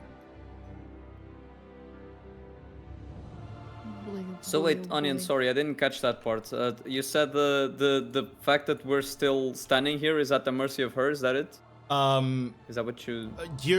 The entirety of reality here seems to be at her mercy. It is changing before your eyes, kind of glitching in and out just from her presence in this form. Okay.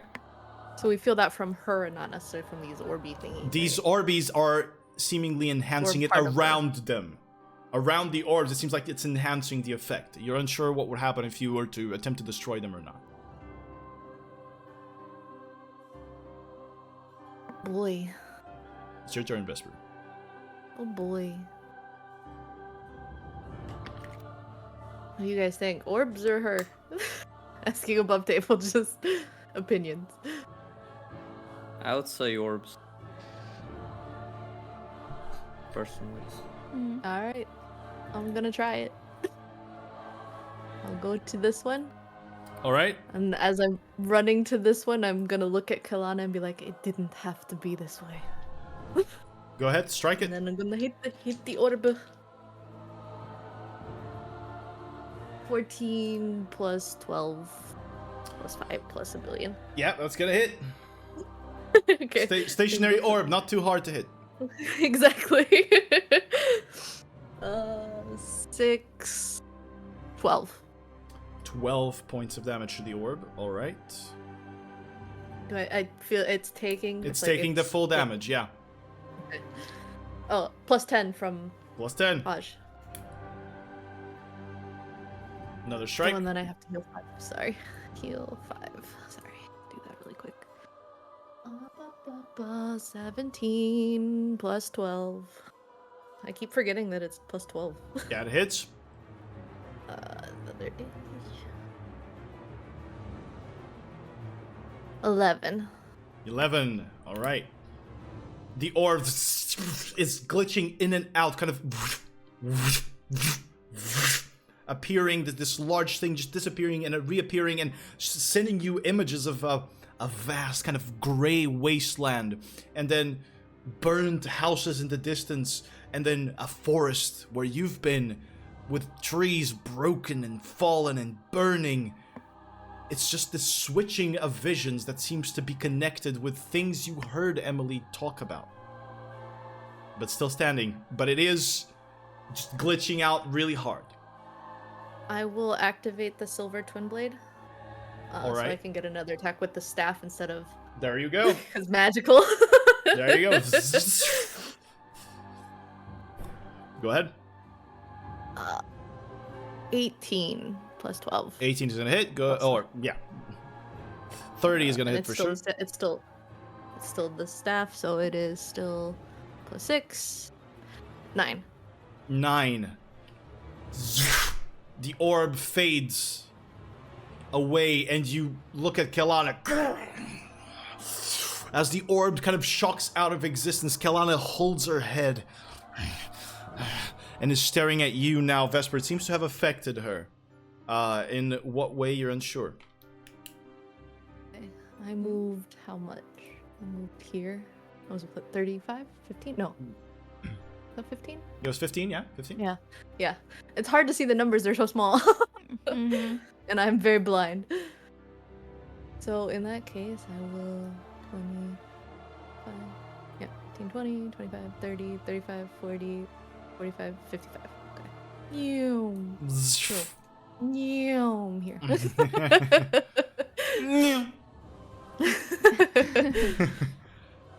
Right, I Vesper. will stay here. That Understood. is me. That is Vesper's turn. At the end of your turn, Kalana is going to use, yeah. Kalana is going to use two of her legendary actions for a powerful cast. Yes. Everything all right? It is. I just okay. said, oh boy. Oh, Yeah. you said, oh boy. I'm so sorry. And she stares down at Emily. I know what I need. And as she points her finger, she's gonna cast Disintegrate. Straight down at you. Counter spell. Alright, which level are you throwing the counter spell? Sixth level, yes. Taking it at 6th level. You're gonna have to roll. Mm-hmm. Go ahead. She's upcasting this from the powerful cast legendary action. Oh. Okay. It's a 23. That is enough. As she Nice. points the finger, and I guess glue. Yes. You just see the and the spell vanishes from her hand. Vexing. That's gonna be her legendary action at the end of Vesper's turn. It's your turn now, Emily. Okay, great. I got my reaction back. Shit. I kind of don't want to keep using spells just so I have spell slots for counter spells. You have the one Ard too, remember? Yes. I still have slots, but Okay. I'm my concern. I still have sluts. Yes. She has all She her got sluts. hoes. Yeah, she. Uh, It's her groupies. I'm gonna Bardic Inspire Vesper. Right. Since I couldn't do it last time. Let's go. Meow meow meow, glue glue glue.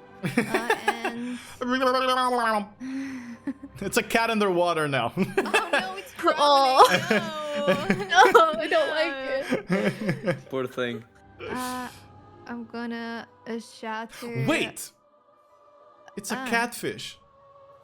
Oh my god. Damn. I hate We've it. been got. Thanks. We've been got, boys.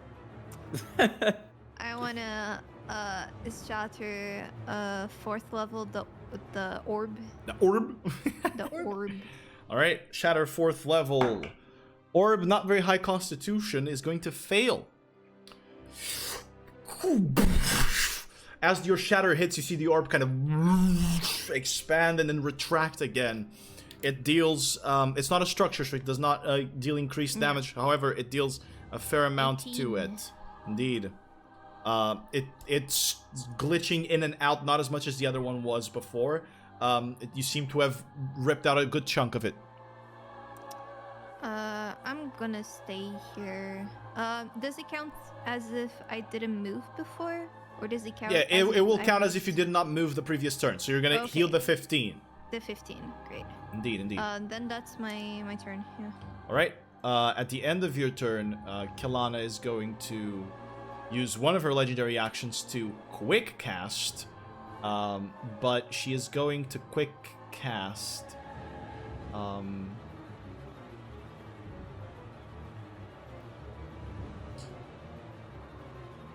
wait a moment, at what level did you counterspell her before? It was 6th, right? 5th. Sixth? Six. Sixth. I Sixth, think it was it was 6th. six. Okay, Yeah, okay. it Got it. Okay, just making sure. Help me remind this. She cannot be affected by spells of 4th level or below. 4th level or below. Yeah. Okay. So she's going to quick cast. That's what I was saying, right? Yep. She's going to quick cast. She can't quick cast a very powerful spell the same way that this, not too dissimilarly to the what Gogi did. Hers is a little bit of an oopsie, an if. She's going to do it to Ralvosim's psychic lance on Violet, who is right next to her. Use to roll intelligence saving throw. You can convert it to wisdom. Do I have advantage? I still have advantage on a beacon yeah. of hope. Yes. Yeah. And we're in the... So you have +5 too. But since you have a 2 mental scars, you are making it at a -10 from her. So only -5. Yeah. Oh. Oh, that fucking sucks. 3. 3 is a failure. Violet, you are incapacitated and you take 24 points of psychic damage as she flings her hand at you. You feel this impact in your head and your vision goes blurry. But that's gonna be it. Kelana, much like Gogi, is not while using legendary actions, is not affected by the restriction of spells per turn or per round, since this is not her turn. She can cast leveled spells anyway. For clarification, anyone wondering. Alright. That's gonna conclude what I believed was Emily's turn. Now it's Haj's turn. Okay. So Haj is gonna descend into the water. And he's gonna start walking towards Kalana. And he's gonna say, Daggar's teachings have not fallen in vain. And I know that instead of war, we must make peace. And Kalana, I know more than anyone here that you deserve redemption. We've all made mistakes. And you're very much like me and all of us in a way. And with this, as Haj walks, he stops. And he, extends his hands with this divine energy flowing. He starts slowly levitating out of his own will with this, bluish but at the same time golden energy, similar to both Apec and Dalgar. And he casts divine intervention as he says, Kalana, please. And his eyes turn gold, Apec gold, and he says, return. And he will cast divine intervention to try to reach out to her past these chains that are this connection that has both of them severed. 17 or lower. Yes. So where's divine? So it's a 1d100, right? Yeah, D100, 17 or lower. 43. And Haj will use his heroic action to succeed automatically on this divine intervention. You want to use your heroic act to bring Kalana to peace? Yes. I want to make Kalana understand, because this is Haj'Draal's calling of Apec's teaching of bringing peace to the world and not war. Alright. Divine intervention allows you to have the power of a god to do things. That does not mean that those things succeed the way that you want them to succeed. Yes. Mildred can help. They are divining handshaking. Damn. But I don't want to steal this away from you still. In that moment, everything freezes almost for both of you.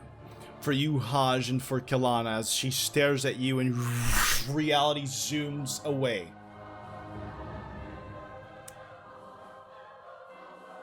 You find yourself in a lake, alone with her.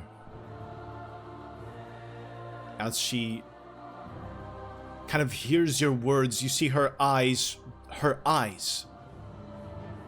dart, trying to figure out, trying to understand what's happening. And she goes, I have done too much to deserve redemption. I have killed millions maybe now. I am my master's avatar. Do you not understand that I'm doing this to spare you?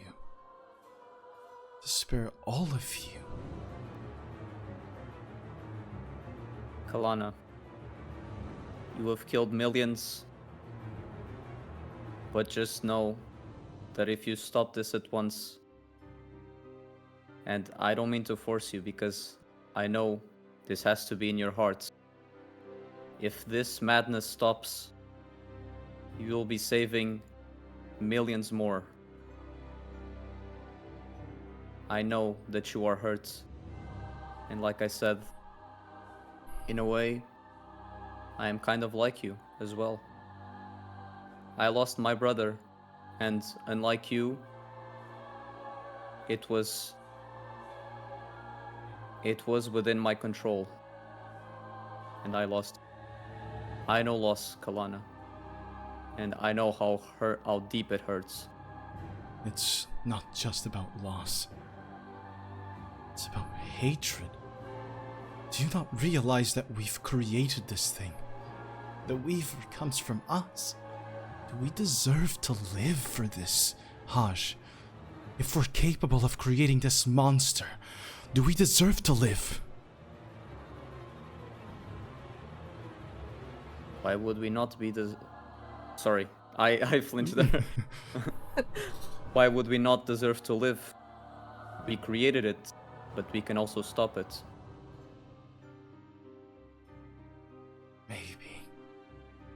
Maybe you can stop it. No, Kalana. We can stop it. We are the only thing. You are the only thing between that thing and us, between it and the world that your parents lived in, that your grandparents, your ancestors lived in, that we all cohabit. All the nice people you've met to this point, all the redeemable people, the people you chose to forgive, that you chose to see that in fact they are worth breathing and walking and being happy. The same land that fosters them and that gives them a place to call home. It's the only thing to stop it. You see her look at the horizon, and then all three of you, the ones out of this, you step into the lake with Haj'Draal, shoulder to shoulder with him. She looks back to you. And you hear her in the voice of a child. Have you come to save me? Emily goes to her. She hugs her and says, this doesn't have to continue. Haj'Draal slowly walks towards it and also joins in, like doing a hug, like from above to both Emily and the child. Who has the knife? I think it's Vesper. I think Haj. I think I used. I think Emily? Oh, because I used. Who didn't use the knife? I think I Emily used. didn't. I used two of them, but Yeah, they I weren't think- both mine. Yeah, I don't know anymore. Okay, whoever has it. It would be glowing anyway if it was the Right. moment anyway, so. Yeah, Maybe we all have one. If We're all it's even here. intended or Yeah. whatever. Does anyone have Maybe Emily? pockets that are glowing right now? And Yeah, I was going to say, is the knife glowing? The knife is glowing. In whichever pocket it is. Because the moment I feel like it Violet's- should be in Haj's pocket right now. I think that's Would the it? one. Mm-hmm. Who the has moment it? Violet You- sees the Haj. knife glowing and sees everyone hugging Kalana, she's going to run, try to grab the knife, And stab it on her? it's to save her soul. The knife is to save the soul. It's- Yeah, it isn't yeah. to Is kill it her. is it glowing like it has when we've done it before? Indeed. Okay. You So yeah, run. Vesper will join in. Hug. You join on the hug. Violet, you run, seeing it glow in Haj's pocket. You grab it. You reach to stab her. And your hand is grabbed by her. And she looks you in the eye in the same voice. Are you here to save me? This is to save you. Yes. The dagger falls from your hand and she herself grabs it. And stabs it in her chest in this vision. And you are pulled out of it, out of the hug, into this reality, into what you perceive as the reality as you hear. And Kelana's body, this form is grasping at her head, struggling, and explodes, reaching outward with her hands. Excuse me. Her arms stretch, tentacles stretch, lightning shoots out in all directions, and wherever the lightning touches, you see the ground, the air, the ice fold like paper, and on the other side of that fold, there is nothing. The weaver creatures that fight the embrace around you continue spawning by the dozens this time. But the barrier around Aiden and the daughter vanishes at the touch of one single beam of lightning that grasps for the roots, the ice, and the barrier. Seemingly intentional from this craze that the avatar form of Kelana is sent in.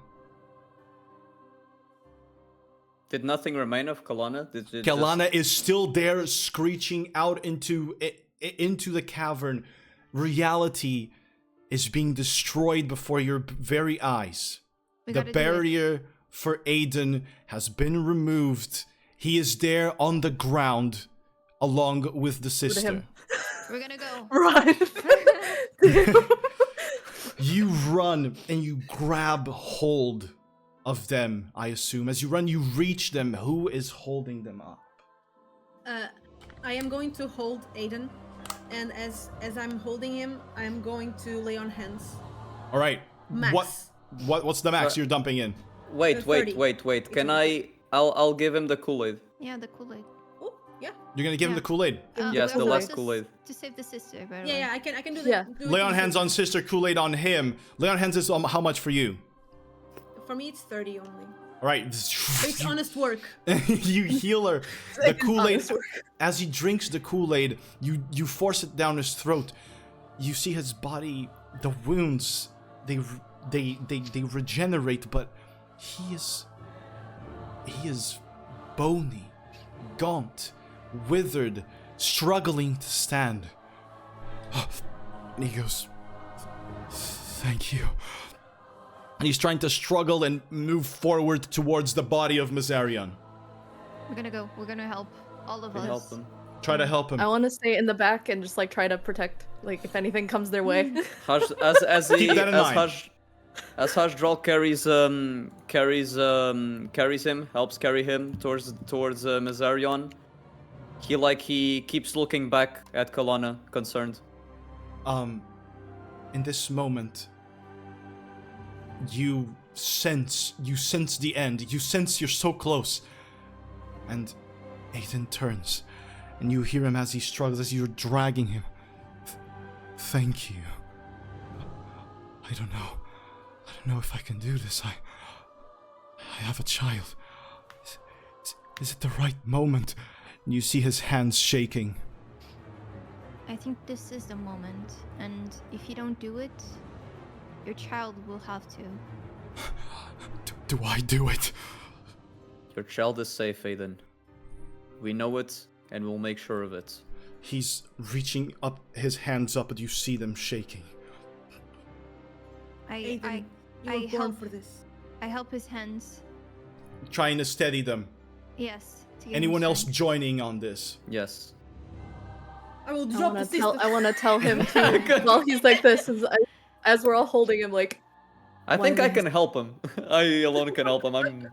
You can either that or you can help carry the sisters, whichever you Oh do. yeah, I'll carry the sister. She's heavier, I suppose, and you guys help. Exactly, because I was gonna say Violet is struggling, dragging the sister by herself. Yeah. maybe it's the sister is healthier. She is somehow buffer than Aiden in this moment, and Aiden is completely, almost butt naked, and Die. completely. Oh yes, Aiden, I will help you. She's holding his You cheeks. have a wife? What's her name? He has a child. Not yet. It's not born yet. So as you grab onto his hands, you steady them. He stares back, and he stares back at all of you. Then why? Why must I do this? And you see his eyes begin to bleed black. Wars will continue. More endless fighting. I've suffered for months at their hands. Why must we do it now? There will be no peace. Mind blank. You Would want me it to work? mind blank him? Can I even? It could work.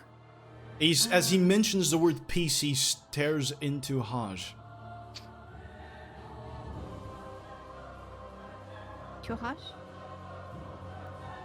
What did he say? He said Wars will continue. More endless fighting. I have suffered for months at their hands. It won't stop. If we do this, it will keep going. There will be no peace. there will always be peace, Aiden. As long as there's a will, there's a way. And us humans, not humans, what do we call the residents People. of the People. We Yeah, people, We the people! We the people. Idasians. and we the people will be the last to give up. We came to the Understood. reaches of the earth to get you. Precisely for this moment. You Aiden, sorry. what's your last name? And he stares into the dragon, and the tears of black are washed away by tears of a mortal. Dragonsbane. And he looks at his sister and Anthara. Anthara Dragonsbane. Looks at you, Emily. Herald, I know your role. It must be now. Let's do it. Rest of the group, we all do it together. Grab your instruments. So, Violet has a triangle. Jose has like 2 egg shakers. And Vesper has like the hek, which I don't know the name in English. I don't Yes. know. Oh, the little like. Oh my god. Uh, the dragon sleeps in her tomb, her slumber keeps away our doom. For her child she gave her life, so that he might see the light. When nights fall over the cinder skies, the nightmares crawl within our minds. Her child was named to be her bane, and so he must end her pain. Mother and child in one final embrace, so that he may take her place. The skies will burn and the ash will rain, and on his wings we may fly again. As the song is sung, Mizarion's eyes open. Blank still, but open. The ashen veil that exudes from her body begins to unravel in front of you, ready to be replaced by another. Still, during the song, lightning zaps your way, nightmare eaters, terror wings trying to fly towards you to interrupt this, to stop this, to corrupt the song. But there is one standing in their way. Vesper, who said she would block it. You see Vesper take blasts of lightning, stand forward against the terror wings. In this moment, Vesper, what is it that you are thinking? She's thinking of Wiley right now, of Aiden's son, and his concern for that child, and her wholehearted belief that if they can do this, they will make a better world for that child. And she will everything in to stand against it. You fight off terror wings, slicing through them with the blade of your staff, swinging, jumping to everyone, stopping single-handedly as Violet holds Aiden's hands, as Haj holds both the sister and Aiden together as Emily sings the song. Aiden now turns forward to you. Thank you. Tell Wiley and my child that I love them. I do this for them, and I do this for you. Because you have chosen. Live. Live and be all things that the living can be. And he turns back at Mizarion's body. As Mother once chose, so do the four now choose. May the nightmare be vanquished, for as oblivion just is, so is existence. And in unison, him and Anthara, the first son returns to embrace his mother, and as they hold each other's hands, they touch Mizarion's body. Ash comes out of their eyes, their nose, their ears, their hair turns into it. And then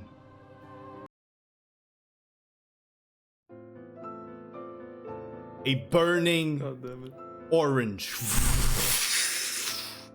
glows from the center of this volcanic storm.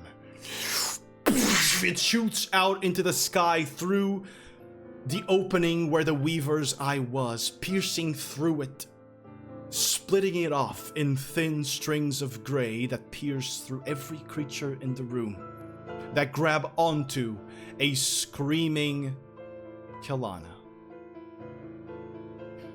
She tears at the smoke with her hands. She screeches and tries with her the power of the lightning that envelops her to destroy this ash. But she cannot. No matter how much she struggles, the ash tendrils wrap around her until she's completely tied and enveloped in smoke. Outside of this mountain, the eruption of ash and fire touches the sky, setting it suddenly ablaze in orange patterns that rupture the darkness. Gray clouds form, and small flame flakes rain down on the world as the endless night is once again burned away, and slowly but surely the blue sky returns, tinted orange by a dawn that finally came. In front of you lay the bodies of Aiden and Anthara Dragonsbane, as you see Mizarion's still open eye burn in flame. Thank you, you hear whispered. You have done it.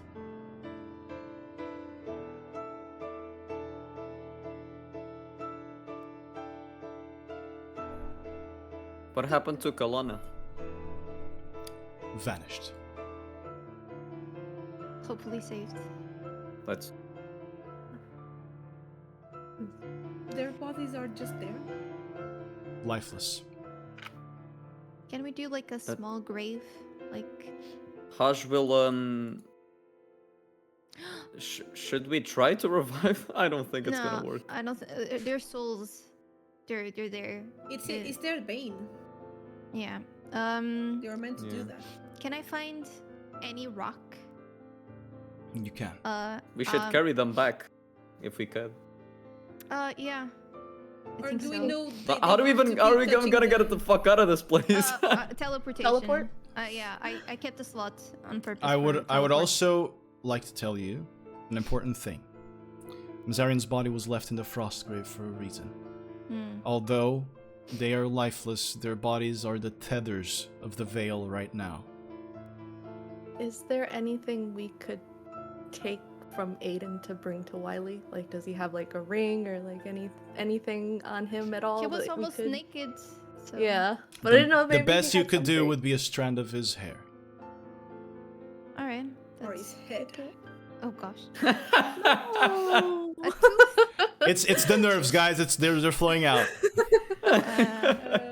I just want to give Wiley a memento of him.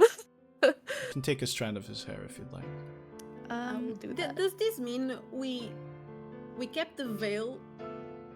So so the veil is okay now, Mm-hmm. but the weaver still exists. Yeah, because it's created by the people, but it can't really at least attack us because the veil now is restored and fully Exactly. For now, healed. because But he's also going to fighting- find a way again. Yeah, but in like I don't know, Thousands of 400, years. Yeah. It was it's a long, thousands long of time. years since the Well, last we time can't he really did it. kill a god anyway. We would never be able to kill him. And So. it's impossible if the god Maybe is made and by the lead people. the world to a happy place. That is the thing. For as long as people exist, so will the Weaver. And it will be up to the people, the ones that create him, to stop him if he wants to deliver his creators to what the creators made him to do. That's what I'm saying. So That's It's going to Um, be in Emily, 1,000 of years. So Yeah. Emily not our wants problem. to create a grave. little tombstone. Yeah. With stone shape. And have it written, "Thank you for everything you did for us." And then I'll write like Velixmoors, and then I'll write just their like the first letter of their names because I don't want to write them down fully, Yeah. just in case yeah, they're hidden on purpose. And I'm gonna leave them there. And also with the stone shape, it's not just like a simple tombstone. It also has like flower, like 3D flowers in the stone. Understood. Violet, your hand sated. You feel Meodrif sighing of relief. You feel a breath in your ear. You know it is done.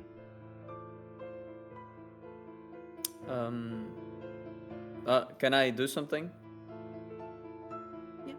Yeah. Haj is gonna, still wary from the battle, still panting a little bit. He's gonna bring all the crew in front of the grave, and he's gonna reach out his hands as he starts like praying to Dolgar for their deliverance, for their souls to know peace, and reaching out their hands to hold hands with his partners. His hand.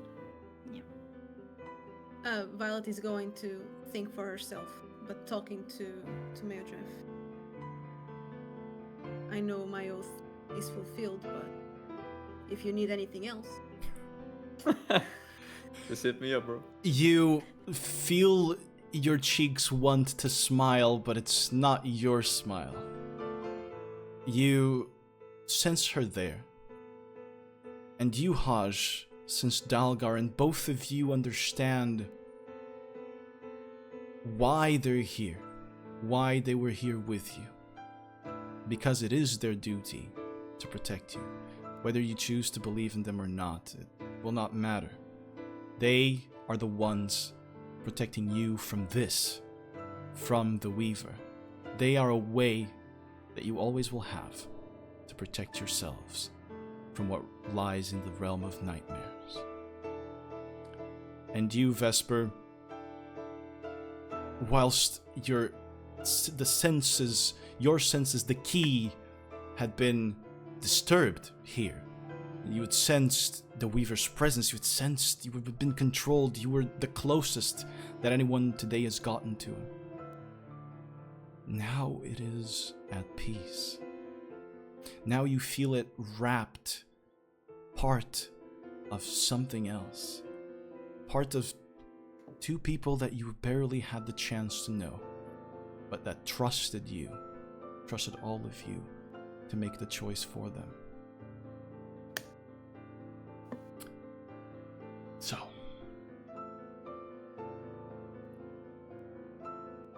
Do we leave? a moment. Un momento, por favor. I'm trying to find something. There we go.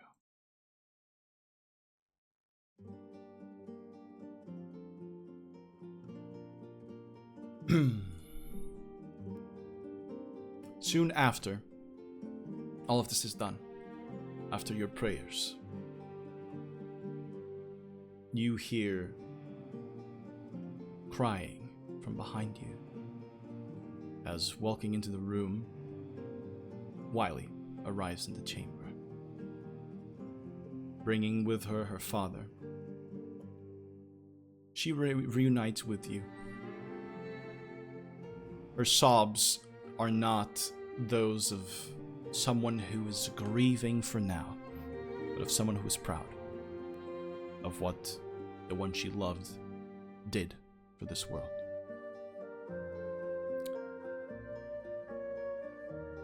You, I suppose, hand her the strand of Aiden's hair. She thanks you and hugs all of you. Behind her now, you see enter and flying down the volcano, essentially, the armies of the world, joining you from the flying city, who had been teleported here at great expense. And at what you've been told was the expense of a strange voice in the wind that almost looked like they were having fun, like they were not worried with anything. And you hear in your head, Emily, a Yep, that was me. and sense warmth in the book that you carry with you. Oh. Least I could do. After this, you are taken to Nadar, where in the halls of From, the city built in the depths where the elder root drinks, from where life sprouts into a vast forest, you are celebrated as heroes, reunited with the ones you love, and reunited with a smiling, unsure Kelana, which you managed to save at the end of all of this. I want to hug her. You hug her and she is reluctant. You see her much weaker than she was. You sense no presence whatsoever of the Weaver or of anything magical. You see a Kelana reborn to live, to just live. Thanks to you. After Vesper finishes hugging her, Haj'Draal will also come over to her and he'll grab her by the arms, like the little thing that you do, like this, and he'll say, deep in her eyes, he'll say, "Thank you for trusting us." Thank you for having faith in me. I suppose that when you've spent as long as I have being cheated out of it, you make mistakes. I hope that the world forgives them. Kelana, we all make mistakes. I made the mistake of, as soon as I found you, I tried to kill you immediately, when that was not in my teachings. And I hope you could also find it in your hearts to forgive me for that. I think I already have. And you then see her kind of stare forward and begin pushing you out of the way, as Wiley and Elisa are standing just away from you.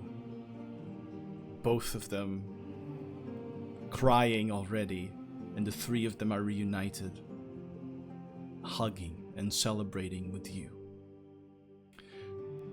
Your job, your quest, is finished. You started as bounty hunters seeking redemption, purpose, and understanding of who you were. Now you stand before the world as heroes, the heroes who saved it, the heroes who fought for it. So now I ask you, before I wrap everything up, what do you foresee in the future of Violet, Vesper, Emily, and Haj?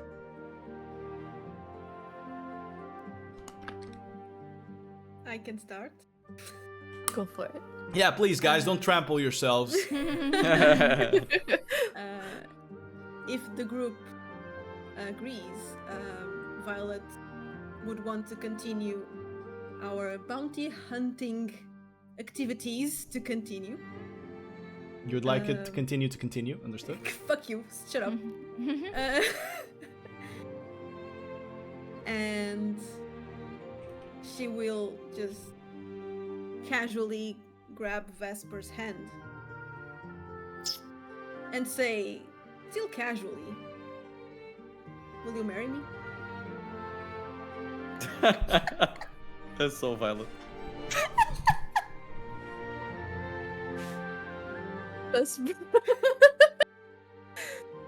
Vesper will give her hand a squeeze and kind of like pull her into her arms and be like, "Of course, darling," and then give her a kiss. The kind of like the dip kind of kiss, like the big, extravagant kind of thing.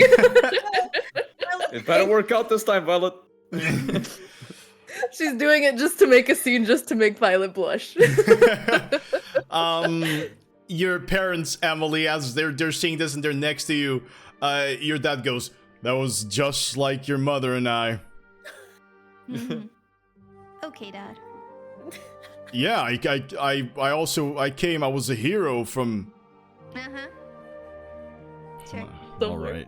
And your mom kind of just patting the side of his arm. You did great, kid. Well, you did. Thank you. Yeah, we're Well, proud of you.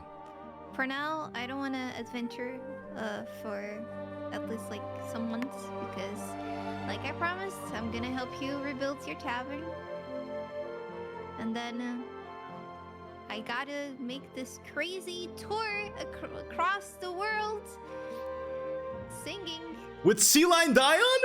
with Celine Dion. Yeah. Now she's gonna be wanting to sing with you. Yes, she's gonna She be. is the special guest, She's not the Emily. Yeah, exactly. She's the opening artist, yeah. but I'm the main event. Nice. Awesome. That's the future for Emily then. But then eventually she'll return. Of We'll keep course. contact. Yes. Haj, what are you doing? Haj will continue his pilgrimage. Not only to obviously learn more, as he still has a lot of knowledge to acquire. Not in physical material terms, but in terms of teachings of Dalgar. And he will also want to, as he always has, to help those most in need. Understood. Healing, now with his newfound powers that he has acquired in this journey, his experience, restoring this healthy balance to whoever is in need. Fantastic.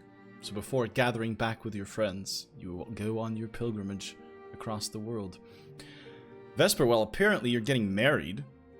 He's apparently getting married now. But other than that, is there anything that you would like to do as well? She will finally take some time to return home to the monastery that she hasn't been back to since she ran away from as a child. It can be our honeymoon. She can show you all the wildlands. She knows it like the back of her hand. But she wants to return home and honor her master, who was killed by the stupid twins. I'm just kidding. Well, they're Mean dead twins. now, so. Yes, they are. They deserved it. So Yeah. But she wants to spend some time there, with the people that she grew up with, and just to, she was always so scared of coming back. So it's time to face that fear. And then, of course, she has to keep checking in on Gramps and little baby Adelphios. Yes. Making sure that they're behaving. So, there'll be some trips to Soguk if G decides to stay at the I forgot the name of the store. Oh yeah, the But yeah. Magic Oceania, yeah. Yeah. In the coming days, or the coming by the way, months. one thing. Yeah, sorry. One thing I forgot to mention. Obviously, while he's out curing sicknesses and everything, Haj'Draal makes it clear, however, to his friends that whenever they need him, they will always know in their hearts how to find him, one way or another. Oh. And he'll give to each one of them these can I say that he has like these remnants of Dalgar? Of course, little like, iconography and statues, statuettes, and things of the sort. Yeah, it's like the what's it called? The things that you use to cast the spells with. It's Focus. A focus. Arcane. Yeah, Arcane the focuses. Okay, like he gives a focus to each one, to Violet, Vesper, and Emily, for them Alright. to keep, and for also to serve as a link to him in case, I don't know, some spell needs it, or just for memory purposes. It's up to them. Got it. Sentimental. Yeah. Exactly. Magic Oceania in the coming months has been leveling up and expanding, becoming a full-on little gadgety toy industry where G has just been helping Adelphios, work on this new art that he's learning. But I'll say, and I think that Tresh would like this as well, I'll say that G, once in a while, is gonna go up to Volcan and work in the bounty hunting with you, because he needs to beat on some shit occasionally. Got his cool hammer. He's got to use it for something. Yeah, for something. For something. All right. Well, you have all come a very long way.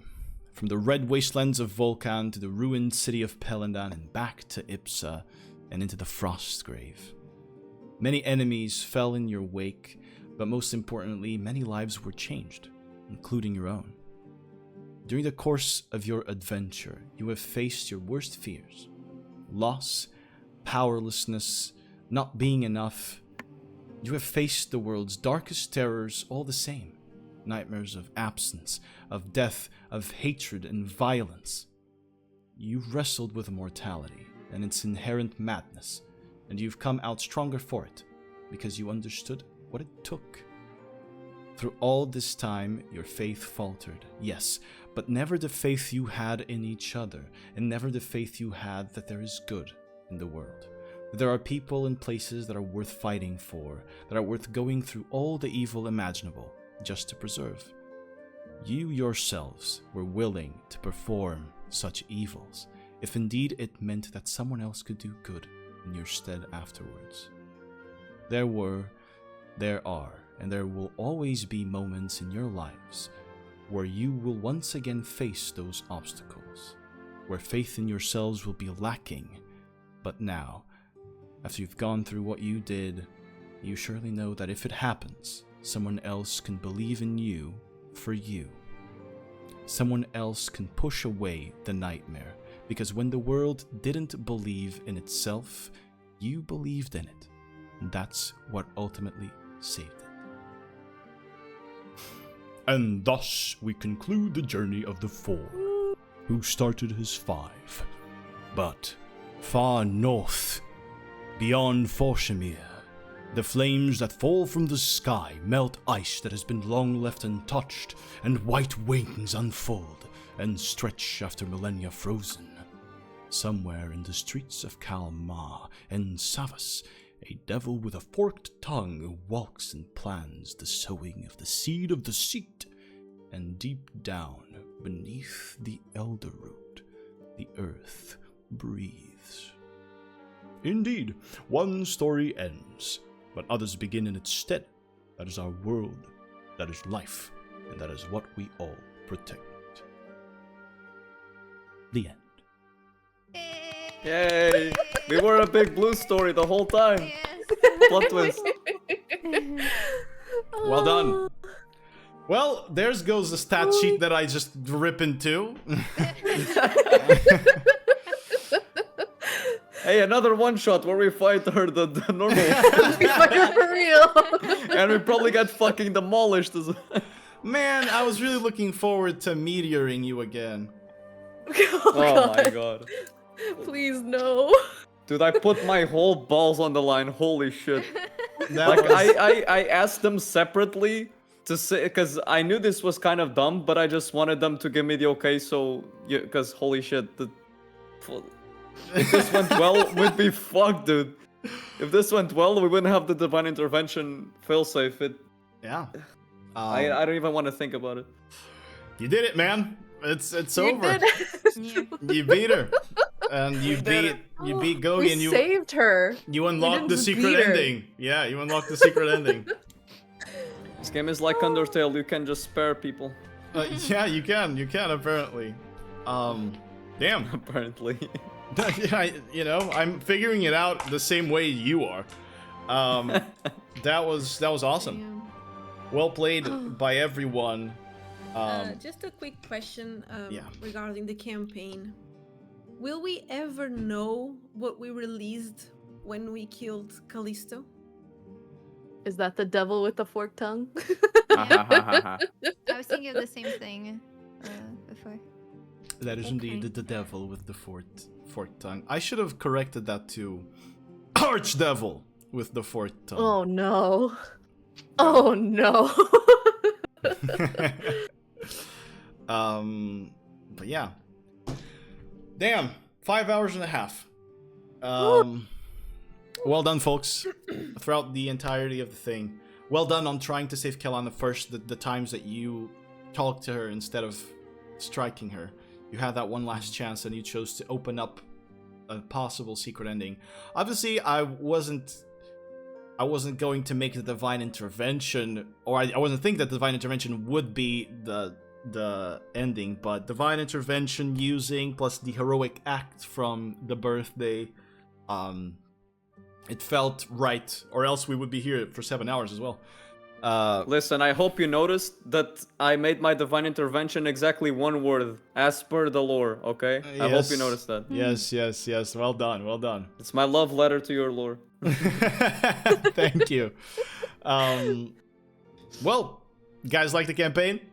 Mm-hmm. Loved No it. refund. Damn, No dude, refunds. refunding all the hours now? Damn. Sheesh. Yeah, dude, I want him back. That was crazy. It was amazing, man. Whew. All right. Well, When's the next one? Good question. Rest. Just farming him. Just And farming before him. that, we have like the one shot of like with Sagrin. and Tuna and Now the it's secret it's character. filler episode season. It's like in Naruto, we don't Yeah. have the next one, we just have to filler it up now. Yeah. This is gonna have to be it. But damn, well done. Thank you guys for playing. I really appreciate the respect that you showed this whole thing, first and foremost. The commitment that you showed to this whole thing as well, and your dedication. It was awesome. So thank you for treating it as you did, because this is kind of stuff that I spend a lot of my day thinking about. So when you guys play through it and you commit and you dedicate yourselves to your characters and you contribute so much to the story, it makes me feel really happy. And I loved the story that you guys told with your characters. It was incredible through and through, and a level up from the beginning even. This last session was probably my favorite. And now I have a new moment to compete with the scale whale moment for my favorite moment of the campaign. But yeah, wonderful job. Claps for every one of you guys.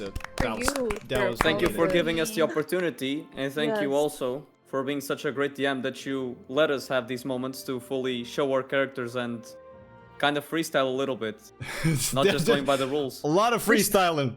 Yes, That, for and like sure. the work of the insane The writing. amount of time that you had put Yeah. into this, yeah, Yeah. like The it's incredible. details, like, Thank it's you. a We lot. really appreciated it. Yeah, for sure. Thank you. Well, let's do it again. One of these Let's days. go! Tomorrow! We should do it Okay. again one of these days. Let's relax, okay? Not Next tomorrow. Okay. Not a no. Can't be next week. Now we gotta have. I already have my character prepared. Yeah. we have Oh, books to read. yes, book. Oh, books. Yeah. Books! Book. My book. I have a book out. Yeah. Yes, there's. Look, book. Oh, look, That's the book. That's it. Evergaze, you guys can check it out on Amazon. All Amazon stores. Do it. Oh wait.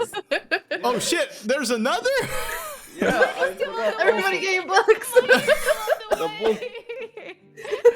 Oh my god! Get it now. Look at that. Wait, it's mirrored. You gotta do this. Pretend you have more eyes on your face or something. I don't know. Photoshop it. Photoshop it. Oh man. Technically, book. having my PC because I worked on it. Right, Yeah. it's there. It's somewhere there. All right.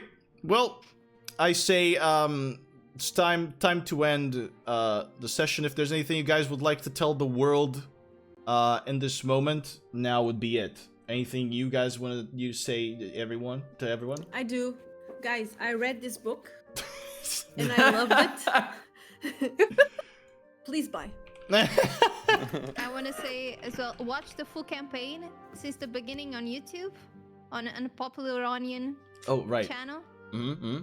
And if you like it, you have one-shots, which are just some hours long, and you just have the full experience there. And if you want, you have another campaign as well to watch. You have a lot of hours of content.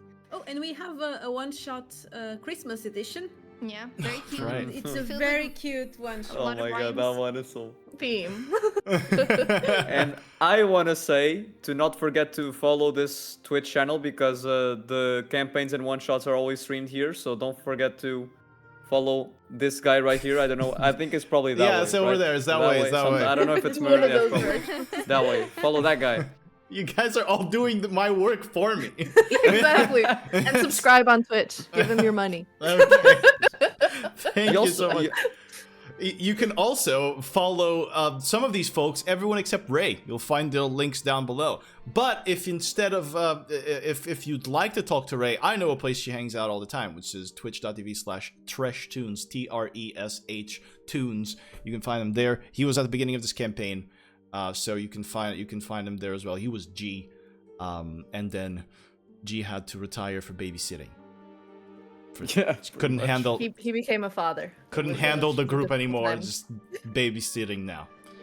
But yeah, that ends it. We'll see you guys on a one-shot probably next. Anyone who's enjoying the D&D only watches this for D&D. We'll see you on a one-shot. You get to experience and watch what happened to the Grand Arcanist as these dudes play some returning characters and Ray plays a new secret character that's going to be showcasing some shit I'm working on. Damn. But yeah. We'll see you then. Bye bye guys. Take care. Bye. Thank you for being there. Bye bye. Bye.